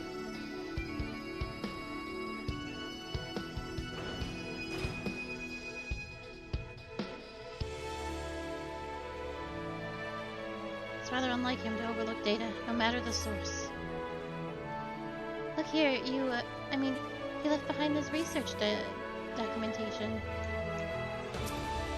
You pick up the research documents and find the page after page of meticulous calculations and observational data of Dalmond. Young Sid posits that the Lesser Moon may very well possess the ability to harness and manipulate solar power. Moreover, the vast stores of energy it has amassed over the millennia, should they be unleashed, would far exceed any parameters the transmission tower might have designed to withstand. By the gods, this data, the Empire would invite a calamity. So many sleepless nights spent on those damn papers, all for nothing. If my suspicions are correct, then he was already... Never mind, let us move on. The truth awaits.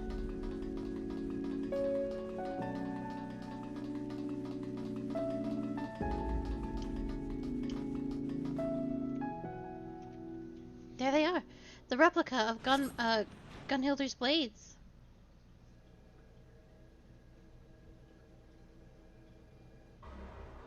Smoke weed every day, all day in the bay.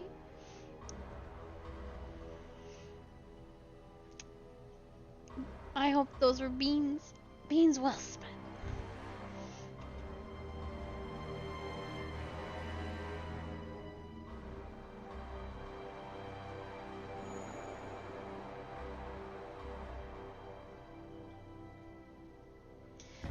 Know your place, whelp. The Meteor Project will not be stopped. Certainly not by the likes of you. I am glad. My boy Emmett, aged like milk in the sun. No, this is wrong. Emperor Solus could not have been there.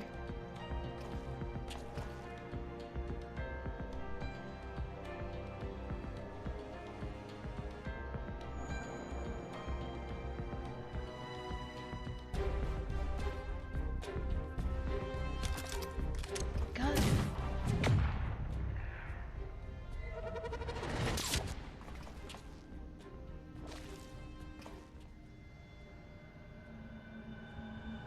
The most powerful magic of all. Gun. No, please, Lord Varus, no.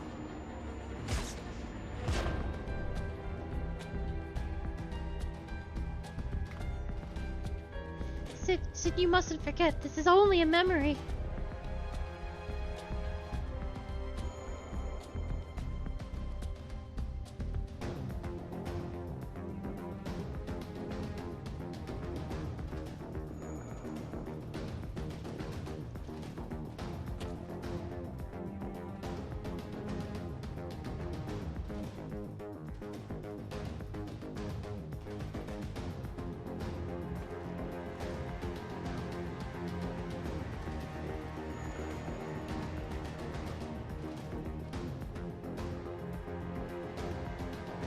Sid Garland, bringer of ruin, herald of ash, your father must be proud.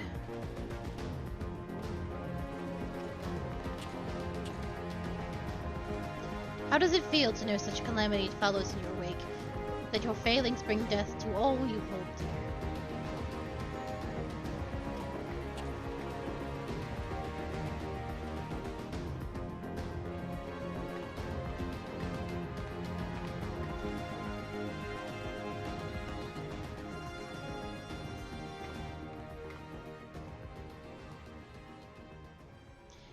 And now you would set this filth against me? Very well.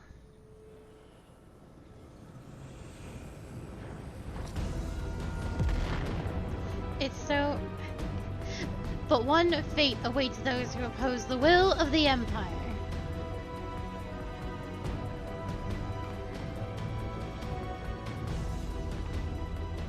The trauma is too much, he's lost control. But this memory is false, Akali. Perhaps you can alter it with the echo. Think of your strongest allies.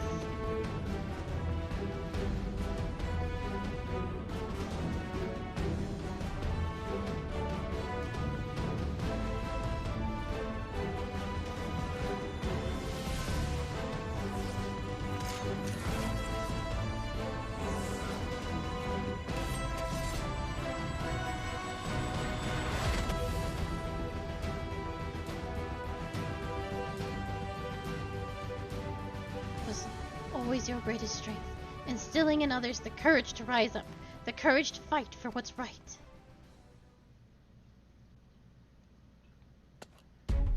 There are too many healers in this squad.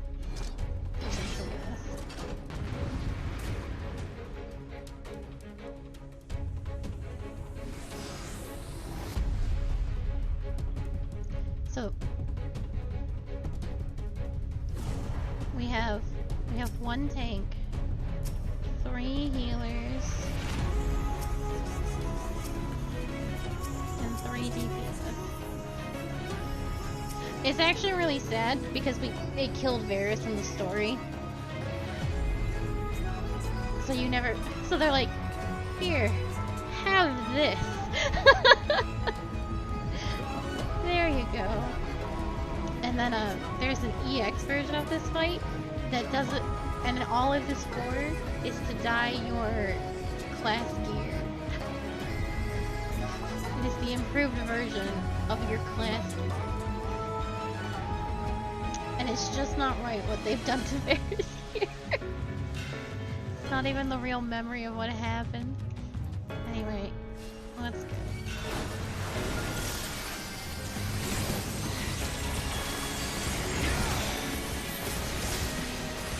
Oh, did Sanger take maintain for you?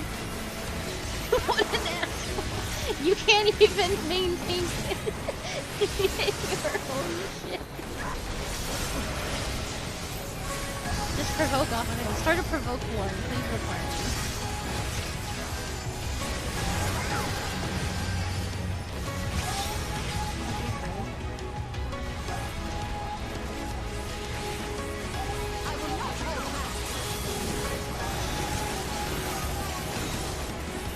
There's 3 heroes.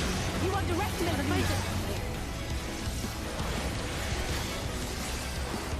Fire is out?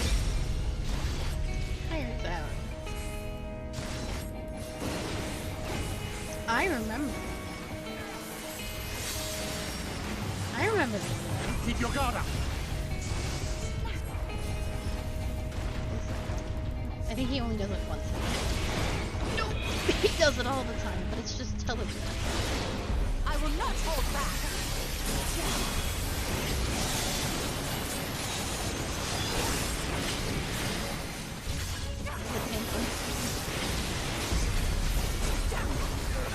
No, that's the 8.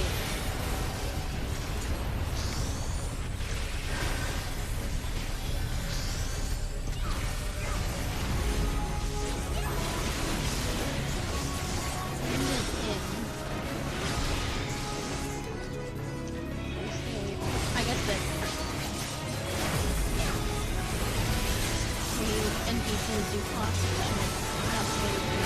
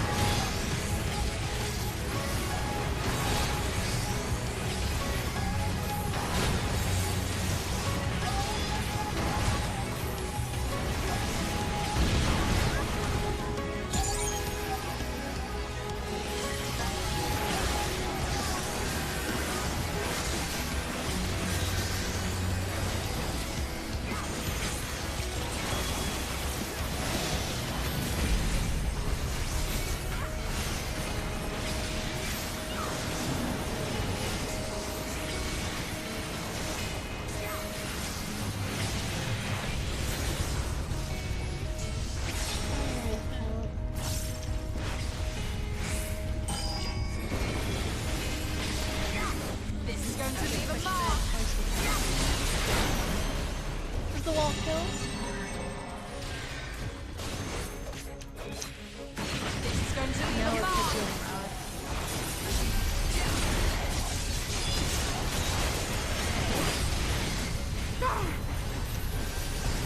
We're seeing moving.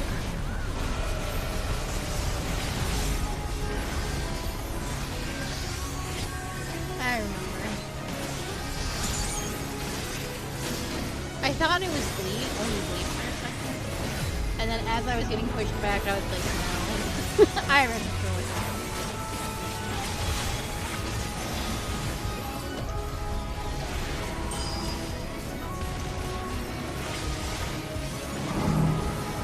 Get off me. Oh no, that was my code. Oh, no! You little bastard!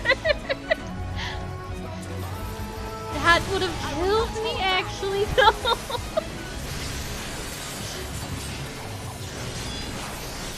You are He directed. ran right to me so late.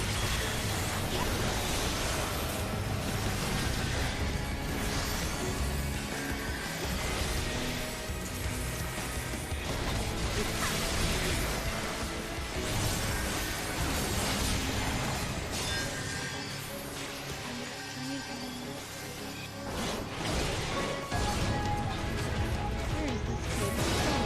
This is going to be the mark. Grief the hell out of him. Focus.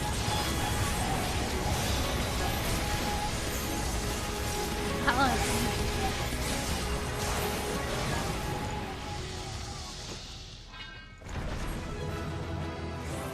Alvaro almost ended this whole fucking run.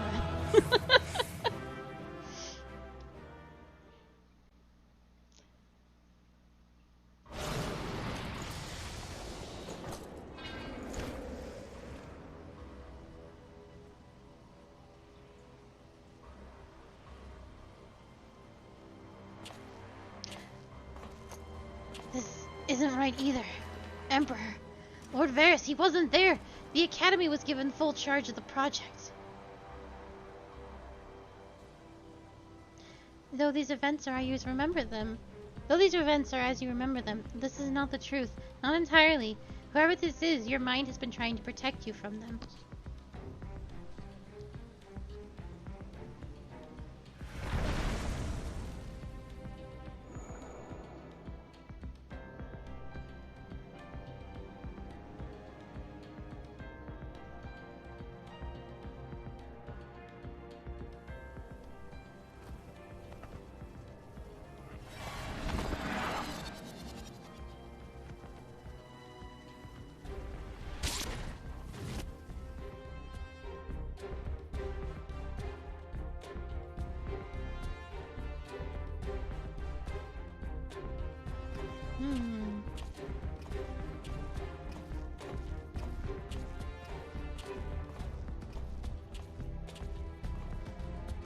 Well, if it isn't Varys, then who the hell is it? What could I possibly have to hide from myself?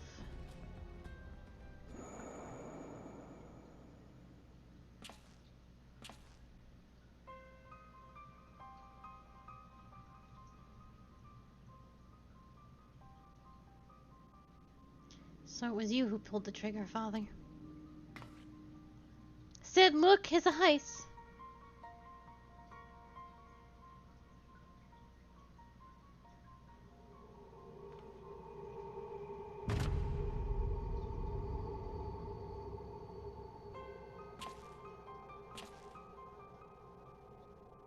No, it can't be.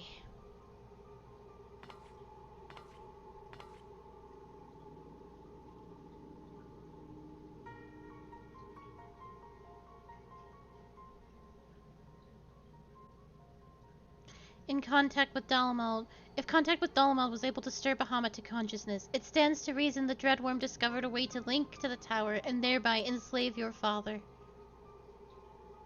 In which case, there was nothing that could be done for him. There is no arguing or reasoning with such individuals. There is only the will of the Primal.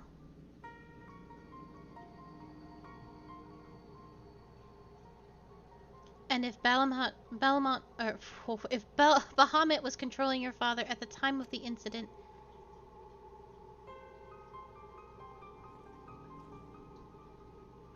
then in all likelihood it wasn't an accident.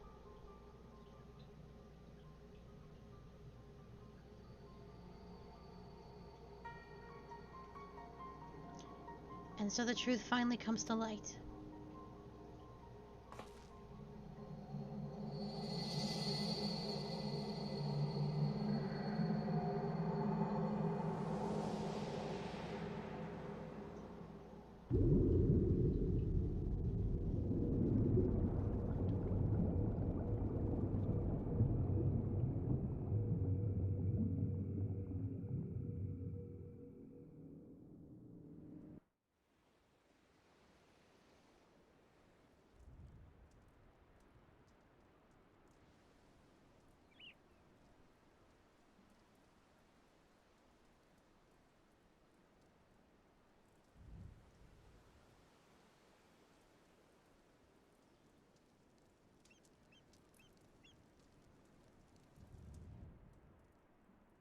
Bahamut's thrall, and no one was the wiser, not even your own son.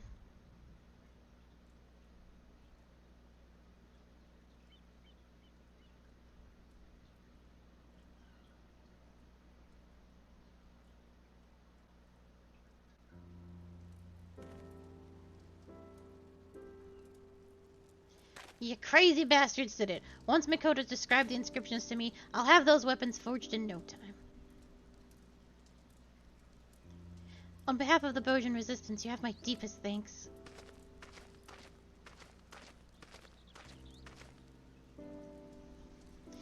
I'm just glad I could help. Ever since that fateful day, the truth of what befell our loved ones had eluded us. I held the Empire and your father responsible for their part in the tragedy, and for many years the hatred was all that kept me going. Indeed, I was blinded by that hatred, so much so that when you appeared to me as an enemy, I could not see the blood, sweat, and tears you have...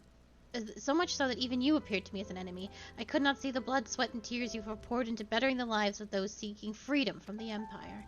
I could only see a Garlean, and for that I'm sorry. If you can forgive me, let us be allies, united against a common foe. Come now, I'm the one who should apologize to you. After all my father and the Empire did, even if not all of their own volition, their crimes will never be forgotten. I hazard even victory over the Empire won't be enough to ease such pain, and even now I know the truth behind the Boja incident. All it's done is make me question the choices that led me here to this moment. But regardless of the past, you have to keep pressing forward, one step at a time, for freedom. Just as the heroes of Eld would have done. We Bojans grew up on such tales of peerless warriors, pure of heart and unwavering in their conviction. Yet here we are, so full of doubt and uncertainty. Will we ever earn our place in the pages of history? Cheer up, Belshon. If we live long enough, perhaps we'll be the ones to pen them.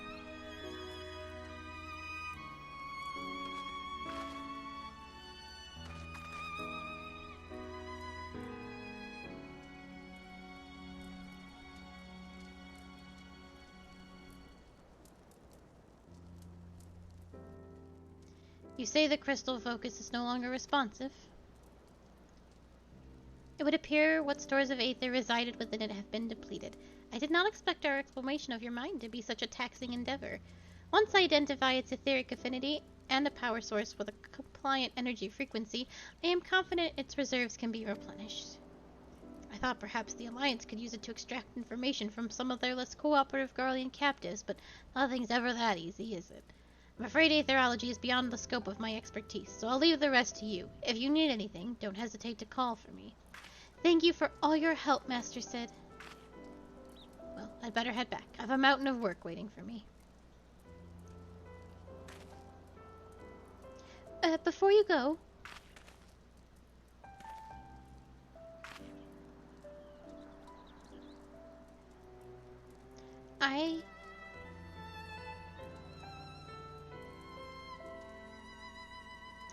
If you ever feel lost, you can always talk to me. Of course, if I run into aether-related problems, you'll be the first to know. Oof.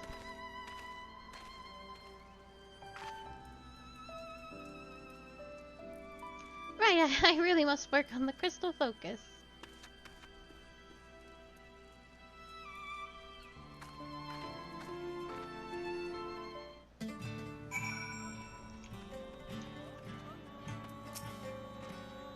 Everything is at last in place to begin working on the weapons of Queen Grunhilda's guard. Master Geralt will be able to apprise you of any further progress in their forging. In the meantime, we will begin preparations for battle. I look forward to seeing you on the front lines. Attuning to the Aetherite shades in the Doman Enclave will now unlock Gangos as an Aetherite destination.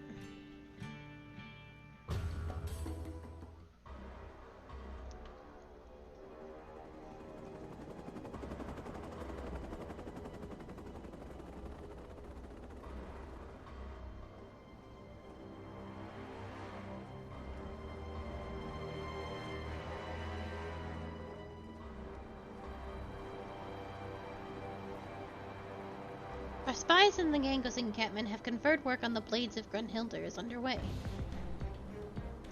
Ah, they are welcome to them. Who has need of such trinkets when the Lady of Blades will soon be in play? We will proceed as planned. When their forces reach Boja, you know what must be done. Understood.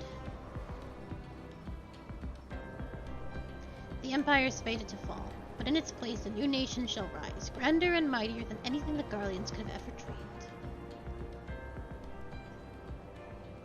And it shall be made possible by the very power they abhor.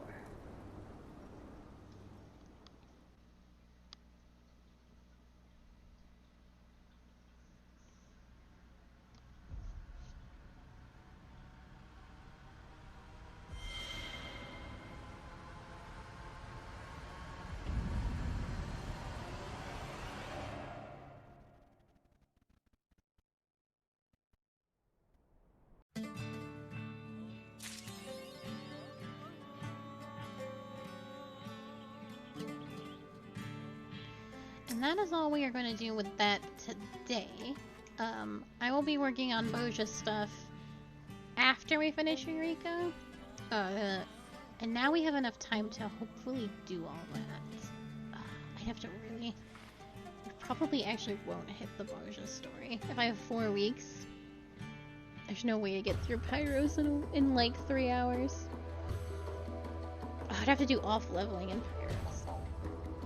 I will figure it out. I will figure it out to the best of my ability. So that we can at least see some of Boja. Boja shouldn't take too long to get through. Miss Q, weapons will be a little bit difficult for us to get because a lot of the weapons are going to be EX fights and whatnot. But the very least we can do, at least to start, is we can get the first part of our relic weapons from Geralt. It's a very, very easy step. So you can undertake this. Geralt is ready to fire up his forge. You like the name Resistance Weapon? It crossed me mind to call them Brunhilde's Blades, but after talking with Mishija, we figured it'd be too confusing, seeing as that's the name of the Queen's Guard. Any road, your timing couldn't be better. Before we get working in earnest, I was hoping you could tell me a bit more about what went on in Sin's Noggin. I've heard a fair bit from Mikoto, but I'd like to know if you saw any difference. Oh my god. Don't do that, ZQ. Any road, your timing couldn't be better. Before we get to work in earnest... Oh.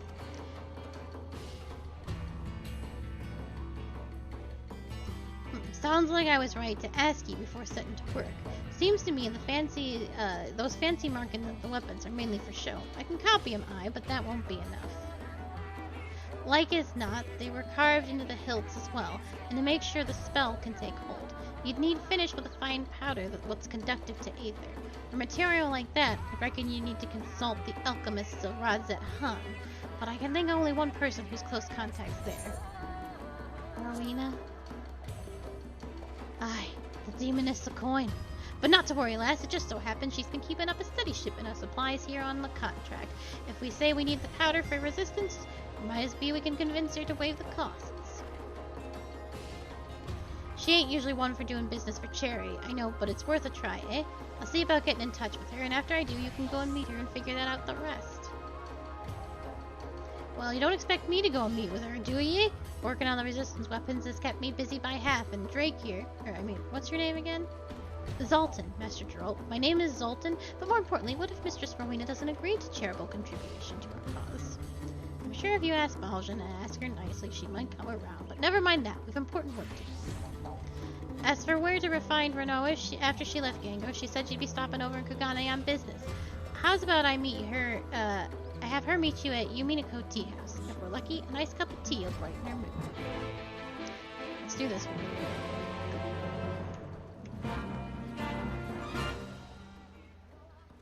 Yeah, so this is part of like relic weapon stuff. We are not... There's... Oh, I did bring the minion. There's just no way in hell we get that done. It's high. We would have to really, really, really grind it out. And I'm already working on my own mains weapons. But if it's something that you are interested in doing, I will help you. I will listen.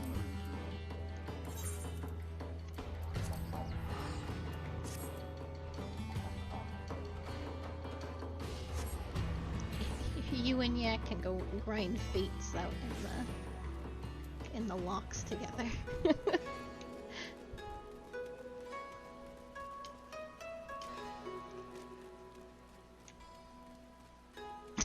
Yeah.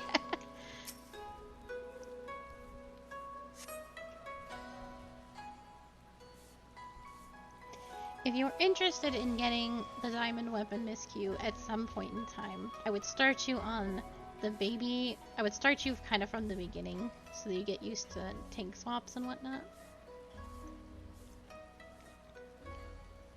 If that is something you are interested in. You do not have to if you do not want to. The diamond weapons are not pretty. You would like the Titania weapon. Those are fairy wings and stuff. Well, I was wondering when you'd show up. Geralt told me everything.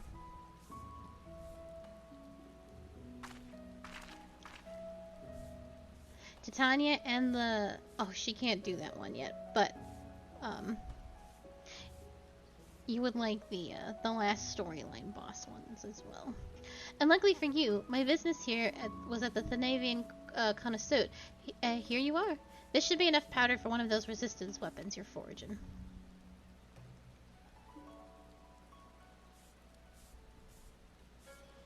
I've got to hand it to Geralt. Seems like he spends half his time getting deeper in debt and the other half avoiding payment. Fine by me, though. Thanks to his scheming, I have a little more leverage over the Resistance, and by extension, him as well.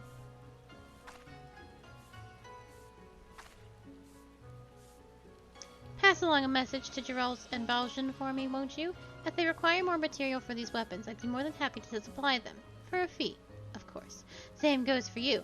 I know you adventuring types are always looking to be prepared for any sort of encounter, so if you're thinking of forging another of those resistance weapons, and I suspect you are, you know where to go.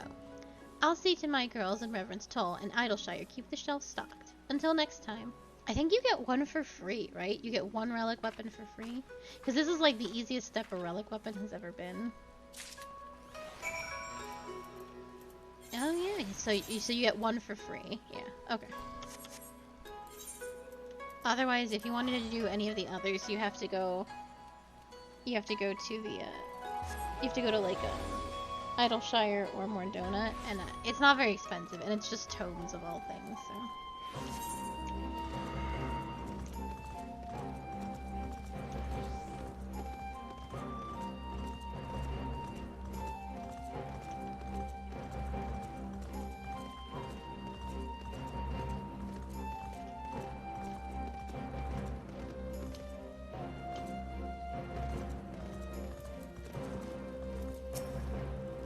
If you require transport to Gangos, I would be more than happy to take you. Yeah, if you want to look at what the diamond one looks like. We can't do that yet. Probably sometime in the next week or two.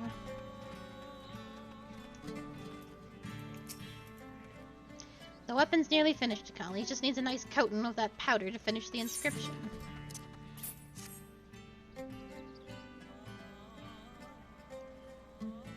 Of course, she bloody found what she needed. As much as I hate fatting her purse with another man's coin, thus now we can do our part for the Resistance.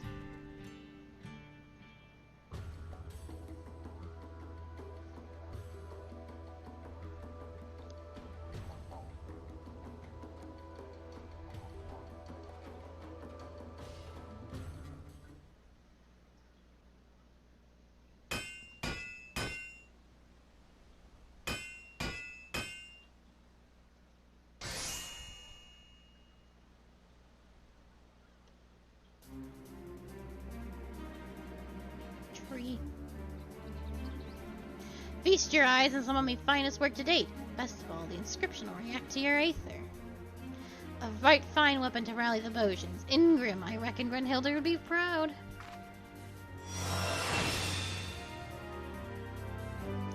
That I should behold the glory of the fabled blades born anew. Hope is not yet lost. All in a day's work for your pal Geralt. Of course, this is only the beginning. Your skills with a hammer are truly a sight to behold, Master Geralt, and to see Akali wielding one of their holy blades thus, it is as if I stand before one of the heroes of Eld. When the time comes to do battle with the Empire, our brothers in arms will look upon you and know courage. On behalf of the Bojan Resistance, I offer you my humblest thanks for your aid thus far.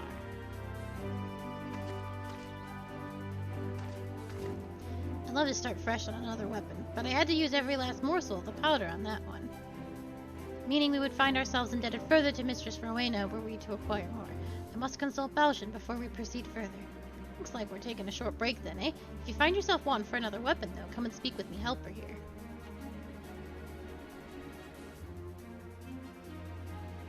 I think I earned myself a nice big flagon of ale tonight to celebrate the fortune, of course. Sir, this is just a branch. You didn't do anything. It's just a branch. It's just a tree branch. You took it. You took it from over there.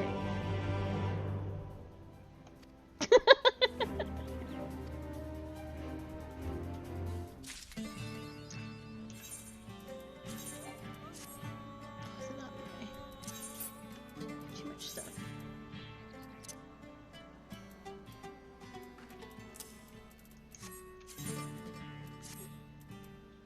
Ooh, 485. This will get us quite a ways.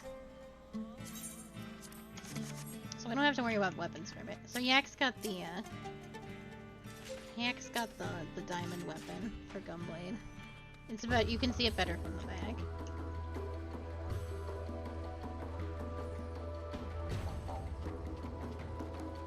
You can also look at Yak and try it on for yourself. So that's the diamond weapon. Okay. I mean, fair. And then I think Yak's got the... I mean, yeah.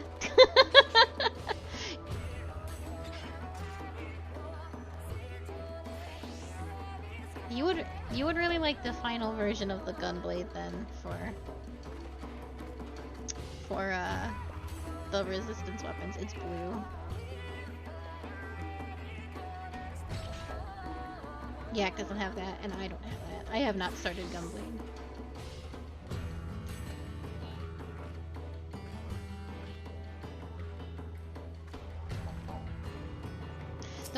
Those are not just the Hades weapons. Those are, so that's the Hades weapon, but the glow comes from, so sometimes bosses drop special items and stuff.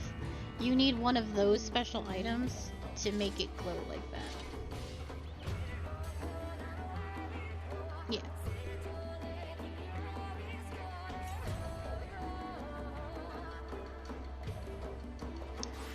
We would have to teach you, if we're gonna bring you into those fights, we would have to teach you about, like, tank swaps and whatnot. And if you want to learn, I know a lot of people in Egg wouldn't mind helping you. But we gotta start from basics and whatnot. There's a lot to, you are a baby, so there's a lot to teach you. Being better about tank busters and the like. And mitigating and whatnot. But if you want, we can teach you. It is up to you. Yeah, I think, yeah, we would have to start with the babiest of EXs, so. You let me know how you feel about that. Oh, no problem. But we are gonna wrap it up here. We will be back tomorrow with a story and I think the Nier raid, the very first Nier raid, which is important to be doing. Yes, everyone in Egg is a good Egg, and we'll be happy to help. So to teach. So I have done a ton of teaching for the Eggs, and I know they would not mind also teaching. I showed you, there's a video of me, it was my very first time doing callouts, like, for something current, and it was Hades EX. It was Hades EX, and it just went into absolute insanity. I did not know the Eggs very well, and they were just being so mean to Yak. And I was just like, don't bully Yak. And then everyone was like, no, bully Yak. And I was like, stop. I was trying to do my call-outs. I think you have seen that video, so it's very funny. But yes, we will be back for patch 5.1 tomorrow at 6 p.m. EST, and then we will definitely do the first. I'll have to find it. I'll definitely find, and then the first Nier raid. We want to get those out of the way. So it's time for big boy raids, Miss Q.